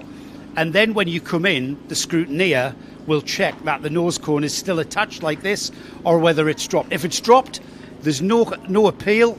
In fact, there's the bracket there. Thank you very much, Mr. Mechanic. Who's your mechanic? Sam Grogan. Sam what? Grogan. Sam Grogan. Is he any good? Yeah, he's not too bad. He's gone now. Yeah, he's not happy with his hair though, is he? No, he said he put some chain lube on it, get it slipped back a bit, but... Was it sticking up? Has he been camping or something, or was the hotel pillow a bit hard? It's not going to hide the hairline, unfortunately. No, it's not, is it? Poor Sam, he hasn't got a cap as well, so it's staying out. But that's the bracket that the nose cone mounts on. And as you can see, the brackets that do become attached.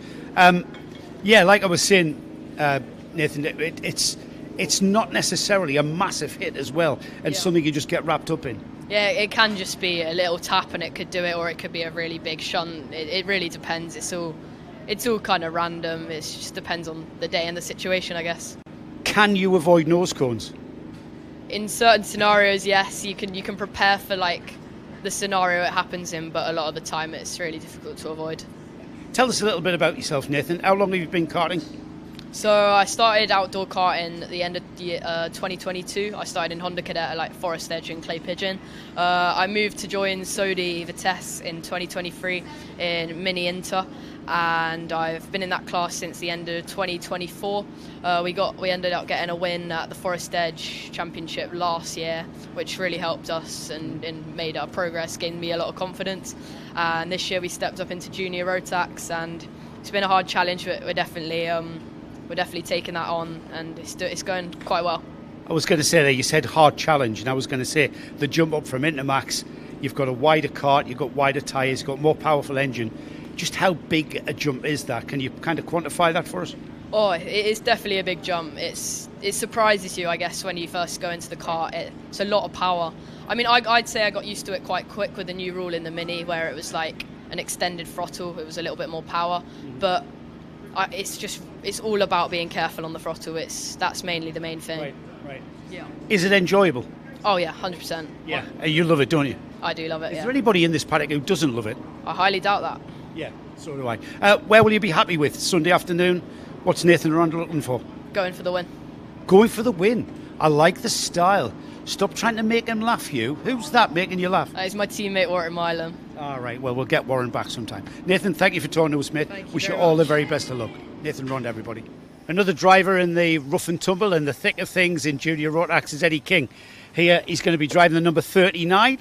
He's got the Jack Dex livery, but you're not with Jack Dex, are you, Eddie? You're here with your mum and dad? I'm here with my mum and dad. We're about as privateer as you can get. Everything second-hand except for the engine, obviously.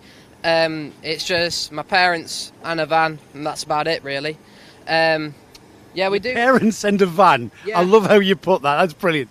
Yeah, that's literally all we have. We'd love to do a Mojo's Championship, but we're enjoying this championship. We're having good fun. Some results that we've had haven't been optimal, but we've got decent pace this weekend, so hopefully we can convert that into a good result tomorrow. At the end of the day, Eddie, though, I've raced, right? And I used to think some of the best races I've ever had were for 20th place. It's not necessarily about the results when you're a privateer. It's about the enjoyment factor. Do you agree? Yeah, for the most part, yeah. I mean, like, there's a very slim chance that you're going to even come in the top 10 as a privateer.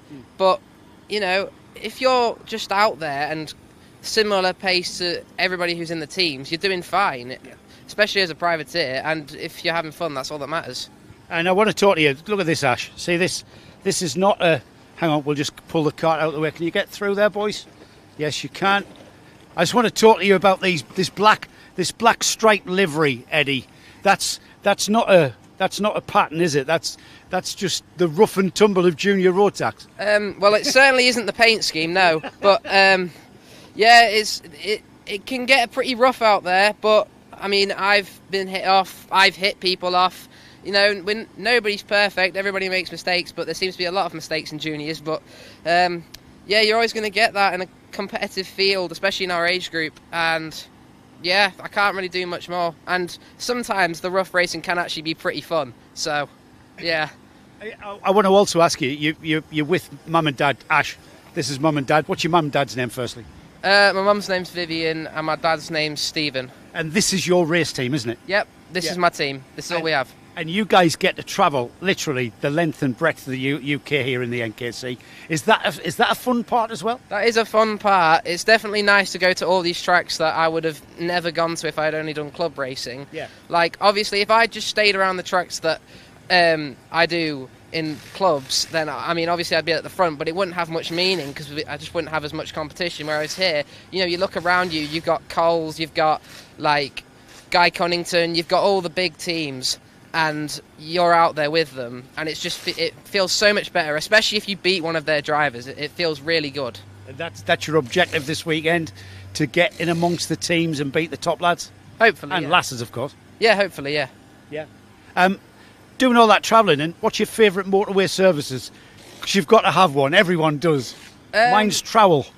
I can't remember what it's called. It's like the Leicester, one of the ones on Leicester. It's like the Leicester West one. Forest Deeds. Yeah, that's the one. That's the one. Yeah. You've got to have a favourite services.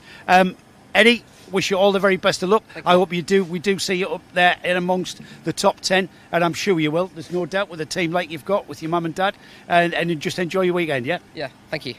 This kart here, 115 in the 177 class, belongs to Tyler Fossey. Been a while since we interviewed you, Tyler. Probably a couple of years ago. You had a torn ligament, you tell me. I take it that has gone away completely now. That has, yeah. That was. So it was 2 years ago, wasn't it? 2 years ago, yeah. But that was really good. That race. There was at Rowra, I think it was, and drove that race quite well. And I mean, this year's going pretty well also. We've been finding pace. Every race we've gone to, we've been beating our old last year's lap times. So, is that a target for you guys? You come back to a track where you've been before, and you want to do better. You want to get quicker. Yeah. It's good comparing ourselves to other people out on the track as well. Like now they've just started running the transponder sessions, so we're able to now compare ourselves to the other people on track. And yeah, we've got our next session, so we'll definitely see how we get on. I mean, you've been around this championship now for some years. What is it then about the NKC that brings you and your dad back running this 177 kart? The competition. There's such a fast heavyweight grid out there at the minute, so it's good to be racing against some of possibly the best karters in the country and see where we stand just as privateer racers, just me and my dad. So yeah. We're going for it. And that's got to be an aspect of, well, I've been talking to other competitors about, you know, the amount of travelling that you've got to do doing a national championship, the amount of time you spend with your dad. That's something that you're going to relish in later life, I can assure you, mate. Oh, definitely, yeah. It's been a pleasure to do it for this many years as well, and just having fun with my friends and my dad, so... How intense do things get then? Are you quite sort of laid back about it all? Or, you know, you're the driver, the responsibility comes down to you, but also your dad's the mechanic. He's got to put the thing together. So where does that lie? It can get a bit frustrating sometimes. I'm not exactly the best person to give feedback sometimes. We're still learning. It's been a bit of a learning curve. It always is. Every track you come to, the conditions are different. Yeah. The tyres are different, how they wear. So... it can be frustrating sometimes, but it's all in all, it's pretty good. It's good fun. I mean, how complex is a Rotax Max kart to actually maintain, keep competitive? You know, we're talking to a new audience, let's say. Yeah. What would you tell them if anybody's considering coming into the sport? You got to have an Evo engine. It has to be brand new Evo engine. I mean, we use Wright Racing engines to build our engines, and he's been very faithful to us, and you know he's been giving us a lot of support as well. So if our engine blows up or we have problems with it, we can always turn to Colin, and we can either hire an engine from him. So, and Dartford karting as well, finding a championship where you've got like a shop is definitely better, because when the NKC first started, there wasn't Dartford karting, there wasn't anyone around, so if you had a crash you had to have the spares, and that's something that we still carry with us. So having the spares, extra batteries, different carburetors, because you know sometimes you can get like leaks with the gaskets and stuff, and they may not be sucking right, so having all the spares necessary is definitely gives you an advantage. And is that also, I kind of get a feel for how you're telling me that, is that a kind of a challenge that you and your dad relish, the tinkering, let's say, with what you've just described? Oh yeah. There's always temps to be found somewhere, and I mean the grid is so close, there's probably about 0.5 of a second separating most of us. So there's always tenths of a second to be found, and if it can be found in your equipment, you got to find it. Yeah. Where are you going to find it this weekend then? Where's the tricks of Whilton Mill out there? I think braking zones. You've got to be late on the brakes, you've got to be ballsy, especially going around Oblivion and Crooked. Yes. But going into this boot section here, you've got to be late on the brakes. Someone might be a bit earlier, and if you can just get up the inside, and at Christmas as well, uphill you can leave the braking really late, so getting late on the brakes, just chucking it up the inside, that's where it's going to be. Are you a fan of the not so new chicane here now? No. Is there anybody a fan of the new chicane here at Whilton Mill? Tyler, wish you all the very best of luck, you and your dad. Have a great weekend, and we'll see you out there, mate. Thank you.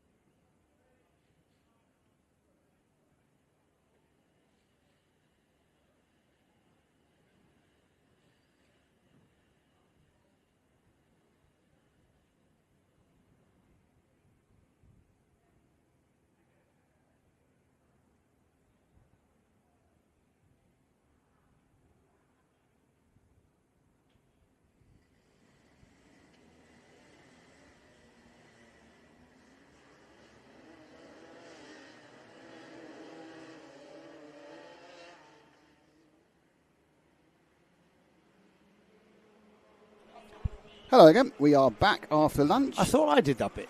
Do you know what? I deliberately did that to see if you'd say anything. It's the power dynamic is what it's all about. Stimulating, Very, very quickly, let's get the C final grid up. We haven't got long. 4 to bump. We've got 8 carts that have come out. There was 13 that qualified, but 8 have come out to compete for 4 places to bump up to the probably B-final. the 8. Daniel Knight, Rafi Salentano, who must have had a bad couple of runs. He was doing it at front. I've got 13 in front of me here, so they're definitely the ones that have come out. Yeah. So we have. Very quickly, because in fact, you read it, I'll take it off so you can look at the cards. Daniel Knight, Rafi Salentano, Jacob Martin, Farad Arian, Tristan Sharp, Jamie Green, Daniel Cahoff, Jack Theobald. Top 4 to qualify to the B final. I hope you've had a lovely lunch. Nick has clearly had a nap during his lunch break because he's all full of beans. 6 minutes. And we have got, 6 minutes and 1 lap, of course. I actually got the lunches, so I feel like I've really contributed today. Mason Perrin Racing front row, it looked like to me. That's kind of... And we get going. Now Really? remember, we are focusing on the top 4. So it's Certainly on the 4th place, which is the most vulnerable. So 1, 2, 3, 4. There's your qualifiers at the moment. And they're all line astern towards Christmas, Nick. Yep. 8. Is it 8 carts or 9 carts taking the start? Sometimes you can miss one sometimes on the initial run through. Here we go. Right, so it's the Brielle Art machine that is leading. And, in fact, there's already a break of the top 3 have broken away. So they're all bumping up, which is good news. We've got a cart broken down. We've lost one, so that's now 4 from 7. He's going very slowly, the guy at the back there. Top 3. Real glance over the shoulder there, I think, by Daniel Knight in 3rd. Going, hang on a second, this should get me in the B without even trying to cause any problems. Yeah, you're going to be on the back row of a 30 or so car grid I think your day stops there, but at least you get to run it. Yeah, at least you get another race. Which I've always been dubious about with the tyre rule here in the NKC. I know you have. It's all about the racing. Here we go. It's battle for the lead, this. As the Racing Perfection Burrell Art driver of... is that Jacob Martin that we're talking about? I think Martin was leading. Yeah. He's held on to that lead at Christmas. Well, good news. 4th and 5th are close together as well, which is far more important. The 1-2-2 of Jamie Green in 4th and Jack Theobald in 5th. They're the babies who are... they're the ones who are going or going home. Yeah, so the orange helmet now of Jamie Green, he's the 4th and final qualifier. However, immense pressure being put upon him by Jack Theobald, who wants another race this afternoon. See, he has not listened to the Joe Bradley school of, my tyres are getting cut. No. He knows it's all about the racing. Are you finished? Yeah. I drove the last bit. It's obvious, wasn't it, really? Yeah, you did. Yeah, and then I just flattened it. Here we go. That's the lead change at last for Rafi Salentano, who's been waiting patiently to get by Jacob Martin. Jacob Martin's not settling for that, though, as we've still got no change for that 4th place, the all-important 4th place. They're still the property of Jamie Green. Jamie Green with the orange helmet, with Jack Theobald literally all over his hang on, bumper, they're now getting closer. They're now catching up the top 3. This is taken to a 5-cart race, and possibly even the 95 of Tristan Sharp can make it a 6-cart run. For 4 positions. Certainly the top 3 who were away are no longer away, as Green has decided the best way of bumping up actually is not to be in 4th place and to try and move forward. 2nd and 3rd having a bit of a battle as well, but 2, 3, 4 just a drop to 6. Farad Arian unfortunately is way back after a problem in the first lap. Oh, there's a challenge for 2nd. That's Daniel Knight. Now 2, 3, 4 and 5 are right together. That's 3 qualifiers and 1 person who's going home, and it's very much a case now where Sharp at the back of that, Theobald at the back of that field, the 52, must be looking to make a move now and try and get himself safe. If Jacob Martin's not careful, that's the number 34, the red and white Burrell Art cart. He's going to be in jeopardy. He's going to be vulnerable to not qualifying to the B final. Theobald's got sort of martini stripes on the nose, isn't he? Very similar. You should like that one. You love a martini. I do like a martini livery. Not a martini drink. Not martini livery. Drink, no. He's a Brabham BT44 boy, aren't you? Certainly not a dry martini.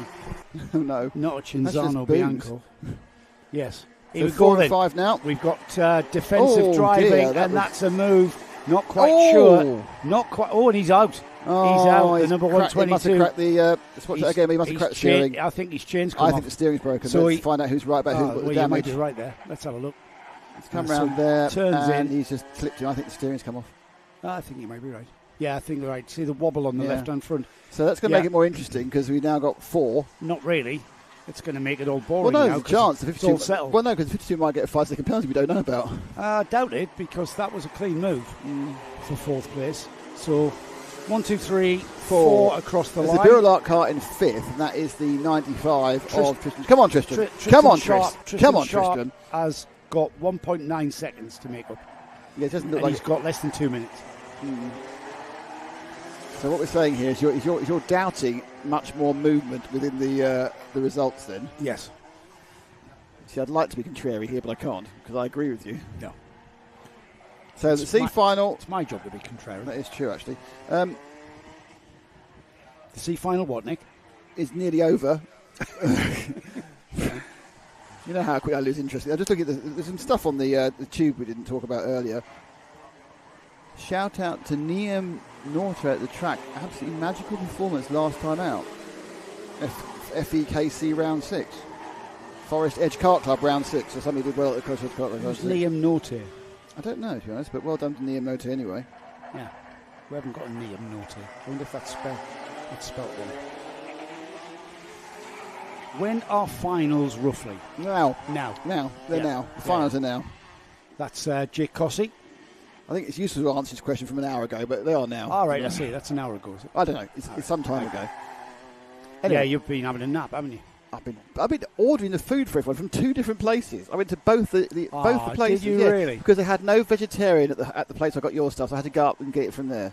Good God. And a bank loan, obviously. It's not vegetarian. Yes. It's not really, though. Sort of. Yeah. You'd have a bacon sarnie if there's nothing else. Yeah, he's vegetarian unless there's nothing no other option. There was no other option. Anyway, 19 seconds on the clock, so it'll be last lap to go. Managed to burn a minute of a pointless race. That was quite good. Rafi Salentano, Daniel Knight, Jacob Martin, Jack Theobald. They're going to be the 4 qualifiers.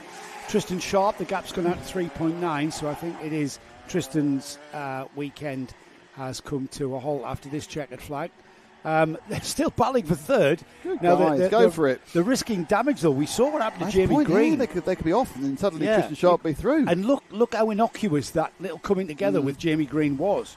And it did snap a tie rod, it looked like. The number 52 there, Jack Theobald, was the car that was making the move down the inside of Christmas. And he will come through now and be the final qualifier if things don't change, of course. Especially subject to bleeding obvious. If things don't change, it'll stay the same. Yeah, that's the word of solid state. Yeah. All cables are falling off again. Oh, do you want to do that then? I'll bring these guys home to their C final qualification into the B final, and the B final is a field of 30 karts at the moment have already qualified. These 4, Rafi Salentano, Daniel Knight, Jacob Martin, Jack Theobald, will qualify to form the last 2 rows of the B final. The B final coming up later. Brodie Skinner and Dylan Brayley with Ethan Bertie Wellesley being your front of the grid for that one. More Wasp issues? We'll have that grid line up for you when we get towards that one. Right now, we'll just give you an idea of what's next. So we've got Junior Rotax B final coming next. We've then got the Intermax, the Inter Rotax final is after that. We've got the Senior Rotax B final, which is the one that the final that these guys have qualified for. We then go to Senior TKM final, the Rotax 177 final, and then the Junior Rotax A final, Senior Rotax A final, to round off round 5 of the Junction 6 NKC. Sun still shining here. It is very hot out there, Nick. It is. It is absolutely scorching. Luckily enough to get a nice bruise through it. Bruise? Nice bruise. Someone slaps us one. A nice breeze through it. Blimey. I'm only on the coffee as well. A nice breeze comes through. Yeah. And slaps us one. we have 24 qualifiers that have qualified for the B final. Let's for juniors. look at it, shall we? Let's not press that button incorrectly like I just did. Here we go. So, Liam Crosby and Tyler Rackham will be on the front row of the grid with Josh Feng and Jacob Clay on row 2. We've got Benjamin Lawn and Nathan Rond on row 3. Matthew Lytle and Nicholas Guzioldis. Eddie King and Jensen Hartshorn. Alexander Stefanov and Herbie Wiggins, with Kai Pepperell and Hector Sadlowski next. Tobias Johns and Joseph Orton are row 8. Row 9 is Joshua Jest and Max Carlton. Ewan Scott, George Theobald are next. Jake Walker, Elsie Bonning. And then on row 12, running off 24 carts, Jacob Felton and Christian Kehoff. 4 to qualify through to the A final. So once again, we'll be focusing on that all-important 4th and final qualifying position.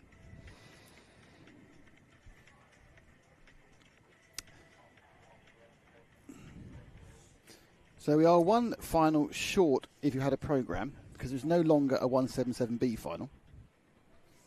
So we're going to go, this is the B final, we have our first A final. The C finals are 6 minutes, we had them. The B finals are 8 minutes, and the finals are 12 minutes. So this B final, same duration as our qualifying heats. And then 12 minutes for the all-important Sarah finals. must have got a terrific tan this weekend. She's been out there. She's going on holiday next week as well. Where's she going? Crete, apparently. Crete? Yeah. Very hot there. I said, join your fellow cretins, I said. Is she going with Tim? Yeah. Strange that you're going on holiday next week as well, aren't you? No, I'm not going. No, we're going up to Blue Fullback. Oh yes, we are. Yes, we are definitely going to Fullback for the Gearbox Festival. Yes, yeah. KZ's next week. I just love that your comment a second ago mixed with the argument we had last night. Oh really? Yes. Very, very snowy-ish, I think you have to say. Let's go then. We've got the field of junior Rotax B finalists coming out of the track, onto the track, I should say, where we will be getting on with this 8 minutes and 1 lap B final. Just to reiterate that the qualifiers will be the top 4, and there are 20 carts that have qualified and 20 carts that have come out. So everybody keen to have another race. Yeah, see, no one in the Joe Bradley School of I'll go home and save my tyres. Everyone in the Nick Damon School of race when you can. I need race action. Sat here, Nick, the sun is beating down on my back, and I'm getting very hot. Are you? And I'm indoors, everybody. Come on, Dylan. Hi, Harvey, says S. Trace. Dylan. Dylan's not in this race. Here they go. Kieran Gifford Racing on pole with the 63 of Tyler Rackham. I think, is it the pole, the outside line? That seemed out of line. Have they got it? Oh, no, they got it. Okay. A little bit on the edge. It's Ralph Racing into oblivion for the first time and leading up the hill towards that Christmas corner. And it's the number 81 of Liam Cosby. Oh, and that's an off. Oh, dear. Right, so we know that the 63 and the 121 is not going to. And that's Tyler Rackham from the front row of the grid. It all seemed okay. Until. Oh, he's got side. Oh, wow. Yeah, it's the number 83. Not enough. Tyre grip, isn't it? That's what it is. Was that the number 6? Yeah, the 63. Yeah, there's just on the brakes, wasn't it? It turned and he was like stymied. Yeah, Tyler, unfortunately, challenging for second place. That's the urgency of it all, isn't it, really? The urgency. You want to get there, you've got to be in the top 4, otherwise you go home. Yes. For the leader, and nicely away, is the 81 of Liam Crosby. The rest of the field spends some money by bending their chassis on the Nouvelle Chicane. So at the moment, it's Liam Crosby, Josh Feng, Nathan Ron and Kai Pepperell. There's your 4 qualifiers. What's Pepperell 1, doing 2, 3, the B final? 4. Sorry? What's Pepperell doing in the B final? What's Nathan Ron doing in the B final? Good point. They've obviously had issues. So that 4th place cart there, the red and white Burrell Art cart, is the one that we need to focus on. Oh, that's 5th. Sorry, there's your 4th. That's 5th. 37. It's Herbie Wiggins Kai in Pepperell. 5th, yeah. Right, so they've pulled a bit of a gap, haven't they? 2, 3, 4 are together, then 5, 6, 7, 8 are together, and the leader, Liam Crosby, is off and having his own, his own fun. All right, so everything calming down. Now, these 2 carts... They're going to cause themselves some trouble unless they're careful. Well, they don't want to be in that vulnerable 4th spot, do they? They're slowing to the down, aren't they? So the 37, Kai Pepperell, has gone ahead of Nathan Ron by the looks of things. He has. Ron is now the person most at risk. The gap he has over Herbie Wiggins is 0.7 of a second. He won't lose anything on slipstream because he's slipstreaming himself, so he's not having to do all the work. Yeah, and he wants to get further forward, doesn't he, just Kai? Kai Pepperell completely understands what game he's playing here. Wanting to get into that second place. The leader, by the way, Liam Crosby, has gone. He's checked out, while these 3 are squabbling over 2nd, 3rd and 4th. And still that fourth is not vulnerable, I would say, Nick. Not at this stage with just under 6 minutes remaining. We've still got plenty of time for things to develop and happen, of course. But at the moment, the number 67, Nathan Rond, who I hope you enjoyed our little interview with him. And Nathan, we went over the intricacies of nose cone penalties and went into the detail. If our viewers didn't quite understand what we were referring to with regards to nose cones, it's all been cleared up in this weekend's Paddock show. There's another move out there by Pepperell. Get up through and past Josh Feng, and Ron's gone with him, I think, or they're going to try to. Now you have to back out, and that has taken away the lead he built up. There it's gone. It's disappeared. Herbie Wiggins into play now. That 1 second lead that Ron had as he crossed the line has gone because Pepperell decides to overtake Feng, and Feng decides to be the part of the track, and they all lost time, tripped up each other, and now you have a much bigger runner. Interesting, it looks like we're going to get a new 5th place. Oh, yeah, 2 wheels up, no. Now that the good news for these guys is 5th, 6th and 7th been silly, and they've held each other up as well. And I think actually it was a move there. It may have been Joseph Orton. If he drops down a place, it was. It was Orton who tried to get past Wiggins at both sides of the boot and then lost them both time. And they've lost them so much time, it's gone out at 1.4. As down the inside has gone Nathan Rond on Josh Feng. Josh Feng now in the vulnerable 4th position. So Nathan Rond has got to where he wants to be, and that's not 4th place. This is the point when having pits to kart radio be really useful, because you could talk to your driver and say, no, don't worry about it.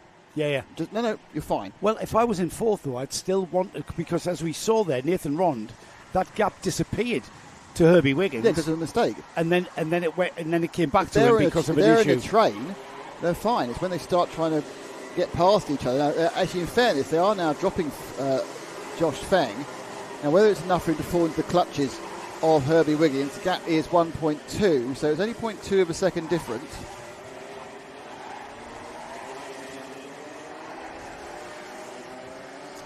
Just under 4 minutes then remaining, so half distance in this B final.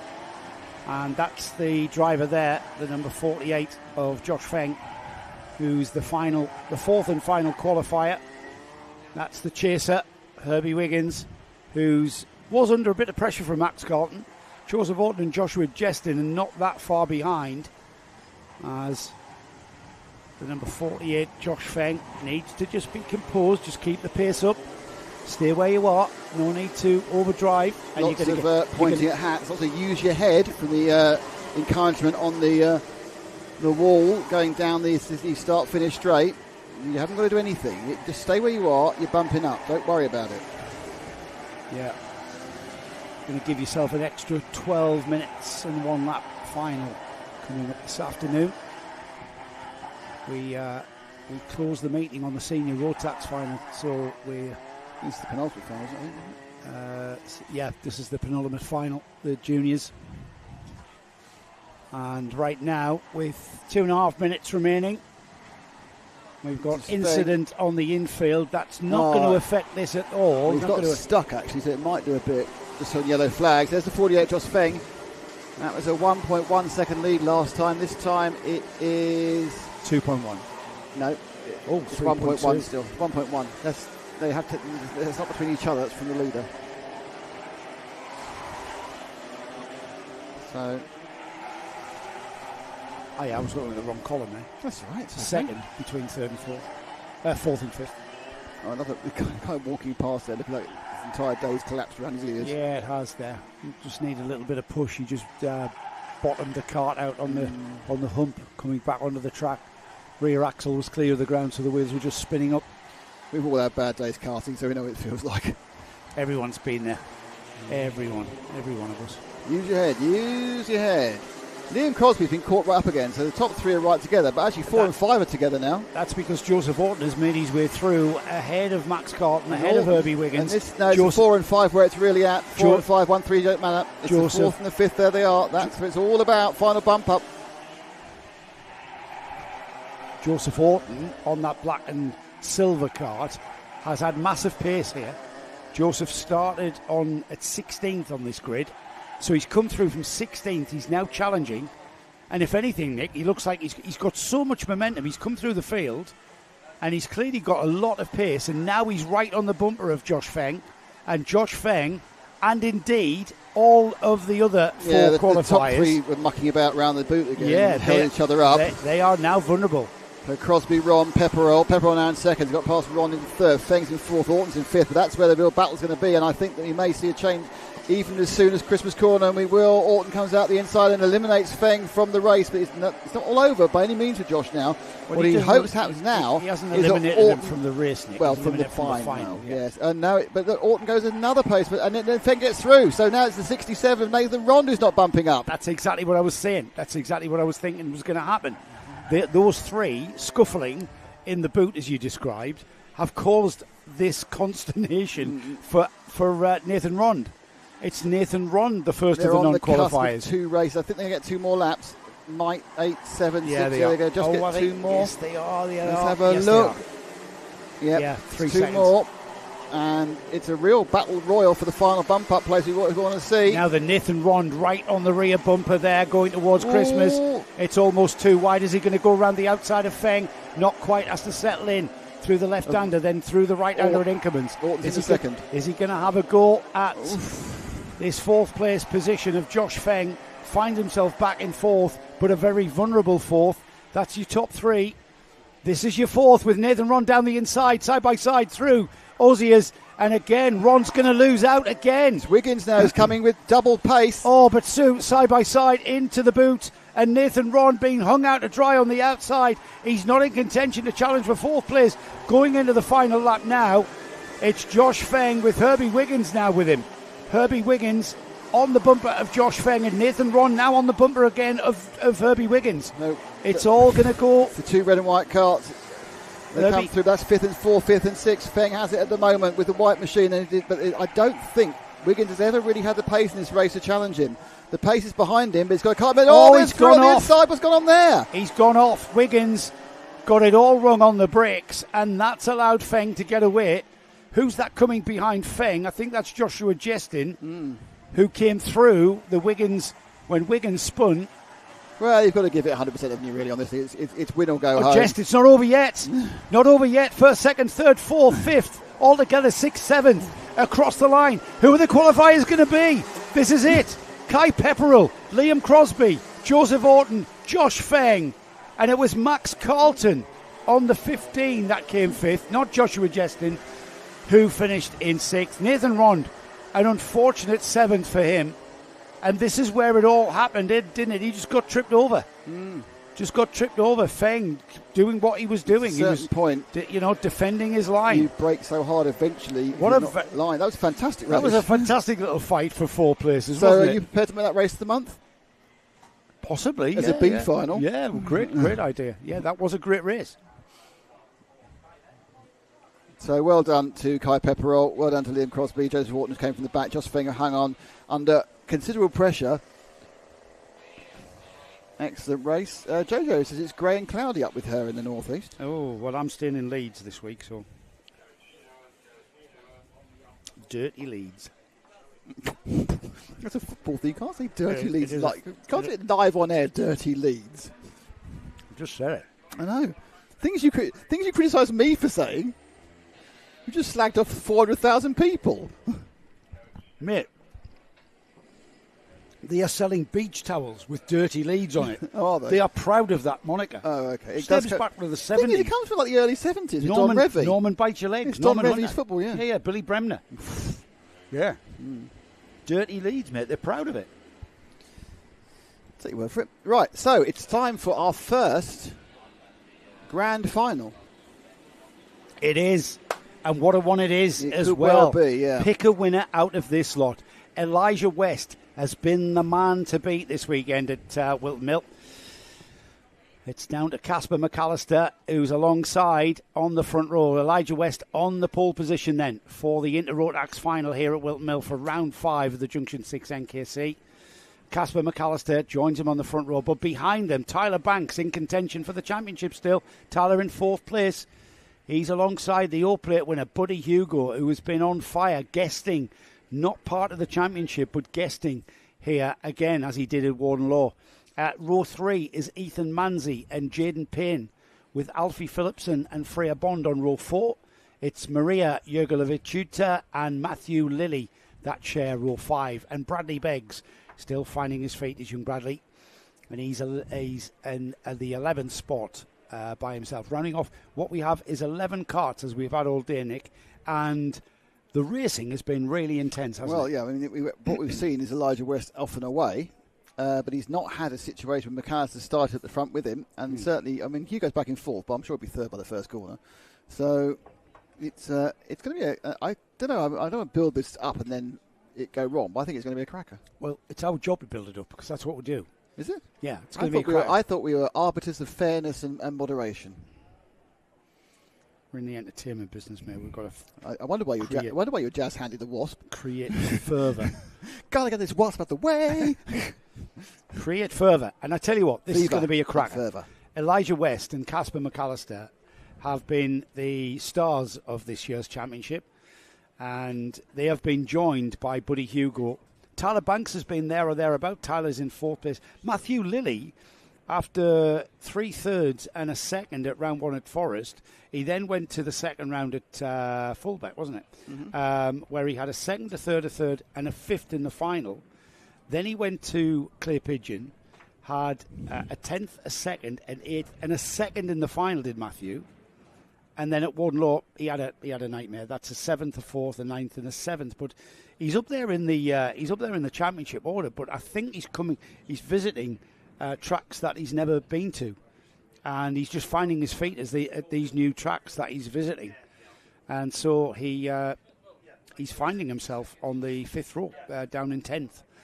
So that's an interesting kind of theory of mine. If you know if that's the case with regards to Matthew, please come and let us know. Matthew just finding his feet. Well, if that is the case, and Matthew's a complete novice, just been new to the tracks that he's been visiting, then he's doing a really cracking job being 3rd in the championship and still in mathematical contention, to be honest. In true contention, Casper McAllister, 25-point lead on Elijah West. He's wanting to claw that back. He scored 148 points qualification. He's only scored 7 points more than Casper. So he's clawed back 7 points in the championship. As we release the Intermax, the Rotax class. Release the Intermax. We have indeed. This class of carts have got several names. They go by Mini Inter 950, Mini Max 950, Mini Intermax, Inter Rotax. I wish we'd just choose a name and call it that. So why is it this one doesn't have a fixed name? I don't know. It just hasn't picked up since Mini Max dropped out of existence. We went down to the smaller chassis, the 950mm chassis, and the narrower tyres, which kind of was a natural transition from Micromax to Intermax. Less grip, less power. It just hasn't really picked up the moniker. Each series calls it something different. Here we go then. This is tense stuff, isn't it? Elijah West for Sushi Racing, TH Courses, Casper McAllister, and LRG's Buddy Hugo go to battle now. Looks like Elijah got the jump. He did. He gets that optimum line, and it's round the outside of Casper McAllister. Has gone. That looks like Tyler Banks. Yeah. Tyler Banks into 2nd place, McAllister in 3rd. McAllister got a kind of a little bit of a semi-swapper on going through Oblivion. It's that outside line into the first left-hander that really messes your This is a 12-minute race. There's a lot of time for these kids to make their moves, but out front, as he has been the entirety of the weekend, is Elijah West. And now Banks is going to be trying to do something about it, but you think the real challenge is in 3rd and 4th, which we believe is going to be Casper McAllister and Buddy Hugo. And here comes Buddy Hugo on the tail of Casper McAllister in 4th place there. McAllister has been challenged. Remember, the tyre's not quite up to temperature as the field bounce across the curbs at the Nouvelle Chicane. All of the field in line astern at this early stage. As Elijah West not really breaking free of Tyler Banks. Tyler Banks doing a cracking job there, hanging on to the leader, and he's just eked out a little bit. Here comes McAllister. McAllister challenges. Does he? No, he slots back in, but Buddy Hugo's lurking. Buddy Hugo there on the red cart is lurking just behind McAllister. McAllister, and over the top. That was. Oh, and Hugo's out.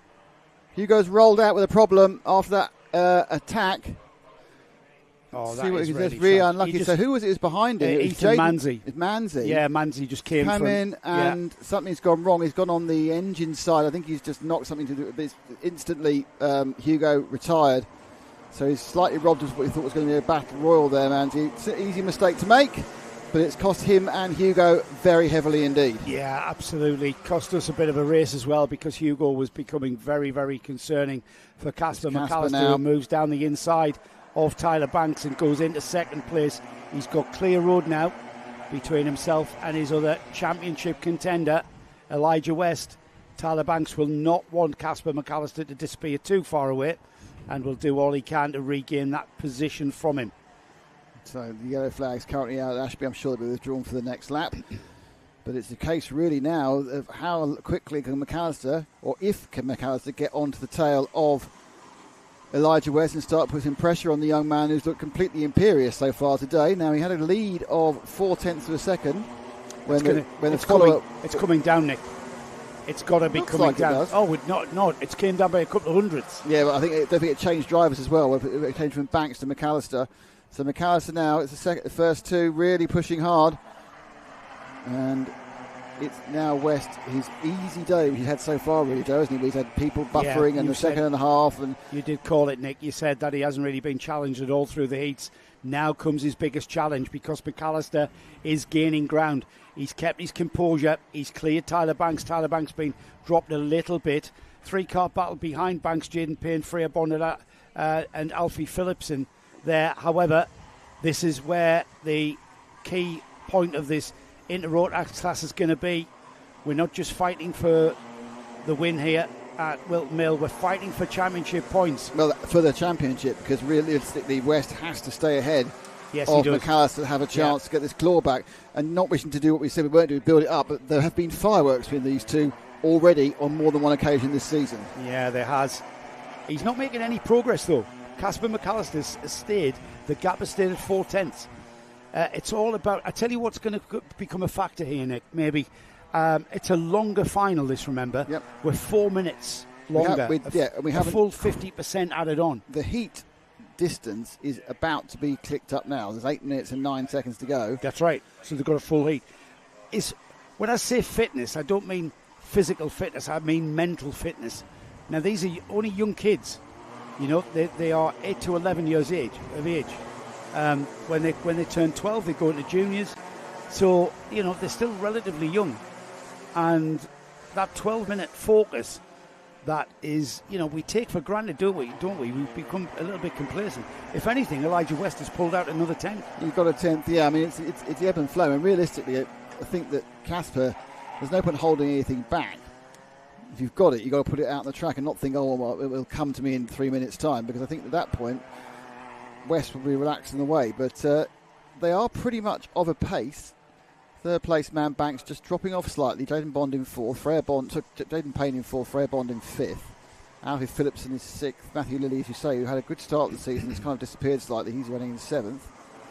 But they hop over there, and I think it's a little bit closer this time. It's 0.562 last time. This time it's 0.474. So there's a natural ebb and flow about two very, very quick young drivers. He's just not quite in that tour yet. He needs to be another cart's length closer. It's a tiny glance that time by West. Just West threw a quick glance over his shoulder to see what was going on. First time I've seen him do that. That's not necessarily a good thing, because then he becomes aware that McAllister is not that far away. So you start overthinking, and it's easy to fool yourself into making slight errors and slight mistakes, and that's all it's going to take. McAllister's actually got a very similar drive message to Logan Rolfe, who runs in the Cadets, of course, which is the Honda equivalent of these things. And it's very laid-back style. Logan Rolfe races this class.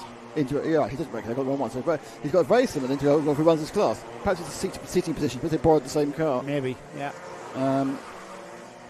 Doing so well that I got it wrong. He did use the race Cadets. But he now and he now has that very laid-back position as well. Which it's probably it's something the same. It's about how you want to feel sitting in the car. I mean, obviously it's about the relationship between your arms and the wheel. All right, leaning back theoretically reduce the centre of gravity by a tiny amount, but it is important. Driver position is important, and the gap has come down to 10th last time. It's a lot closer now. It's a lot closer now, and he's getting towards that. Look at that, Elijah West looking over his shoulder. So Sushi Racing versus TH Corsa. That's the inter-team battle that's going on here. And let's see what it was. It was 0.371. It is 0.279, so another tenth of a second. And this is where he starts picking up the less drag. Yeah, he gets in his wheel tracks, he starts picking up the less drag. That draws you towards the kart in front. However, these are very, very closely matched, Nick. I'm not sure whether Casper has got any extra performance. No, I don't think so. I think I'm sure these machines at this point, they're matured through the season with their teams running them. Sushi, obviously, a new team for this year. TH Corsa, a very established outfit. But, you know, they've come back another lap and there's no real difference now. They've reached this sort of 2/10. West is sitting there. He's obviously, he's within the point where a lunge by McAllister is possible at this point. But would you do that with 4.5 minutes to go? Well, no. Exactly. There's still a chunk of time left, isn't there? 4 minutes 44 to be exact. 4.5 minutes. Clock beginning to tick. This is the tour that McAllister needs. I'm not sure there's enough speed difference there through Christmas, though. We talked about how open this corner is. It's not quite a hairpin, but 120 degrees, and it opens out. It's got that immediate left kink, so you can't just let the kart breathe too much, because you've got to slink through that left-hander. So perhaps Christmas corner is not the place. We've seen these karts swap places at the boot, slamming down the inside. Well, certainly it's been a good lap for West to this point. He's slightly eked the gap out by a tenth or two. McAllister will know that visually and know that's part of the plan, or it's just extra pace from West. So those last two corners close that back up again, and the distance stays exactly the same, I think, by probably it was 0.224. It's now 0.242. Well, you got 100th then, so it's well worth the whole lap. 3 minutes 35 to go. The lapping in around 50 seconds, 49, 50 seconds. So plenty of laps to be done, but these two absolutely dominating. Yeah, behind these two, of course, Tyler Banks. He's got a gap of 2.3 seconds to McAllister. Behind him by 1.6 seconds is Jaden Payne. Another 2 seconds, and we've got Alfie Phillipson. With right on his tail is Freya Bond. Matthew Lilly is about 5 seconds behind them.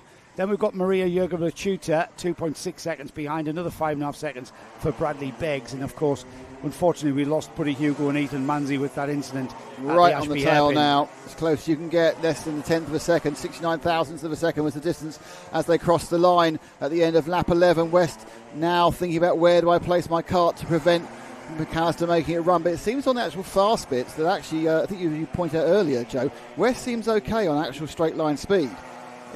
Where it really closes up is when they go through the back end of the boot and over the Nouvelle chicane and into Pit Bend. It always closes right up there because Casper very quick on those last three corners. Yeah, he's and it's where, I mean, in the slow sections, that's where the concertina up, isn't it? And then, well, I mean, even time-wise, they get closer. Yeah, sector-wise. Here they go then. 2 minutes now. The metaphorical 2-minute bell is sounding. Time running out for Casper McAllister to challenge for the lead. We haven't really seen a challenge. We've seen a bit of a kind of an annoyingly nuisance sitting on the bumper kind of style, but I think that's just got to do with the fact that Casper just can't quite get on terms with Elijah West. And as he does that, he moves right towards that rear bumper. Yeah, it's a couple of tenths of a second off having that required overspeed that makes it easy for him. So he's having to very much wait his turn. Look like he's going to try and get a run around down the back straight. He got a front wheel level with a rear wheel there. And the thing is, Elijah West is now beginning to think about defensive driving. He went down that back straight towards the boot, not on the right-hand side of the track, but in the middle of the track. That's going to start costing him lap time. He's never going to shake off Casper McAllister. Yeah, they've got 3 seconds on Banks, so that's not an issue they have to worry about. They can blow half a second a lap and it doesn't matter. Yeah. McAllister right in his wheel tracks, doesn't dart out. Obviously decides that braking into Christmas is not where an Intermax overtake is going to happen. There's very little braking on these Intermax. It's a very, very fast sweeping corner for this class of cars. Very underpowered Rotax Max engines. They've been stifled with the air intakes to keep the power down for this age group. And that gap opens up as they leave Oziers, but I'll tell you, we'll be down to nothing again by the time they cross the line. But it does give us a protection for West as he goes through one of the more vulnerable areas of these slightly smaller machines, which is round the boot, then over the Nouvelle chicane, bang, bang, and onto the pit straight to begin their 14th lap, and this will be their penultimate lap. Penultimate lap. Great driving from both of these youngsters. Elijah West remaining composed. It could have been very easy for him to have started to make mistakes because of the pressure that McAllister has put on him. McAllister right on his bumper now, down towards the infield section here, the Ashby hairpin. Elijah West in the red and black Sushi Racing colours. Casper McAllister in the blue and white and red of TH Corsa. They are absolutely nose to tail. This is going to go down, I think, Nick, all the way to the checkered flag of the last round at Dunkswell next month. The championship is still wide open for these two drivers. It's going to be absolutely nail-biting stuff down in Devon in a month's time, because one more lap of racing here at round 5, and I can't see McAllister getting by. McAllister's going to have to throw it. He's going to have to decide to throw caution to the wind and lob it up and see what happens. He's not done it at Christmas. His only real chance now is to stay absolutely arrow close and try and get something done at the boot, because I don't think, unless you make a mistake, Ashby isn't overtaking place. Unless you really are opening an invitation, you're not going to get in through Osiers either. So it's all about the exit from Osiers coming up now. Can McAllister get side by side with him? Can he get an overlap? Can he get through at the boot? Lost a little bit of time on the exit of Osiers there, and he drops back, so he's not really in contention. It's all about Elijah West not making a mistake as well, remember, as they come through the Nouvelle chicane for the final time this weekend in Inter Rotax. It's going to be Elijah West for Sushi Racing, who takes a very, very, very strong win there under immense pressure from the youngster Casper McAllister. TH Corsa's driver McAllister did everything he could to get past Sushi Racing's Elijah West, and it wasn't enough. He didn't have any other tools in the toolkit to be able to get the job done. But all applause to Elijah West, who will stand on the top step of the podium this afternoon for the Inter Rotax final.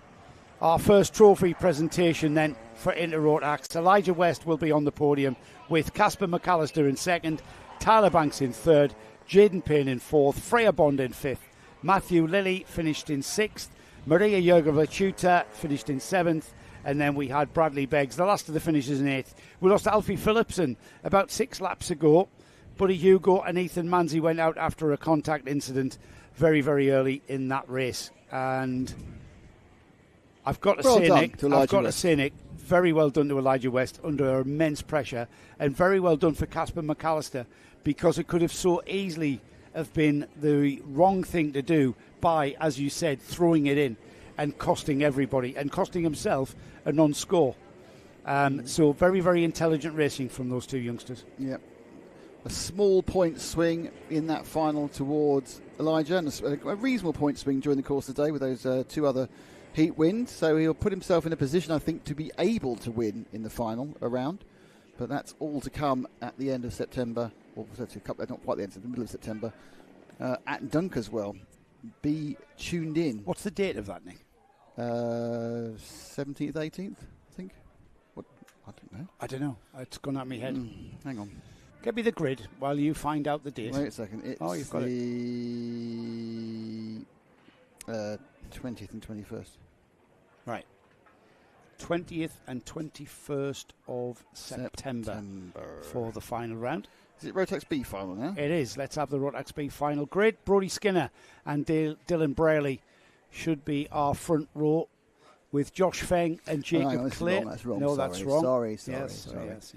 Sorry, into Rotax. Hang on, we'll do that again. There we go. So, I'll come in again. Senior Rotax B final, it should be Brodie Skinner and Dylan Brayley. It is, look, see, it was right all along. It is indeed, yes. With Ethan Wyatt having a bit of a character-building weekend, putting himself in the B final. Bertie Wellesley in fourth. We've got Joshua Priest alongside Christopher Hughes, who had a great finish for, fourth place in his last heat. Zach Fletcher and Taylor England share row 4. We've got Nathan Traverse and Harvey Murden on row 5. Cheesy Green, he had a non-finish in his first heat. That's why he's in the B final. He knew at that point, I'm going to be in the B final. We heard him say that. Harvey Quicks alongside on row 6. Ellis Beattie and DeJean Bennett are on row 7. John Hobbs, Luke Evans are next. We've then got Matthew Lambert, who Matthew had a problem as well. That's put him in this one. Nathan Jensen's alongside. George Isgrove and Cian Downer are on row 10, with William Eberhardt alongside Jamie Burt, Adam Catling alongside Jamie Kirkbride, Leo French with Jack Maidment, Grace Lee Davis alongside Ryan Shepherd. Row 15 is Isaac Reynolds and Reece Knight, with Rafi Salentano, Daniel Knight, Jacob Martin and Jack Theobald, the 4 qualifiers from the C final, forming the last 2 rows of a 34-card field, Nick.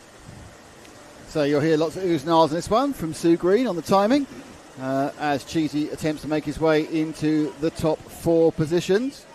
Several people appear to be out of position after difficult days, but it's a very, very competitive junior Rotax field. And therefore one little error, as can be seen by a cart breaking down and bits flying off, sticks you into the B final.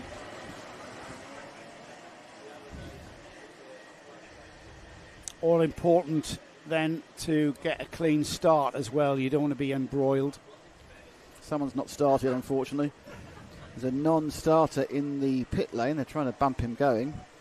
I don't think it's doing much good, because even if you get him going now, I'm not quite sure what you're going to do. Is that a Birrell Art cart? One of the Birrell carts has not started, so a bad day just gets worse. Fortunately, there's a Motorsport UK banner right in the way of me working out what number it is. Okay, they're lined up and ready to think about it. The 85, Brodie Skinner on pole with that blue and white machine. And they fire themselves off into oblivion. I'm not sure about that. The 48 was out of line, but they're going to take it, are they? We are racing, Nick. 8 minutes and 1 lap, remember, for this B final. Well, as the field make their way up to Christmas, it's going to be very, very busy at Christmas Quarter, and everybody has made their way through and already into Winkelmans and down towards Ashby. Don't forget, once again, we're talking about, it's all about 4th place, and 5th place is just a bump up final. This one, Skinner from Briley, as they went across the line. I don't think that's changed either in these first couple of corners. They come right in front of our view here in the timing and scoring environment, and it is the 85 from the 28. So Briley hits second. I'm not sure which. I think Wyatt's dropped down to 4th. So I assume therefore 3rd might be Wellesley, but I hold my horses on that one to go past me. Wyatt's 3rd. Wyatt's 4th. Nick. 4th. No, he's 3rd Nick. again. Yeah, all right. He's 3rd, Nick. No, that's me. Can't count. All right. Brodie Skinner, Dylan Brayley, Ethan Wyatt, Bertie Wellesley, Joshua Priest and Chris Hughes, with Taylor England, Luke Evans, Zach Fletcher, Harvey Quick and George Isgrove. Your top 11. Just outside of that is Charles Green, who's lost a place. George Isgrove up 7 places. Keep an eye out for him. Yeah, it's an early moving. There's quite a lot of kind of shuffling about on the run up to Christmas the first time. A few big winners and a few small losers. But breaking away is Skinner, but that's not particularly important. It's really about 2nd, 3rd, 4th, 5th and down over, as there's a mistake as one of the carts moves out so wide as going to the bit between Wilkins and Aussies, who's 2 wheels up onto the bank. But round the boot for the second time, and there is Ethan Wyatt in 3rd and 4th and 5th together, and that's Wellesley and Priest, I think. Yeah, Joshua Priest trying to get on. Oh, it's not Joshua Priest at all, it's Luke Evans. Luke Evans. Wow, what's happened to Joshua Priest? He was the one who went wide there, wasn't he? Priest who went, yeah, it was 2 Priest wheels who wide. went wide. Christopher Hughes drops to 10th there, getting absolutely Green up mullered to there. 8. And Green up to 8th place as well. So I think Priest going off may have spooked a few people. Yes, I think it did. It caused a bit of an M25 congestion pile up. Ethan Wyatt has gone up to 2nd, and he's chasing down Brodie Skinner for the lead. Meanwhile, behind him is settled in that 3rd and 4th. At the moment, they haven't read the script, because there's a top 4 breakaway, which is ridiculously pointless for us. Top 4 breakaway is not what we want. Not our script. I was just about to say, these 4 are our qualifiers into the A final, with a huge gap to Luke Evans. We've then got Charles Green, Cheesy Green, moving up another place to 7th.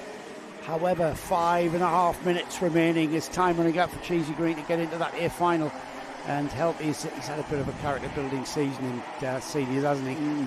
Welcome to seniors. Welcome to the big boys. Yeah, yes. Literally. Well, the men, I suppose, really, actually. It's not the big boys. Now then, if this lot here, the carts that we're looking at now, Luke Evans, Zach Fletcher, Charles Green. Green's moved up a position, so he's picked up 6th. So Charles Green's behind Luke Evans. They need to be clever here, and they need to not lose a lot of time by squabbling over the position.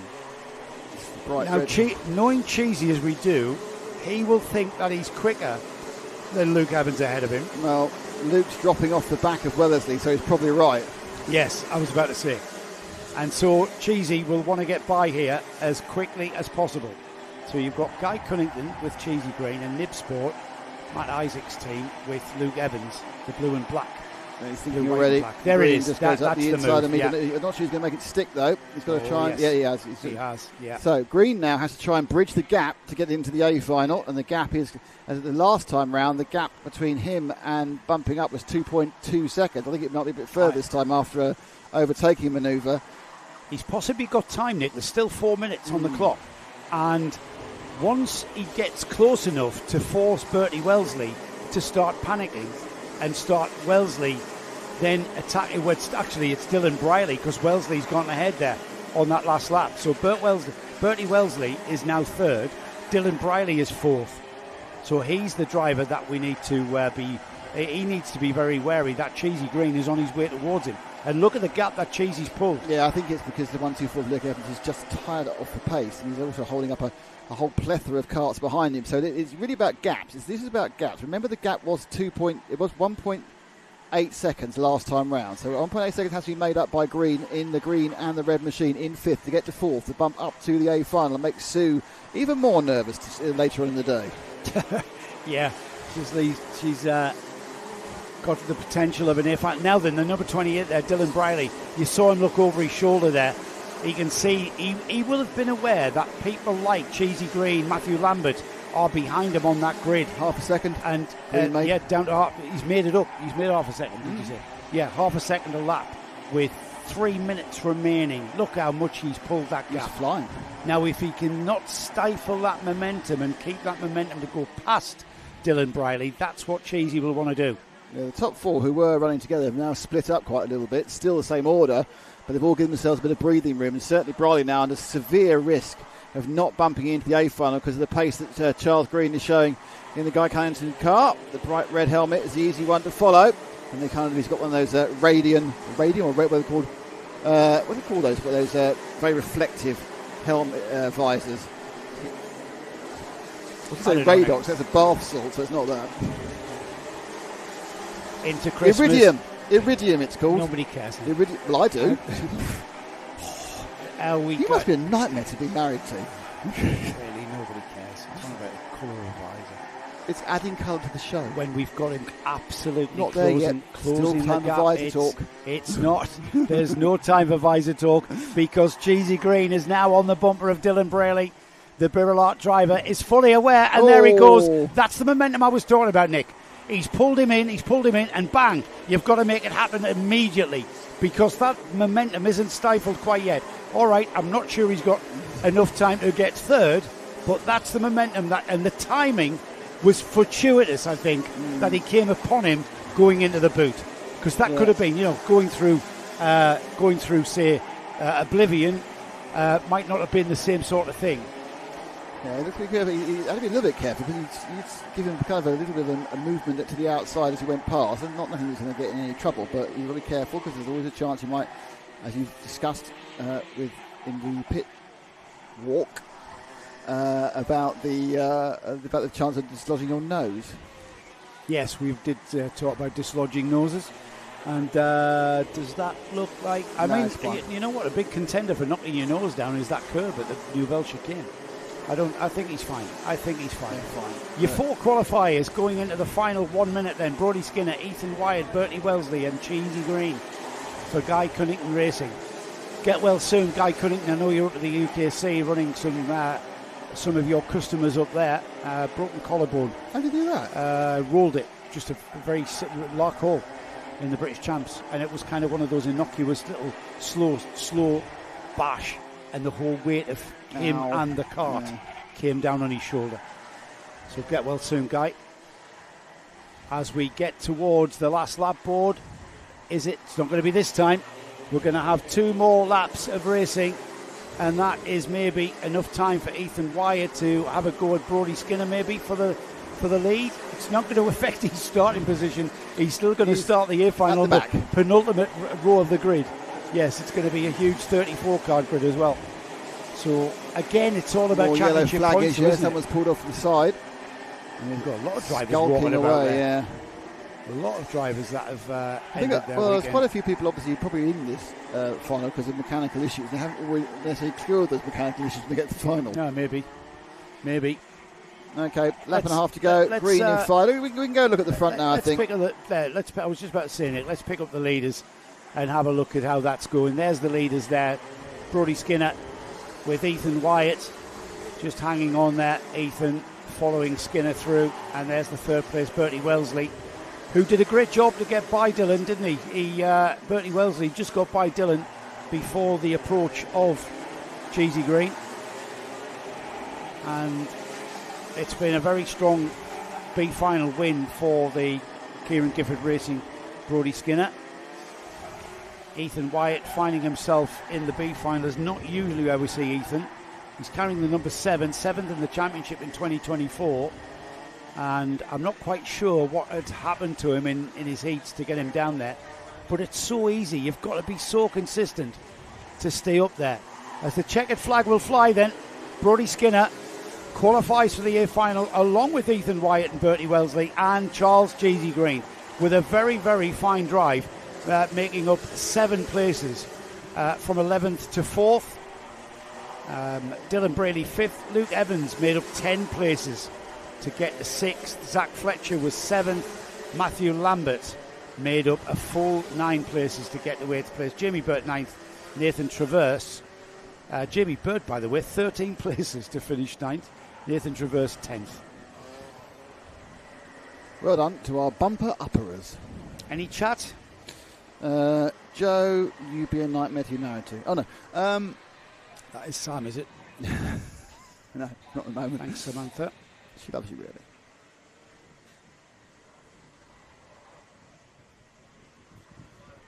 Got the senior TKMs coming next, Nick. Go Ollie Hutchings, says Tony O'Doyle. That may have been some time ago.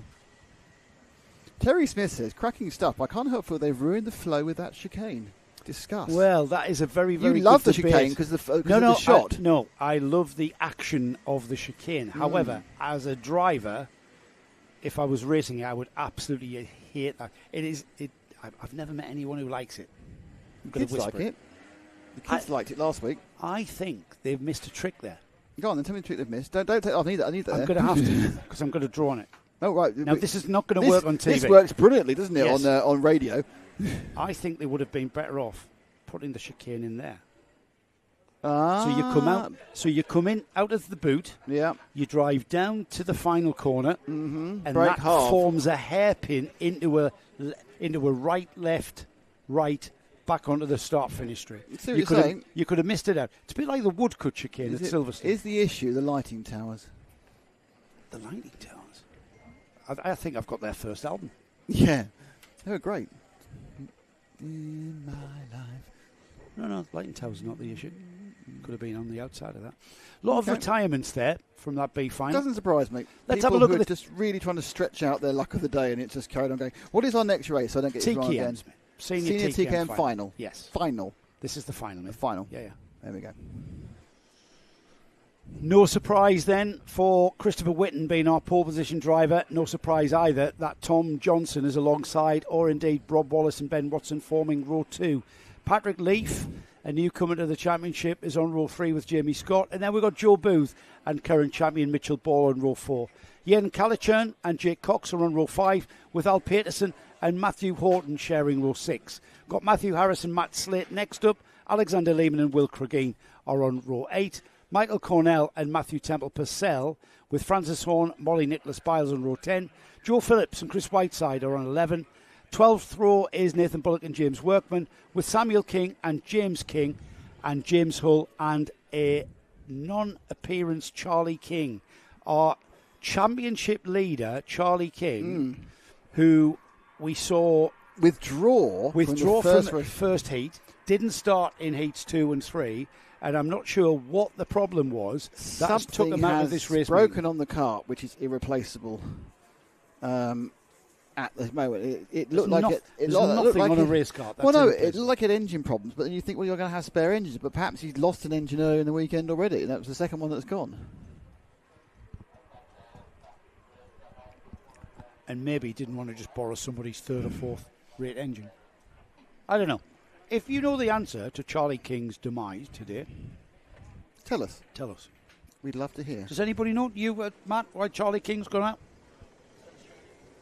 Sunshine, rather. Sun shining, there we go. That's maybe once. Yeah, that's the organiser's view. The sun shining, let's not bother, eh? Sat by a pool, or is he not? He's not doing the whole Joe Bradley, is he? Sat by a pool. He's got injured ribs. Right, okay. So his ribs hurt in the first heat. Right. That is Matt. Fine example. So not something broke on the cart, Nick. No, he pulled when he pulled aside. He didn't. If you're going to retire, you'll retire into the pits. So he did break down that first race.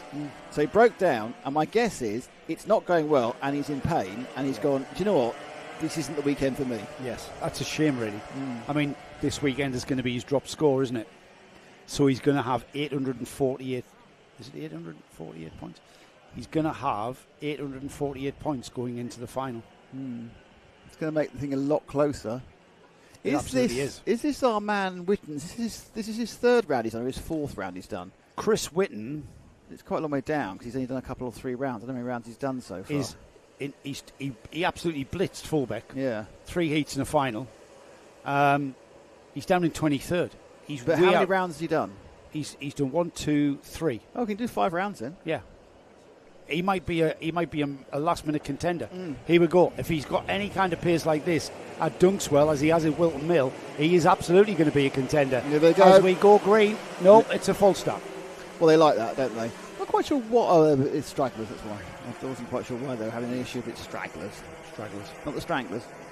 It's got their first album as well. Have you? Yeah, of course I have. Probably have it on vinyl, to be honest. Well, I did have it on vinyl. I haven't now. Might be broken. It's got lost in many house moves and divorces and stuff. I had a load of vinyl stuff that I stuck in the box, which I didn't realise it was a slight lean, and now they've all got a curve in them. Oh, really? Some of them are, they inverted commas, quite valuable in that they are like. I had a lot of indie stuff. First editions. I had a lot of indie stuff and picture discs of like these early 80s indie bands. Which You're into the Smiths, aren't you? Smiths, Aztec Camera, all sorts of weird stuff I had at that time. That answers so many questions. It does, doesn't it? I think Smiths is the greatest band of all time. Oh, my goodness.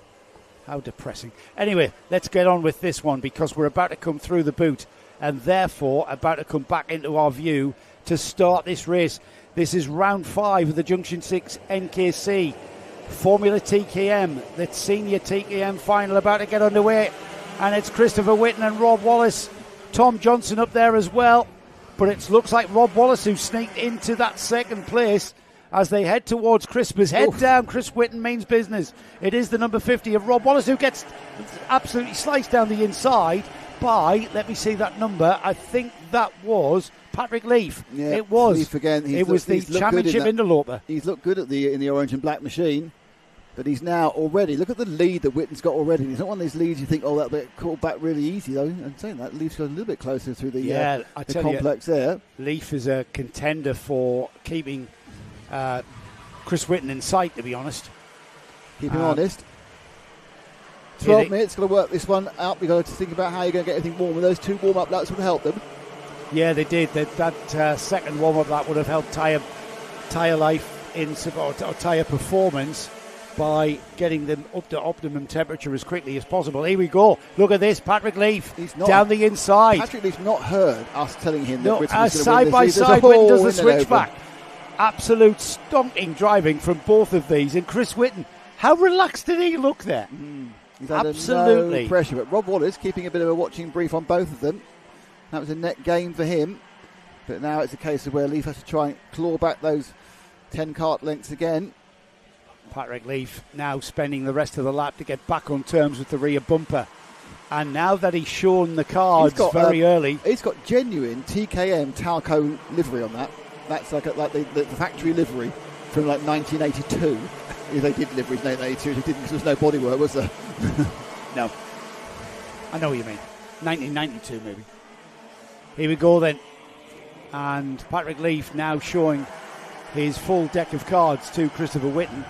Whitton's not going to be necessarily caught out again down the inside of Christmas. However, didn't bother him that time. Just did the switchback. Behind these two at the front, Rob Wallace, Joe Booth, Tom Johnson, Jamie Scott, Ben Watson, Mitchell Ball, Ian Callaghan and Al Peterson. Peterson up ahead of Alexander Lehman on that previous lap to get inside the top 10. As we've got Rob Wallace coming in. Looks like the 45 of Booth coming up the inside of the 42 of Johnson. It may both have gone past. I think they had a kind of overtake and a retake at the same time. So those changes, the 45 and the 42 changed twice on the lap, so the net effect was nothing. Yeah, but it's still good stuff. And top three, not being broken by the leader. That yellow and blue flex cart of Rob Wallace, he's just playing the game, isn't Where's he? Rob in the championship? He's 12th. Just see it now over your shoulder. Yeah, he's down there as well. He's had a bit of a mixed season, hasn't he? He's had a great race this weekend, though. And he's sitting on Patrick Leaf's bumper now. Now, Leaf has not been able to regain that ground that he lost to Christopher Whitten. He did, in fact, get in front of Christopher Whitten, ever so slightly. He was ahead for, I think, between 9 and 11 metres. Yeah, probably, yeah. Whitten braking now. Whitten's breaking away.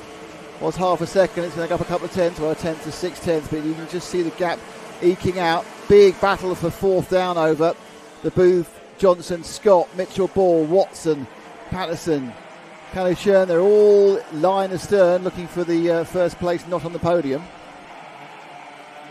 This is still anybody's race, isn't it? Down the inside at Ashby's. Two. He's got two. No, but he's going to lose one. Unfortunately, the 45's gone way. So Booth, big loser there. He's lost about 5 places. Tom Johnson got just eased out and out the inside of Osiers as well. So everyone's overtaking everybody. So taking now that. Let's go, says the 49 of Jamie Scott. You see that Westwood Ho Army is through ahead going, let's go. Yeah, now that I'm ahead of this train of cars. Let's catch these three guys. They all know each other very well in this TKM class, though. You know, Flex, Class and Motorsport, they're all big stalwart teams full of awnings, full of drivers that are very, very loyal to the TKM class. You've got just look at this race. You've got a real concentration of people who've done well in this class beforehand, because you've got the champion, followed by Ben Watson, followed by the English champion, Ben Kirchin, followed by the O-Plate, Alexander Lehman. They're all together. They're scrapping away with Tom Johnson. Do you think is Mitchell Ball going to get Johnson? It looked like he had had him, but no, and he's going to lose the position to the number 2 to Watson. So they are having a fabulous time in this lower top 10 battle. Top 3, well, she's 5 on down, is it? But the top 3 and here comes Callichurn. Yeah, Callichurn very up and down performance from Callichurn. You never know what you're going to get with Yeehan 1 week, the next, and this week's a good week. They'll be enjoying this. You've got to be enjoying this wheel-to-wheel scrapping. It's great racing here in TKM, and you do. The carts are narrow enough to go side by side in areas where we wouldn't normally see the Rotax senior classes do the same. So it does bring fantastic racing. And consider, Nick, we've still got 7 minutes of this left.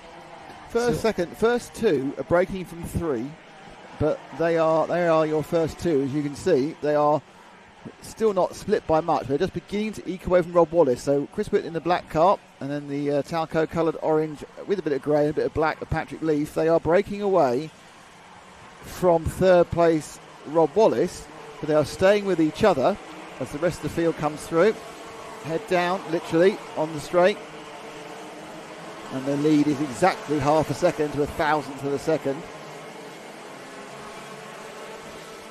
He's coming back at him, isn't he? That second place cart there, the orange and white cart of Patrick Leaf, is definitely closing that gap. It's half a second. It was about 6-7 tenths, wasn't it? Yeah, it's come back a couple of tenths. It's visually come back. I mean, he's not in a position to attack at any point. This is actually a very safe gap in kart racing, half a second, as long as you don't make a mistake, of course. Chris Whitten's just managing that pace there, and just there tweaking the mixture screw by the looks of things. His right arm went down towards the carburettor on that TKM engine. So whether he's tweaking the mixture, puts his head down. He's not exactly just coasting though, is he? He was 300ths faster that time round, so we're now over half a second. Yeah. And then we've got a position where there's 1, 2, 3, 4, 5 carts covered by a second as they battle for 6th down to 9th. And we are just inside half distance. So there is an element of just pacing yourself, driving as hard as you can without over-driving, driving as hard as you can, just keeping that pressure on. Patrick Leaf can see that back end of Christopher Whitten. There's still a lot of action behind these behind these two, Nick. We might want to drop back to pick up. Sort of five and down. Just hold it a bit when we get to about 5th, and I think you'll find there's a big train of carts. There we go. There they go. And that's the 5th place man, which is going to be Johnson from Watson. Lehman made a place that last lap, as did Joseph Booth. He made a couple as well. But there they are, fighting for the bottom end of the top 5 and the top 10. Now Mitchell Ball had just been overtaken by Alexander Lehman, wasn't he? The number 1, being overtaken by the old plate holder. But it's all being led by the 42 of Tom Johnson, who's managed to keep himself at the front of this secondary train. Not missing anything at the front. The gap's still about the same. No, we'll keep a wary eye on that, because this is where, if anything's going to go horribly wrong, it could well be this lot here. They are absolutely running nose to tail, but they've spaced out just when we've joined them, Nick. Tom Johnson, Ben Watson, Alexander Lehman, Mitchell Ball, Ian Calichurn, Joe Booth. It's actually changed. It's been Tom Johnson, Ben Watson, Ian Calichurn, Joe Booth. Mitchell Ball's dropping out like a he's stone. Dropped out of that part of the road. I don't know where he is. He's retired or retired. He's broken down or retired, but Mitchell Ball is not around. He has retired. Yeah. He's gone out. Oh, there it is. There's the O plate. As has Alexander Lehman. There he is. Who's that? That's the 1 and the O. They've both had a problem, and they're both trundling round to retire. So they've had a problem with each other. I don't know, but the 0 and the 1 have both got issues. For some reason, the O plate is trying to... I don't know what they're doing now. Well, for some reason, Mitchell Ball's now ahead of the leaders. I don't know what he's doing there. The O plate retires. That's a bit weird. Go back to leaders. Lets them through. He's gone a lap down as Mitchell Ball. Why's he done that? He's off the lead lap now. Considerably, so I'm not sure what happened there with Mitchell Ball and Alexander Lehman. Maybe it took a little time to restart. Yeah, it must have been coming together and have to restart them. Yeah. Lehman's retired. He pulled it into the collecting area. That is going to be a dropped score then for this final for Mitchell Ball for sure. But the top 2 are together. That's what really counts. We mentioned that. We wondered about what on earth the man in the 3rd in the camera, but not 3rd place, was doing. Well, what he's actually done is he's put the top 2, Whitten and Leaf, right together. So that 3rd place, the yellow and blue cart, that's a lap down. So taking on notice of Mitchell Ball, who is going to see if he can run at the pace of Chris Whitten and Patrick Leaf, no doubt. Again, relatively pointless because you're a lap down, but hey-ho. Well, it's not necessarily pointless, because you're going to discover how he hasn't been anywhere near these two today because of the way that the grids have been, and then where he qualified in the final. So he's going to learn a lot here about those 2 karts and their setup. So Mitch is on a bit of a research mission. That's maybe why he waited for them to come through. But they've got a massive lead, these two. They've got 3 seconds to Jamie Scott in 3rd place, who's gotten ahead of Rob Wallace on the previous lap there. Going into the final 90 seconds, Nick. You kind of think at some point Patrick Lee's going to have to make a move, but I'm not sure whether he's got that extra couple of tenths of pace. Choking the engine going up towards Christmas, and now he's right on the tail of Chris Whitten. He's been in the lead for 10 metres, remember? So it could happen again. Keeping close to Whitten, who's been driving excellently all weekend. Chris Whitten, heavy on the brakes there. Just locking the rear axle up there and just flicking the cart into the Ashby hairpin.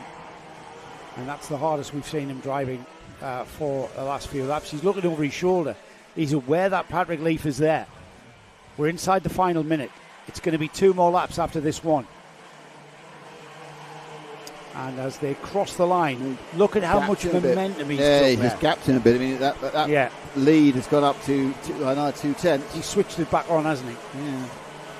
I think, he's at full effort now. He's the crouch position going down the straight. I think he's decided, right, 2 laps to go, I have to give it everything I've got. Yeah. And I would say everything he's got is a little bit more than Patrick Leaf has to give himself. Yeah, I think Patrick Leaf has had pace enough to stay with Chris Whitten, but just not that extra tool in the toolbox to maybe make a challenge for that lead. Yeah. As we've seen, Chris Whitten's had this in control pretty much from the start. Yeah, it's been a great performance all weekend by Chris. Well, British champion as well, Chris Whitten, former British champion. I think he might even be the reigning British champion. Last lap board though. Last lap board for the senior TKM final.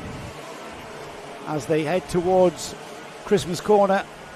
Head goes down there. He's still wanting the optimised performance, as you can see there. Still absolutely on the edge of adhesion there on the bricks towards and into Christmas. Through Ashby's using all of the road, and Patrick Leaf is keeping him honest, isn't he? Yeah, keep him honest. There's nothing he can do. He's keeping him honest though, Nick. But yeah, we haven't had the runaway you kind of expected. Leaf's been there or thereabouts. His one attempt to get past almost worked, but didn't. Up at Christmas, is about 4 laps in. So we now come round for the final couple of corners, and Christopher Whitten on a victory bump over the Nouvelle chicane down the straight, and we'll take the senior TKM final here. Round 5, Whilton Mill, won by Christopher Whitten. Second, Patrick Leaf. Third on the road, but not third, with Mitchell Boy's lap down. And Jamie Scott, Rob Wallace, Tom Johnson, Ben Watson, Yihan Kalachen, Joseph Booth, Mitchell Cornell, and Matthew Houghton, who we know is got racing at Donington next week.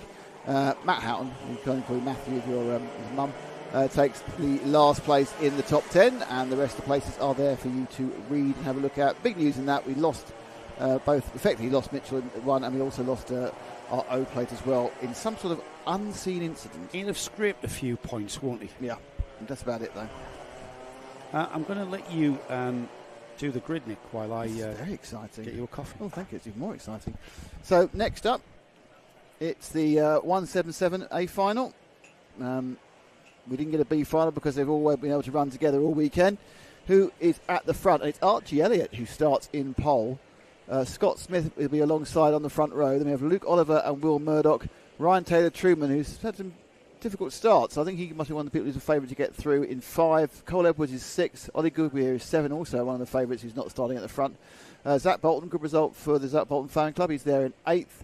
Then we have George Willis and Rob Simpson. Lincoln Bailey Armisen and George Walker. That's row 6. Row 7 is Joshua Pickford, Nathan Wells. Steve Gilly had a good front run in the first heat. He's down in 16th and sits on the 8th row with Tom Thompson.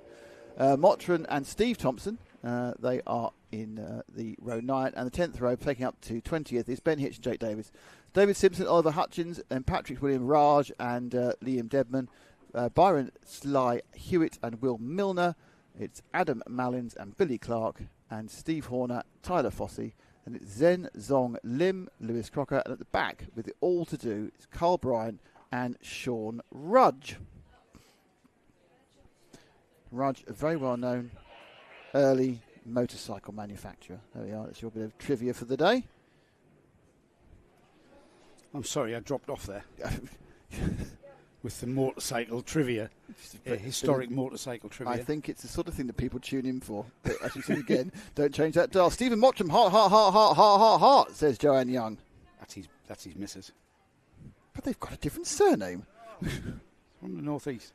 Ian McCarthy says the chicane makes for great TV shots. Yes, and that's all. Very kind of the local Welders Union to sponsor it. Absolutely, Ian, 100% correct. Absolutely.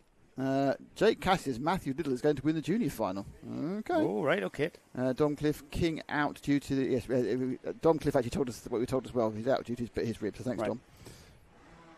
That's very good of you to give us that information. We don't get a huge flow from the pits and paddock that often. You don't want people to hear you eating a... Sorry, I took a grape. Totally forgetting I had a headset I on. can crush a grape. That's Stu. Lubricates the larynx. Who was that? Stu somebody who was a kids comedian that could crush a grape. Who was it? What was his name? Stu something. 1970s comedians? Are we talking about 1980s? I think he's all right. I think he's one who got... I think he didn't get... I don't think he got U-treat. I think he's all right. I think we still talk about him. I could crush a grape. I could jump over a doll's house. That was the other one. Go on Hutchings, says B for Ghosts. Go on Ollie.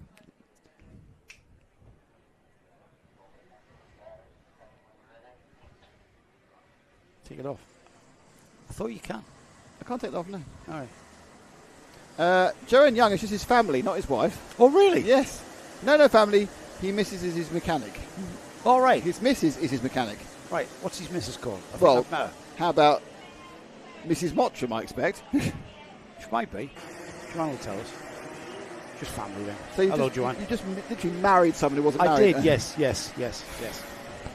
Yes, great to see. You know what? It's great to have Stevie. I remember Steve coming up to Warden Law, and I helped him getting some sets of tyres out of the skips. Excellent. After the British champs. Was he a lot younger that he could run. It's about 5 years ago, 4 or 5 years ago. And so he could run in the clubby. Apparently, the other advice you gave him is eat lots of cake and you could go in the 177 class. Again, we get to mention cake. Okay, so they are rolling in to start the first lap of the 177 A Final. 12 minutes, of course. Again, it's Archie Elliott and Scott Smith on the front row, Luke Oliver and Will Murdoch. And then Ryan Taylor-Truman, the brightly coloured number 7 of Cole Edwards on row 3. You can see him there, pink and yellow. Can't miss it. This is going to be a cracker. Sushi Racing's Archie Elliott should be proud of this pole position going into this final. Can he hold on to it, though? He certainly holds on to it through Oblivion. He's held on to it through Crook, and everyone's held on to it through Crook. And now we charge towards Christmas. Charging towards Christmas, and Archie Elliott leads through and into a Christmas corner through Inkermans on the hill down to Ashby. This is where it all goes awry, isn't it? There's a lot of shuffling about, and I think people realise there's 12 minutes. Perhaps the panic hasn't set in quite as much as it does in the heats, and they get through. By the way, you said and now we're charging after Christmas. It sounds like a really bad record charge up to Christmas. Over his shoulder he looks. Scott Smith in the white. Scott Smith still there. Will Murdoch, the number 97, and just behind him, is that his teammate, Luke Oliver? Where's he gone? Where's Luke Oliver gone? Here we go then. Look at that. Across the line. Archie Elliott, Scott Smith, Luke Oliver, Ollie Goodyear, Ryan Taylor-Truman, Will Murdoch's the 93. It was Luke Oliver, the 97, who I thought, as he challenges down the inside. Now Luke Oliver's a heat winner here. And now he's cleared Scott Smith, and off he goes after Archie Elliott, who I remember in the heat, didn't he catch and overtake? Yeah. It's all just it's all a blur of races. It's all a blur. So many races that we've done today. 25 heats, of which 22 were today. Oh, we've got Scott Smith being challenged by Ollie Goodyear, and Ollie Goodyear's just managing to clip the rear axle of Scott Smith, who did the undercut. As Ryan Taylor-Truman now splits those two, and the number 1 wanting to maximise his points haul going forward into the final round of the championship. Ryan Taylor-Truman already leading the championship by 23 points from Archie Elliott, who at the moment is leading this race. 3, 4 and 5 spreading out in an attempt to change position. Smith stays in third. Oliver now sets aside absolutely having a go at Elliott. You've got 2 battle airs, first and second are coming together, and now behind them it's 3, 4, 5, 6 who are running together. So Will Murdoch has joined him, and Cole Edwards as well with the multicoloured machine. I do feel the multicoloured machine to be part of wacky races, but there we go. Smith looked over his shoulder. He looked the wrong way. He's coming inside of you. Yeah. And that is Taylor-Truman absolutely helping Smith round the corner there. Obviously trying to get away from Ollie Goodyear, who's also got a very, very good chance of getting into this. And they are sitting there watching Smith let the leaders get away. That's what they're feeling about it. They're gapping them because Smith, as far as they're concerned, is not as fast as they would be. Truman just adjusts the radiator, changes the cooling very slowly to keep the engine absolutely on song in the correct temperature range. They've got a digital readout on their dash telling you all the time their exact temperature of the engine. It'll work best at a certain temperature, and they will adjust the radiator flap to keep that heat where they want it. Did we see what happened to Zach Bolton? No. Who was up the grid, and now he's last. He's last. That must have been a problem then. Yeah, well, he's had a problem on the first lap for sure. Top 2 together as we go around the boot for the third time, and they'll then bump over the Nouvelle chicane, and the rest of the field will flow through. Look at this. Oh, they all come. That's the 177 field. So they're actually, it's kind of even Stevens there, because they're also being the extra one. They can crush the chicane as well. It's not just the chicane crushing the carts. Top 2 up towards Christmas. Yeah, Luke Oliver looking like he's about to challenge for the lead. He's sitting there in the wheel tracks, and Scott Smith's doing a great job of holding up Ryan Taylor-Truman and keeping Taylor-Truman off the rear bumper of the 2 leaders. That's who's been under the pail, but I think it got through, haven't they? I think they have, yes. I think we've got, yes. Smith has dropped down to 5th. So Taylor-Truman now into 3rd place. Goodyear's got past as well, which is not necessarily good news for Taylor-Truman, because Goodyear is a man on a similar pace. Let's watch these two. There they are. Taylor-Truman in his own Taylor-Truman machine. With the kind of, as I always say, the giraffe logo, the giraffe graphics on the front. And now we've got Luke Oliver, who's fallen back a little bit. We've got 4 laps on the, and that is clearly Archie Elliott's tyres have come in on lap 4, as he's been able to put half a second on Luke Oliver. I'm not sure that's a more mistake. likely an error. Yeah, slight error there from Luke Oliver. Ryan Taylor-Truman has brought the gap down to 1.3 to that second place car. But look at that. Ollie Goodyear, Scott Smith, Will Murdoch, Cole Edwards, Joshua Pickford. They're not that far away, and they're following the TT Motorsport driver. Yeah, I mean, realistically, they should have enough intelligence not to fight at this point, because if they want to win, which not necessarily, they might not actually want to do. They might want to maximise the points of not winning. They need to let the quick Taylor-Truman and Goodyear bridge that gap. It was 1.2 last time. Was it 1.8 last time? Has it come down a little bit? I think it has. I think the fastest lap for Ryan Taylor-Truman. It's come down 3/10. So we've got plenty of time. We've got 7 minutes. Absolutely plenty of time. Plenty of time to make this a 6-kart battle for the lead. Oh, I hope so. Because everybody is coming back towards Luke Oliver and Archie Elliott. Archie Elliott, very composed there for Sushi Racing at the front of this field, carrying the number 5, 5th in the championship. He's second to Ryan Taylor-Truman, so he wants to finish ahead. He wants to bridge that 23-point gap to Taylor-Truman going into the final round. It's going to be an exciting final round, Nick, as it always is in the NKC. If we can even work it out with the drop scores, it's still going to be exciting, even if we haven't got a clue what's happening. I'm going to make it my effort to try and see if I can work out what the heck's going on. I just have my nose buried in numbers all weekend. Okay. And you have to do all the talking. Should we bring Truss round? There's a plus point to that. Could get him off the Isle of Wight. That's the major issue. True, yeah. But it's not far to go from the Isle of Wight. Well, yeah. it's everywhere's far to go. That's not. Though oddly, Douglasworth's not as far to drive as Clay Pigeon is. Is it? Just because the weird thing about how the roads curve around, even though it's further, it's just easier roads. Anyway, back to our story again. It's still Taylor-Truman fighting to bridge the gap. The gap last time round was 7 tenths a second. Oh, we haven't got to bother with giving the gap anymore. Top 4, equidistant, about 2 tenths apart, each one of them. He took 3 tenths a lap out of him. And now he's about to start pulling in that slipstream from that Luke Oliver LRG Motorsport Kart 97, who is also coming back at Archie Elliott's number 5 there. Elliott leading into the Ashby hairpin then. It's 5.5 minutes remaining, so we're into the second half of this 177 Rotax final. The heavier class for the older and taller drivers. The more mature drivers. And look at this. Here we go. Here we go. Up the inside. Didn't just jink through. I don't know whether nudging on the rear. I'm not sure how much Luke Oliver was really wanting to defend that one, to be honest. I'm not sure. I think he knew the job was done, actually, because of the momentum out of Aussiers.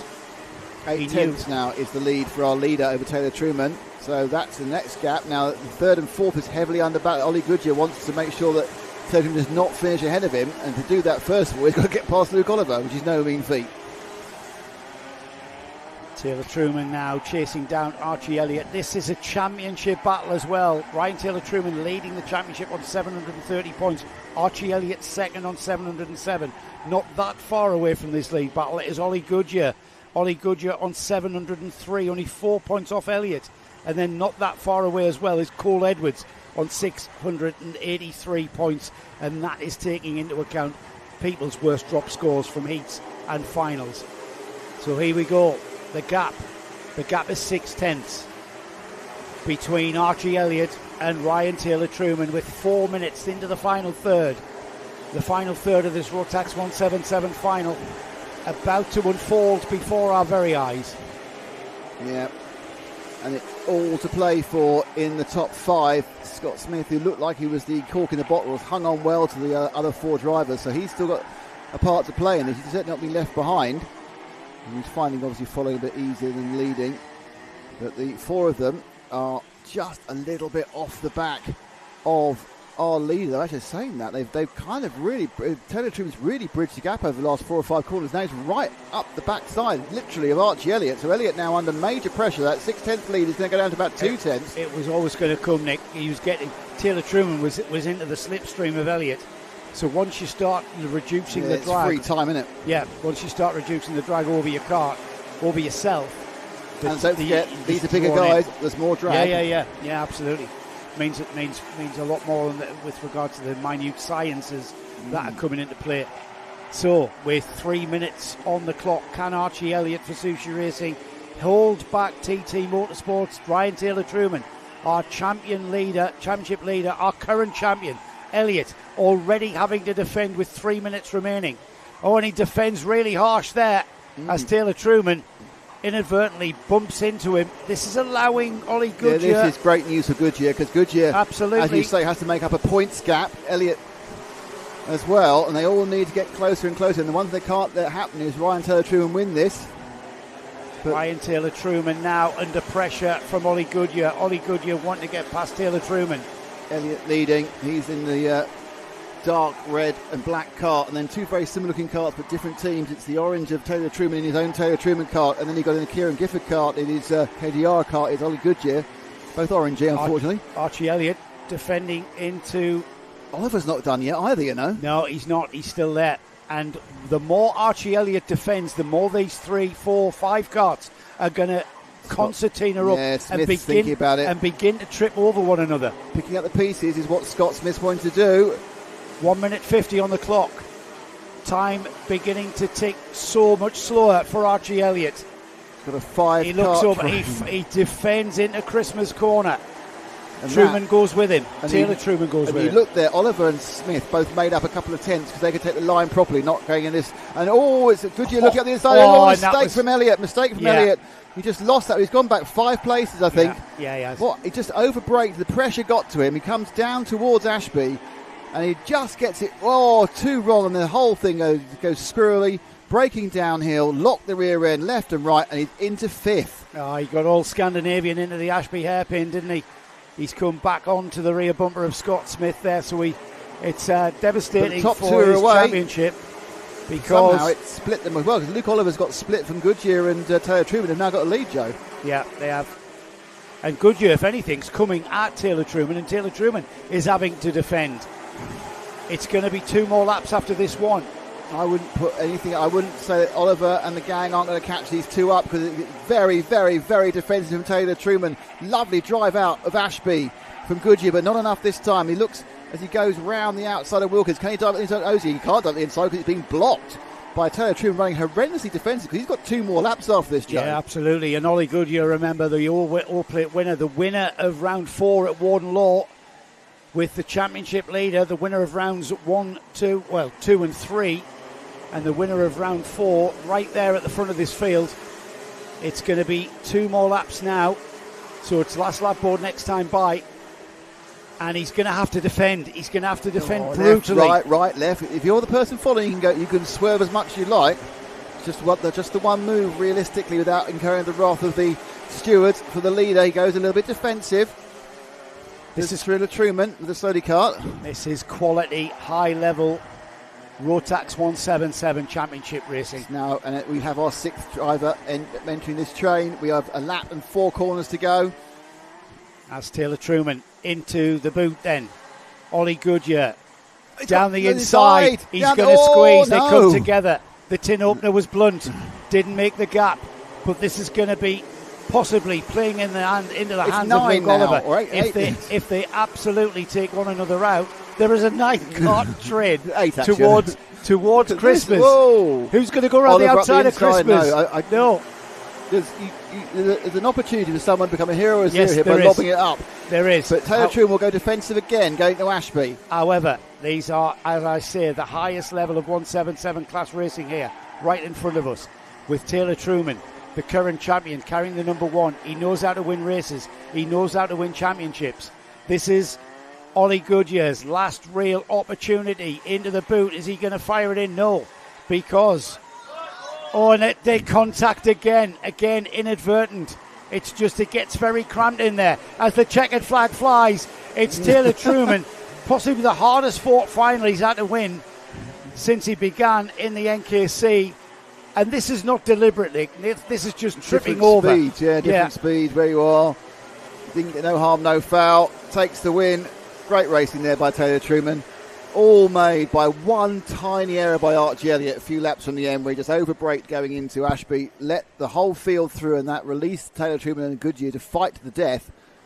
And the eventual winner was Taylor-Truman, and that may, Joe, be incredibly pivotal when it comes to the championship. Yeah, I think so. I think so as well. And, you know, one of those, like I've always said, we take it for granted that these drivers are going to make the right choices, when to brake, when to turn in. And Archie Elliott just showed there how on the absolute edge that these drivers are on these karts, because that slight over-braking, that slewed the kart to the right and then it pitched back to the left. And then by then, he was on the outside of the turn and everybody just piled through. Here's the result then of the Rotax 177 A Final. Ryan Taylor-Truman takes the win. Ollie Goodyear second. Luke Oliver in third. Scott Smith fourth. Archie Elliott fifth. Joshua Pickford sixth. It was Will Murdoch in seventh. Cole Edwards eighth. Rob Simpson in ninth. And then Ben Hitch rounding off the top 10.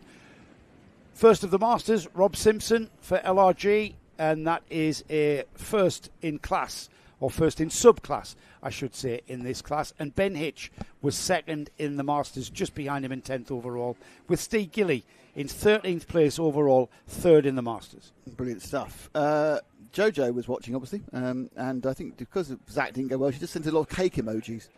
Did she? Yeah, she also said it was Stu Francis who could crush a grape.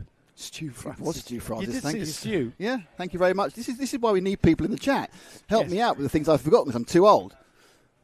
So 2 races to go of a very sunny, very pleasant, very lovely Whilton Mill event.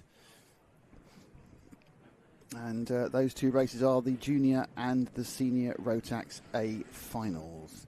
Next up, I think it's the juniors first. It is the juniors first. And this is the grid, Joe. No, it's not. And this is the grid, Joe. No, it's not. He says. So a very well-deserved Samuel Aston pole position is what we're seeing, with the championship leader, Jaden Sherwood, winner of the O-Plate last time out at Warden Law, alongside him. It's the other Aston, Jacob this time, winner of his first heat yesterday afternoon, all that time ago it seems. He's on the second row with Finley Hines. Jensen Hookey and Aidan Large are on row 3 with Warwick Milam and Dylan Morton sharing row 4. Birthday boy Leo Basterfield and Barnaby Grubb share row 5, with Logan Hartshorn, Harvey Lee Wintridge on 6, Daniel Adamitis and Spencer Trehorn on 7. Then we've got Luke Richardson, Caden Welsh, Riley Thatcher and George Kay. Row 10 is Jaden Shearing and James Finley, with Travis Rose and Ethan Hunt, Sebastian Benson and Daniel Vezniaukis, Elijah Douche and Leo Steed, with Leighton Kelly sharing with Nathan Edwards, Sam Green Gomez and Billy Collins. And then we had the 4 qualifiers from the B final: Kai Pepperell, Liam Crosby, Josh Feng and Max Carlton. And a bit of a delay getting this going just because they've got to clear up all the debris from the previous race. As various karts have been competing very hard and have been submitted. Why are you showing that to him, not me? Where am I? Oh, wow. Notts Forest 3-0 up at Brentford. Is that a result? No. An hour in, 3-0 up. That's you down another level. We've got Brentford. N becomes 4S. Our next home yes, game. N becomes 4S. Sorry? N becomes 4S. You're going down another level. Right, okay. I'd take that at the end of the season. What? 4th place. Delusional, really? I know. Delusional. Here we go then. Our penultimate final for round 5 of the Junction 6 NKC. And it's the junior Rotax class out. Now then. This can get a bit intense, can't it, Nick? It wouldn't surprise me. It wouldn't surprise me if we don't see some kerfufflage, some schmoozing. Yeah, some Here we go roughage. then. Samuel Aston, our pole position driver, on the right-hand side of the screen there, the number 31. It's Coles Racing, Jaden Sherwood carrying the O-Plate and carrying the accolade of leading the championship into this round. Is he going to be leading the championship coming out of this round? We're about to find out as Sam Aston gets things underway and Jacob Aston, his brother, follows him through. It's going to be very, very close through Crook Corner, the right-hander, side by side with Sherwood as they go up towards Christmas. It is Sherwood in second place. Jacob Aston trying to get involved as well, but the other Coles driver has gone around the outside of Sherwood And I just want to see the number because that was an there's 5 of them there now. It's 57, Finley Hines. Finley Hines absolutely hung his teammate out to dry and went, thank you very much, mate, I'm going round the outside. So top 2 breaking away as well, Nick. Yeah, so it's the top 2, just to confirm that is the 31 and the 57. Sherwood's down to 6th or something. Yeah, so it's Hines, as he says, in second. There's a Cunnington cart there, that's not Charles Green, he's at the back. So they come across the line now. And hop over the reverse chicane like a... the junior Rotax is the most colourful, I think, of the grids. There's the most difference in sticker kits, and they're very bright. But there's first 2 together. Look at Aston them from two. Hines, and they've got a lead of a second 1.3 in one lap. Yeah, that's incredible. Doesn't mean it will stay that way. It's a number of leads bridged. The second behind them is a group of 5, and there's just been a change for 4th place. Jacob Aston is the brother of Samuel Aston, we believe. Yes. If you know different, tell us. But he could do his brother a big favour here, and he could just hold up everybody behind there in third, from third downwards, because he's currently third. I think Hookie got into 4th, by the way. Don't quote me on it. I think Hookie's got moved into 4th place, and there's a bit of problems at the back, and I think it's Charles Green has been... No, it's not. It's someone else involved with it. Another guy, Cunnington cart, not cheesy. Field streaming through already on the way up, and already we are defensive driving. We saw this at the last round at Wardlaw when Jaden Sherwood basically defended at every single corner for the whole of the 12 minutes. Oh, at the inside, beautiful move. Can he hold him on? That was an early move, wasn't it? An early move there by Hines. He takes the lead. Finley, of course, was quite aggressive in one of his heats and resulted in a couple of cars not quite being where they wanted to be as they went round the corner. Finley Hines there down the inside in a kind of a textbook fashion into the Ashby hairpin, and Sam Aston had nowhere to go with that, did young Samuel. He's staying with him. He's not losing, and I will also say his brother's bridging the gap as well. So the gap now between first and third goes to 1.3 seconds. They come down by 3 or 4 tenths to do that overtaking manoeuvre. Hookie is indeed in 4th. Show if they go, they switch back. No, wasn't quite enough there, but he had a really long think about it, Sam Ashton. If this stays the same, which is very doubtful, this is great for the championship because Finley Hines came into this championship on 671 points in 4th place, so it's going to put him right into contention there. And Sam Aston's way down 13th on 612, so it's going to bring him into contention. Aston looking to go back into the lead again. Well, they hit each other. That's got away with it. They hit each other though. That is very brave from both of those drivers to sit it out there and wait, because all it took was a slight error of judgment there with the position of the wheels, and one of them could have been off the track or even two. Well, we've had a change with third. Hookie's got past Jacob Aston whilst we concentrate the front 2. So it's now Jensen Hookie who's got to try and bridge that gap, which went up to about 1.3 seconds as he went past Sam's brother. Yeah, Basterfield now in 5th. Happy birthday the next week, Leo. And then Jaden Sherwood in 6th. Great struggle for the lead of this race. That could go on for the next 8.5 minutes. And that's what we require as another move this time down the inside of Ozier's, and that's the run towards there's the no boot tactics now. here. There's no waiting. There's just go for it. Everything. Just go for it. This is flat out. And that's the lead gone as well. This is absolutely it's flat changed out. again, by the way. Aston was in the lead then for about a quarter and a half, then got taken back. No, you got that run the wrong way. Hines is in the lead. Yeah. No, Hines is still in the lead. No, he wasn't though. Yeah, and he came back again. Anyway, it doesn't matter. Aston was in the lead. Oh, I don't know. Oh, no! That's Aston off the side. And it's Hines as well that's gone. They've both had a big accident and broken down. Let's see what happened there again. So it looks all very innocent here, Joe. Yeah, they get side by side, and there is literally no room there. And you come out of Christmas Corner, and then there's the left-hand kick towards Inkerman's. They've both broken down. You've got side by side through there it's off camber. It was inevitable that was going to clatter, and here we are, a change of lead with Jensen Hookie taking over the lead from Jacob Aston, Leo Basterfield, Aidan Large, Warwick Milam, Jaden Sherwood still down in 6th, Dylan Morton. There goes 7th. Jacob. And that's a change the lead. Back for having an Aston in the lead there. Hookie drops down to 2nd. So they've had all three of the quickest come at once, and the top 2 take themselves out. You said it, Nick. You said these guys don't wait a moment. They are, passing and repassing at every opportunity. And sometimes discretion is a better part of valor in hindsight. Yeah. However, if I was in either of those seats, I'm not sure exactly. I'm not going to place any blame on that. I'd have done absolutely I think the it's same. one of those things. I think it's a pass and a repass, and it's just. Yeah. I mean, I'm sure they're both equally annoyed, and I'm sure that there'll probably be a look at it. But to me, that was like a racing incident. It's unfortunate for both those drivers. Hopefully, the damage isn't too bad. I mean, both of them had to pull off with damage, so hopefully it's nothing too expensive, just a £10 tie rod or something. I'm sure tie rod's not £10 anymore. £60 tie rod, or nothing more than that. Anyway, these two are nailed together, and that's Aston and Hookie. In fact, Hookie now looking to move out and perhaps have a go through Ashby. No, but it's Jacob Aston, not Sam Aston, who's leading this one. You know, Jacob Aston was a winner of one of his heats, remember. In fact, he was the winner of the heat, the first junior heat that took place yesterday afternoon, all that time ago. You got Jacob Aston with just under 6 minutes remaining now. I think did you just see it was 1.2 seconds in these two in the chasing pack? And I think it's closer now, led by Leo Basterfield. And is that still less than 1.2? Yeah, it's gone by about a tenth and a half. So they are getting closer. Aidan Large and Warwick Milam, who's come back from nowhere. Sherwood's disappeared off the back of this somehow. Sherwood's 3 seconds off the back of this run for 3, 4, 5. He's on his own little minor incident somewhere.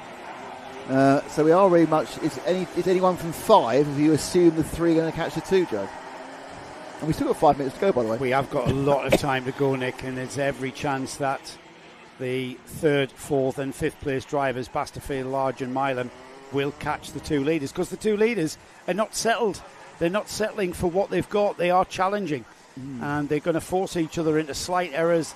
That's going to slow them down ever so slightly. As I say that, Jacob Aston pulls a little bit of a gap to Jensen Hookie, and as are they both in the championship? I know it's Aston is Hookie in the championship. Jacob Aston is 8th in the championship, and Jensen Hookie. So Jacob Aston is on 654 points in comparison to Jaden Sherwood, who's on 709, and then Jensen Hookie is down in 23rd place. He's had a couple of heat wins and a 2nd place in the heats. Didn't attend Warden Law. Okay, so but he's in with the championship. So yeah, he's in the championship. So he's not going to throw up the inside just for the win on the day. Yes, he is. Well, he is. do you know, as the words were coming out of my mouth, I thought, oh, Nicholas, you're just sucking rubbish. Of course, you're going to throw up the inside for the win on the day. Yeah, close the gap up again. Because he's not. The 2 of them are doing a good job in now keeping that gap, extending that gap massively. What happened there? Because that was coming down, and because they've now spaced out, so they're both optimum laps. They've pulled the gap because they've got pace. They gained a second. Well, something happened because they gained a second on the guys behind them. Well, they've got a better pace than Leo Basterfield. But not a second. There must have been a coming together, a slowdown. Well, maybe that 3rd, 4th, and 5th. They've had a bit of a squabble, yeah. Yeah, squabbling over things. It's still Basterfield who leads that one in the 3rd position. Top 2, absolutely nailed together, thinking about what they can do next. You know what? Are we seeing Jensen Hookie just biding his time? I don't believe we are. I think Jensen Hookie is going as fast as he possibly can. At the moment, that's not quite fast enough. Yeah, I think so. And I think Jacob Aston is likewise doing the same, Nick. I think he's absolutely... Yeah, and you can tell by the amount of track that the drivers use, especially on the exits. So they've got to keep that tucked in here, but flat out using none of the curve on the outside there. This is an indication. Look how much he's letting that card slide. Jacob's not, yeah, I think Jacob's not too worried about defending at the moment, is he? He's kind of just running his fastest line possible. Yeah, absolutely. He's obviously got used to hearing the engine note of Jensen's machine behind him. He can hear it left, hear it right. A little glance over his left shoulder. No real move into the boot being made by the 33 kart. Well, they're both optimised laps, aren't they? And there's very little difference between them as drivers. There's clearly very little difference between the karts. And so it comes down to making slight errors. And you've got to be, if you're Jensen Hookie, you've got to be keeping it as fast as possible to keep the pressure on. We've seen that so many times today. Our championship lead has had a really bad lap and dropped down to 8th place. I think Jaden Sherwood's he's not having a great run. He's been as high as, I think, 4th at one case. He's now gone down to 8th place overall. I wonder if he had a knock and knocked his tracking out. You know, that's a really good idea. Oh, at the inside, and that's a change. So, as we said, they're not waiting. But he's going to change back again. It's a very interesting track positioning to something that's not going to happen. So Jensen Hookie takes the lead. Jacob is in second, and there's still. Is it the point now? He's gone, right, 2 minutes have gone, I can go now. He looked like he kind of lost touch a little bit, didn't he? He looked like Jacob Aston. It looked like Jacob Aston had this in control and was going as fast as possible.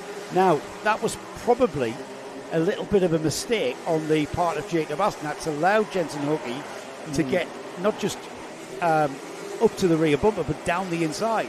Yeah, and now it looks like Ashton's sort of hanging on a bit as Hookie does goes as fast as he possibly can trying to scurry away. It's going to be a difficult job behind them. It's a massive train of carts now. They've all come together. I think they've been doing the constant tripping over each other thing.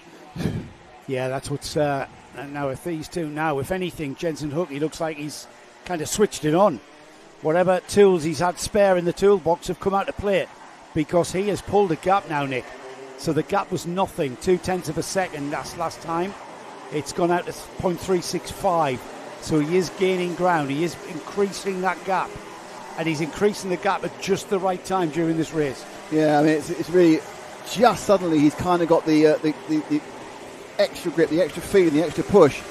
And Hookie now beginning to get a bit of a gap on. In fact, third and fourth have broken out. Large and Milam has had a good, I think Warwick's had a good run this weekend. And a couple of good heats, and now he's looking for like a fourth place in the final.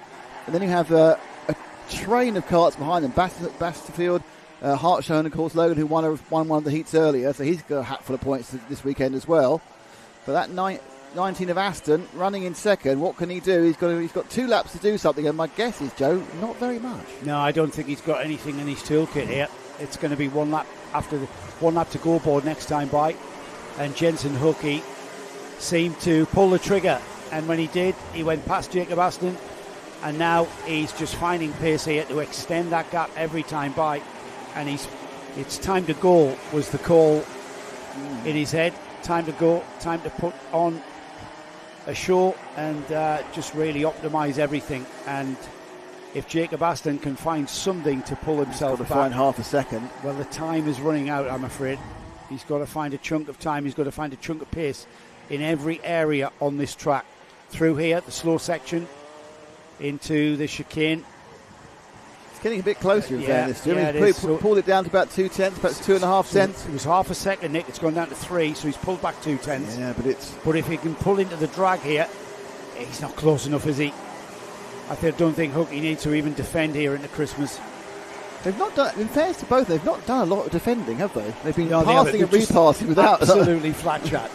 Absolutely flat out racing to the flat. I'm not quite sure if he's got a few corners. He's close but not close enough. He always says 2 carts, but 2 carts is too far.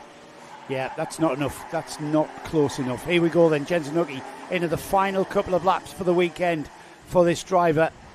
And when he comes through this section here, the boot, and then clashes across the curbs at the Nouvelle chicane, it will be the checkered flag that will be seen by Jensen Hookie first.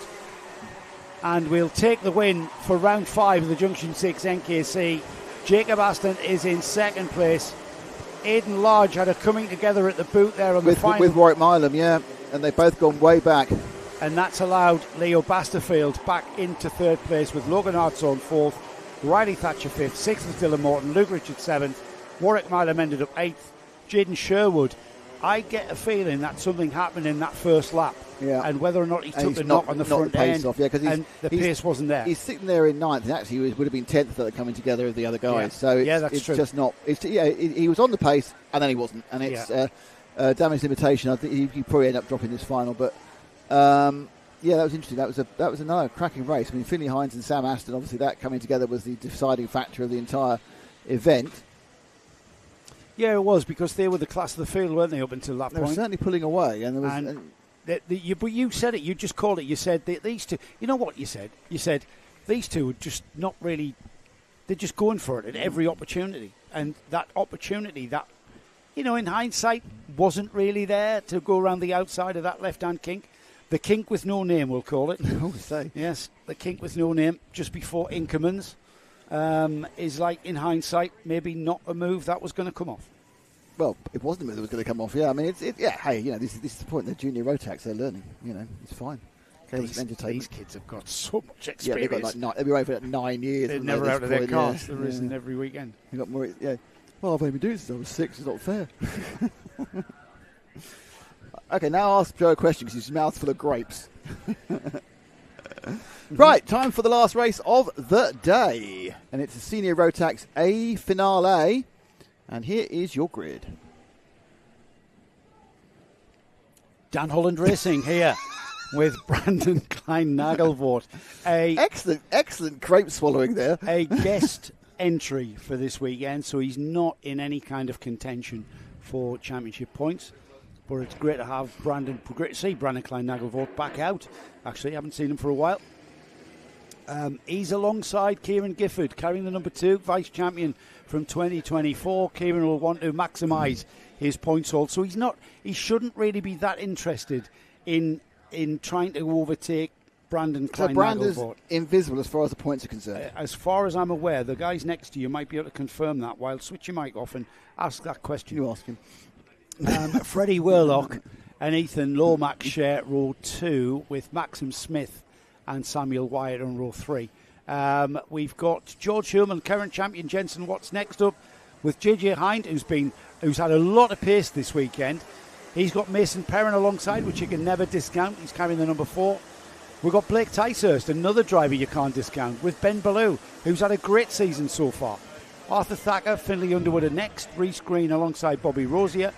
Ethan Farrell and Melissa Adrian. Ben Harper and Bradley House. Charlie Hume, Jacob Hobbs, Ollie Varney and Alexander Clorentiano. Hang on, Paul knows about the... hang on, Harvey Williams and Braden Hill. Ryan Sayers and Scott Haywood. Alexander Campbell and Zari Visarek. Brodie Skinner and Ethan Wyatt with Dylan Briley and Bertie Wellesley. I have 2 points. May I use them now? Well, Point yes, 1, where's Charles Green? Must have lost the position in the stewards' room. Ah, right, well, we can check that. And Paul. So if Brandon wins, he gets no points. And whoever comes second gets his points. So he is invisible as far as points. He is invisible, like you said. Yep. So maximum points for coming second behind Brandon Klein-Nagelvoort, if that happens. Now, he's got a lot of pace here. He's with Dan Holland Racing, who are based just out the back of us here. So they know how to go fast at Whilton Mill. Oh, very good point, well made. Thank you very much. As the field come through. It's a revenge directing there done by the by the producer, who's upset something I did earlier. Right, here we go then. Last race of the weekend then. As we get towards the first turn into oblivion, we go for the last 12 minutes of karting here this weekend for round 5 of the Junction 6 NKC. We've got kerfuffleage going on at Christmas Corner because I can hear the crowd behind me going, very wide there. It might even be Brandon Klein-Nagelvoort because I didn't see a Dan Holland cart there at the front of the field. There's a couple of... No, it's not. It's a Birrell Art cart that's at the front of the field. Where's the Dan Holland cart? Can't see it. I don't know. Are they just oohing and ahhing behind us for the sake of it? Because I don't know what's going on. There's 2 carts off coming down past Inkermans. Not quite sure who one of them is, but it looks like it might be... That's Ethan Lomax. It looks like that's in the lead of this race. They're already at the boot. Kieran Gifford in 4th place, would you believe? Whatever happened at the first turn involved Klein-Nagelvoort, I would think, as they come across the line to create... Klein-Nagelvoort's moved to 5th. So he's down in 5th. Ethan Lomax, Maxim Smith, George Hume, Kieran Gifford. Brandon Klein-Nagelvoort did come through in 5th. Freddie Worlock, Blake Ticehurst, Samuel Wyatt, JJ Hind and Arthur Thacker. So the top 10 has had a shuffle about, and it's now down to our pre-race favourite, Brandon Klein-Nagelvoort, to get through the first 5 cars, but he's got to get past Lomax and Smith and Hulme and Kieran Gifford, and already, actually, he's picked up 4th place. Up the inside there at Osiers, you saw a change there, and the Lando Norris coloured machine, that's the green and the white and the blue, has moved into 4th place, and is looking to get close onto the Taylor Truman machine. A 3-car train about to become a 15-car train. Oh, yeah, absolutely, yeah. In fact, there's the whole field just coming through into oblivion and then through Crook and on to Christmas. Great looking field that of carts as we get a challenge for second place. Side by side through Christmas Corner. Are they going to go side by side through the next bit? No, they are not, because it's very, very difficult, as the juniors proved it to be. Into the Ashby hairpin, it all gets very, very close indeed. Klein-Nagelvoort up into 4th place as they head towards the left-hander at Wilkins. Then on to Osiers. Little it's break. Still all to play for as Klein-Nagelvoort down into 3rd place, down the inside. Now he taps his helmet. Tap your helmet, let me catch the leaders. He's made a place at that part of the track for 2 laps in a row, so he's very good at nipping up the inside at Osiers. But as you watch this, it's just you see that first train. Apart from the little tiny break that Ethan Lomax has made, then it's just everyone else is just as close as you can be whilst not occupying the same piece of tarmac. Yeah, But Ethan Lomax is going to depend very much on George Hulme being pressured by Brandon Klein-Nagelvoort. However, at this stage of the race, with just under 9.5 minutes remaining, it doesn't matter what sort of gap you're going to pull, it's going to disappear very, very quickly with the pace that we're seeing here this weekend. I think Ticehurst has popped up and got past Maxim Smith. So Ticehurst now moves into fourth as Nagelvoort tried to move and he got it again. That's 3 laps in a row. He's got someone through us, yes. Very good at that point, isn't he? He's just found his strength and the weaknesses of the rest of the field. And now the cart you look there is the Tyler Truman machine of, I assume that's Brandon, that's George Hulme, who's dropped down into third. Well, Ethan Lomax is currently 8th in the championship, and he really doesn't need to fight with that Dan Holland driver behind him. Wow. Down the inside for third. And that's Ticehurst. I think it's Ticehurst. I think it is Ticehurst from fourth, ahead inside of George Hulme there at Christmas Corner. It is the 336 of Blake Ticehurst. Is he going to make it 4 in a row? Who absolutely looks like one of the fastest drivers on the track, along with Brandon Klein-Nagelvoort, who is about to challenge for the lead as they go around it into the boot. We're just ahead of this. The leading two are about to go across the chicane. The change, and Brandon's got into the lead. Oh, blimey. Yeah, it went very wide there. So a change of lead there as Brandon Klein-Nagelvoort can get into the lead and he can disappear and not affect the championship whatsoever. What Ethan Lomax needs to do, just sit in his bumper, just follow him round as much as you can and get dragged around here by this, what is literally a Whilton Mill expert from a Whilton Mill expert team. Just learn what you can learn, because you don't need to beat him to get the point. So you do need to beat him to get the trophy, though.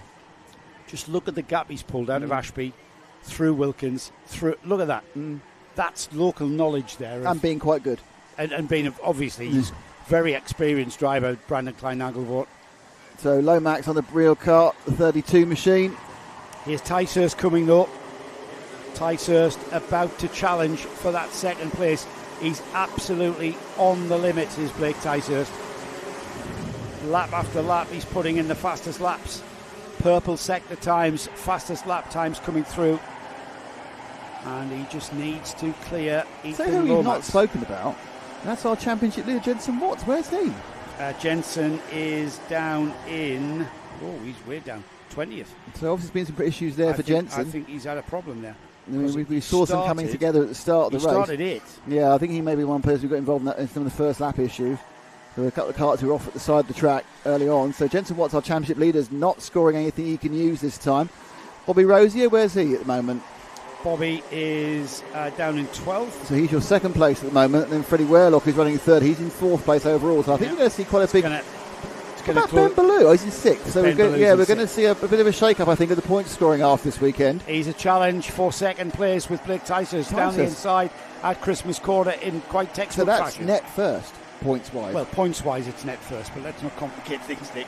I think it's quite easy to hold two things in mind at one time. Well, Bloke in the front is winning the trophy, but not the points. I'm thinking of the viewers. I think the viewers can do it as well. Yeah, okay. This is not Mr. Tumble. This is proper racing. Okay. In fact, Ticehurst has broken away immediately from Lomax. Got some real pace. And he might want the accolade of winning round 5 because he's off and after Brandon Klein-Nagelvoort, who crosses the line now. Now the gap is 1 second. It's exactly 1 second here. And with Ticehurst not getting Reece Green putting in the fastest lap last time by. And running 5th, and he's also obviously looking to move up in the... To give you an idea, currently the championship is led by Jensen Watts. Bobby Rosier is 2nd, Freddie Werlock is 3rd, Ben Ballou is 4th, and Reece Green is 5th. And several of those are having a bit of a nightmare. This is going to really concertina the championship going into the final round. Oh, that's going to concertina the race going into Osiers, because there's 3 of them now trying to go to space, which doesn't really exist. Big loser there was the 32. Who's the 32? Ethan Lomax has lost a huge number of spaces there, getting eased out. Then onto the grass, having no drive whatsoever. So he started the last lap, Lomax, in 3rd. Early leader, remember. Yeah, and now he's going to drop down to 7th, I think. It might even be lower than that. Yeah, it's 8th, 9th. Wow. Yeah. He just got eased out at Osiers and he had no drive. And that's a nightmare when you've got a train of carts like this all coming through like that. Blimey. Well, give Ticehurst his due. He's trying to keep Brandon Klein honest, isn't he? He is. He absolutely is. And he's lapping a few tenths here. A couple of tenths, yeah. Past the last way around. And he is closing the gap. The gap's down to 8 tenths. 4 minutes to go. Yeah, 4 minutes. 4 and a bit minutes then. Where is Kieran? Where's Kieran Gifford gone? Car number 2. He's in 7th. It was last time round. All side by side going through the boot. And I think that was actually a change of position. I think Ben Ballou dropped back one there. Was that Green? Yeah, Reece Green getting past Ballou. That's important for the championship, those points. Yeah, and he's just got a contact warning as Reece Green for the previous lap. That was quite forceful. They're not contacting, to be honest. That didn't put him off at all, as Reece Green gets even more points potentially in the bag here. He is absolutely on a flyer. Reece Green had an outstanding one look. Well, he's obviously found a bit of it's done that thing. It's boosted the confidence. I can race with these guys, and I'm going to start racing them. Yeah, that's exactly what his mum said. That's exactly what his mum said. There he goes. Head towards the boot then. 3.5 minutes remaining. I would like to say that we may see a battle for the lead, because what was an 8/10 of a second lead now looks to me like a half-second lead. You just see it in the distance. They cross the line now, and it's actually a 7/10 of a second. Well, it wasn't quite. It didn't come down as much as I thought it would, but it is coming down each lap. Yeah, ever there so are leaders. 3 minutes remaining though, Nick, and I'm again, once he can get into that space just behind Klein Nagelvoort, then we're going to see a little bit of reduced drag, and that will suck Blake Ticehurst towards the rear bumper of that number 93. Whirlock now, I think, is going to come under pressure from Green quite soon. Green seems to, I think, I would say, is as fast as anyone else on the track at the moment. So 3rd and 4th coming into the boot this time, both mainly blue cars, different teams, very similar colour schemes. I think, was it the same? Very similar colour schemes. And they're now nailed together. So 3rd and 4th nailed together. This is the very fast Reece Green. They must be the same team, actually. That's Nibsport. I don't know why. I think the 111, the 171 of Reece, has just got more rubber marks on it. So it looks like a slightly different on the nose. Slightly different side pod design. It's been designed by other people's tyres. Freddie Whirlock 3rd in the championship, remember, as well. And Green 5th. Yeah, this is and then points wise, this is for points 2 and 3. This is for the 95 and the 92 in the final. Yeah, good points haul. I'm not sure they're going to be. I'm not sure whether Reece Green will behave as he has done. Not quite with so a fellow forceful, you mean? teammate. Yes.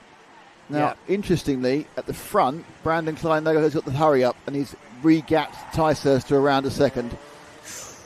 Reece Green just having a little poke down the inside, wasn't he? So you've got 2 teammates, then 2 other teammates, Kieran Gifford Racing teammates behind them.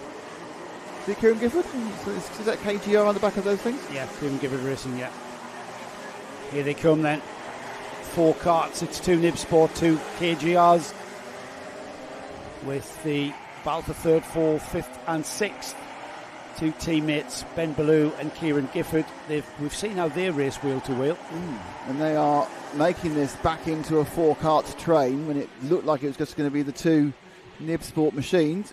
I don't think actually that I don't think that Reece Green had a particularly good start to the lap actually, but he seems to make it back up again. Gifford also getting quite aggressive, aggy around the back of Ballou behind. The lead is going to be, well, you can see it for yourself, it's quite Brandon winning this one quite easily again. He's pulled it back out over a second, or just under a second. But managing the gap is the 93. Ticehurst very happily in 2nd and therefore getting the winner's points, but behind them we've got 2 pairs of carts who are battling away for real movement for the 3rd and 4th and the 5th and the 6th. I think Brandon Klein Nagelvoort has proved that he has been. And there's the 2 teammates coming together. Oh dear, one of them owns the team. Ben Ballou and Kieran Gifford get it all wrong down into the Ashby hairpin. And he came from nowhere, did Kieran. Ben Ballou did not expect that. Ended up in the air. And that has cost them dearly, hasn't it? Absolute cost them dearly. It's Gifford just kind of stopped on the inside the track going into... Wow, that's another really weird situation going on there. Yeah, we're going to have one more lap after this one, Nick. Brandon Klein Nagelvoort, our leader on the Lando Norris kart for Dan Holland Racing, being chased down by Coles Racing's Blake Ticehurst, who has kept him honest. He can't make many mistakes there because Ticehurst will really be right on him with Freddie Whirlock and Reece Green, the drivers that are just behind him 3rd and 4th. the last fifth step of the podium, because we have 5 steps of the podium here, is Sam Wyatt for LRG. Who's going to be a surprise to anybody to find himself in 5th. He absolutely will. Yeah, he absolutely will. Now, those two, Ben Ballou has dropped right down. Yeah, he's 9th. He was over the line last time, and that coming together. That's going to be a difficult conversation. Yeah, I think as they'll be packing up different parts of the awning. I think. Yeah, absolutely. Here we go, then, Nick. We're on the final lap then, and Brandon Klein-Nagelvoort will be delighted to have had a run out this afternoon as a guest entry. He's not going to score any championship points because he's not eligible. However, it's great to see him out with the Dan Holland Racing livery and the Lando Norris kart. But the maximised points for Blake Ticehurst in second place. Winner then of round 5 of the Junction 6 NKC for Senior Rotax will be this kart here. And that's Brandon Klein-Nagelvoort, who will acknowledge the flag. No, not at all. Great win. Blake Ticehurst second. It says race here. They didn't know it finished. The 2 Nib Sport drivers in third and fourth. Close at the end. Freddie Worlock and Reece Green. And then we had Sam Wyatt, Ollie Varney, George Room, Ethan Lomax. Ben Ballou were recovering 9th, with Arthur Thacker rounding off the top 10.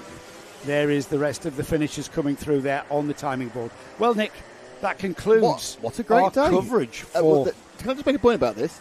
Go ahead. Not one red flag. What? Yeah. Not one, yeah. And today, not one Battenberg flag even. Yeah, we didn't even have Battenberg, didn't we? No.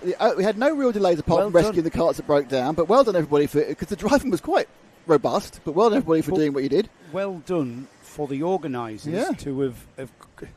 All right, it might, the nature of the track, I think, goes a long way towards creating incidents on track with crashes, etc.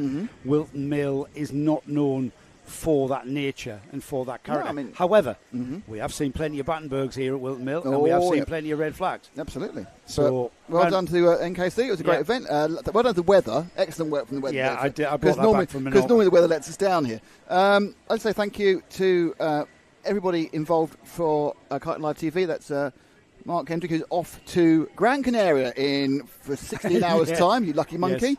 Yes. We've got Ash Leontine. He's on the was on the balcony camera. He's off to home, I think, after this, Camberley. I'd like to thank Paul Bateman, who had a hotel room last night. Didn't know he had a hotel room last night, so went home. Though that is actually more my fault than his. I'd like to thank Joe Bradley for being his cantankerous usual serve. We'd hate him. He's like to keep you right, man. He was easy to get on with. My name's Nick Dane. Hang on, before you go, what are we doing next weekend? Well, hang on a second. We're Karting Live TV, and if you want to catch up with us on our next broadcast, let me finish. I thought you were going to go there. I was, actually. You were, weren't you? We will be live next week from Fullbeck for the Gear Fest, a festival of gearbox karting at Fullbeck, and also the Fullbeck round 6 of their championship. If you haven't seen gearbox karting, if you haven't seen the KZ class or the 210 class or the 250 they're quite fast, aren't they? They are extremely fast. And we are going to try and find ways of conveying that speed with our cameras. Which is quite hard to do, actually, but we're going to give it the best shot. I've got a few ideas. He has got a few. I've got a few ideas. Yeah, most of them are terrible, but he has some good ones occasionally. Yeah, so we will be live at Fullbeck just Sunday for Gearfest 2025. There's already a fantastic grid of KZs and 210s. And if you want to join the event, there's plenty of room. I think they're running just about everything. So if you've got a cart and you want they're running Senior Max. And Junior Max. And even Inter, X30s. and they're running, I think literally, if you have a proper owner driver cup, if you've got anything that sits in the class that can race at one of the British Championships, you can run. It's an IKR, so you haven't got to worry about... Oh, no, so it's MSUK. So it is MSUK next week, sorry. Right. So you need a licence. But apart from that, enter, have fun, and you'll be on the live stream. Really looking forward to that. It's going to be great fun. That is us at Fullbeck next Sunday. Thanks for watching. We will see you all in just 12 days' time. In just 7 days' time. Have a lovely week.